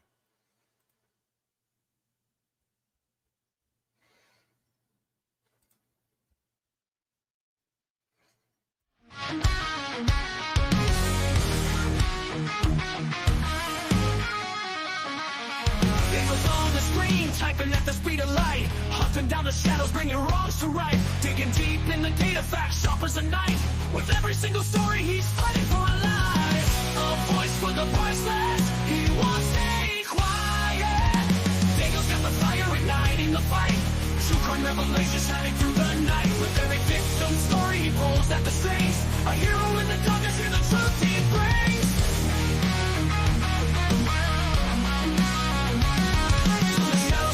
Streaming loud and clear, cracking cases open, hearts filled with fear. These channels are beacon in a world gone wrong. He guides us through the chaos, a soldier so strong. The clicks and the lights, they follow his lead. With every new case, he plants a new seed. Sharing their stories, giving hope where it fades. Daniel's a warrior through the trials he waits. In a world of silence, he shouts out their names. Daniel's got the fire igniting the fight. True crime revelation shining through the night. With every victim story, he pulls at the strings. A hero in the darkness, hear the truth he brings. From the shadows you rise, is streaming loud and clear. True crime revelation shining through the night. With every victim story, he pulls at the strings. A hero in the darkness, hear the truth he brings.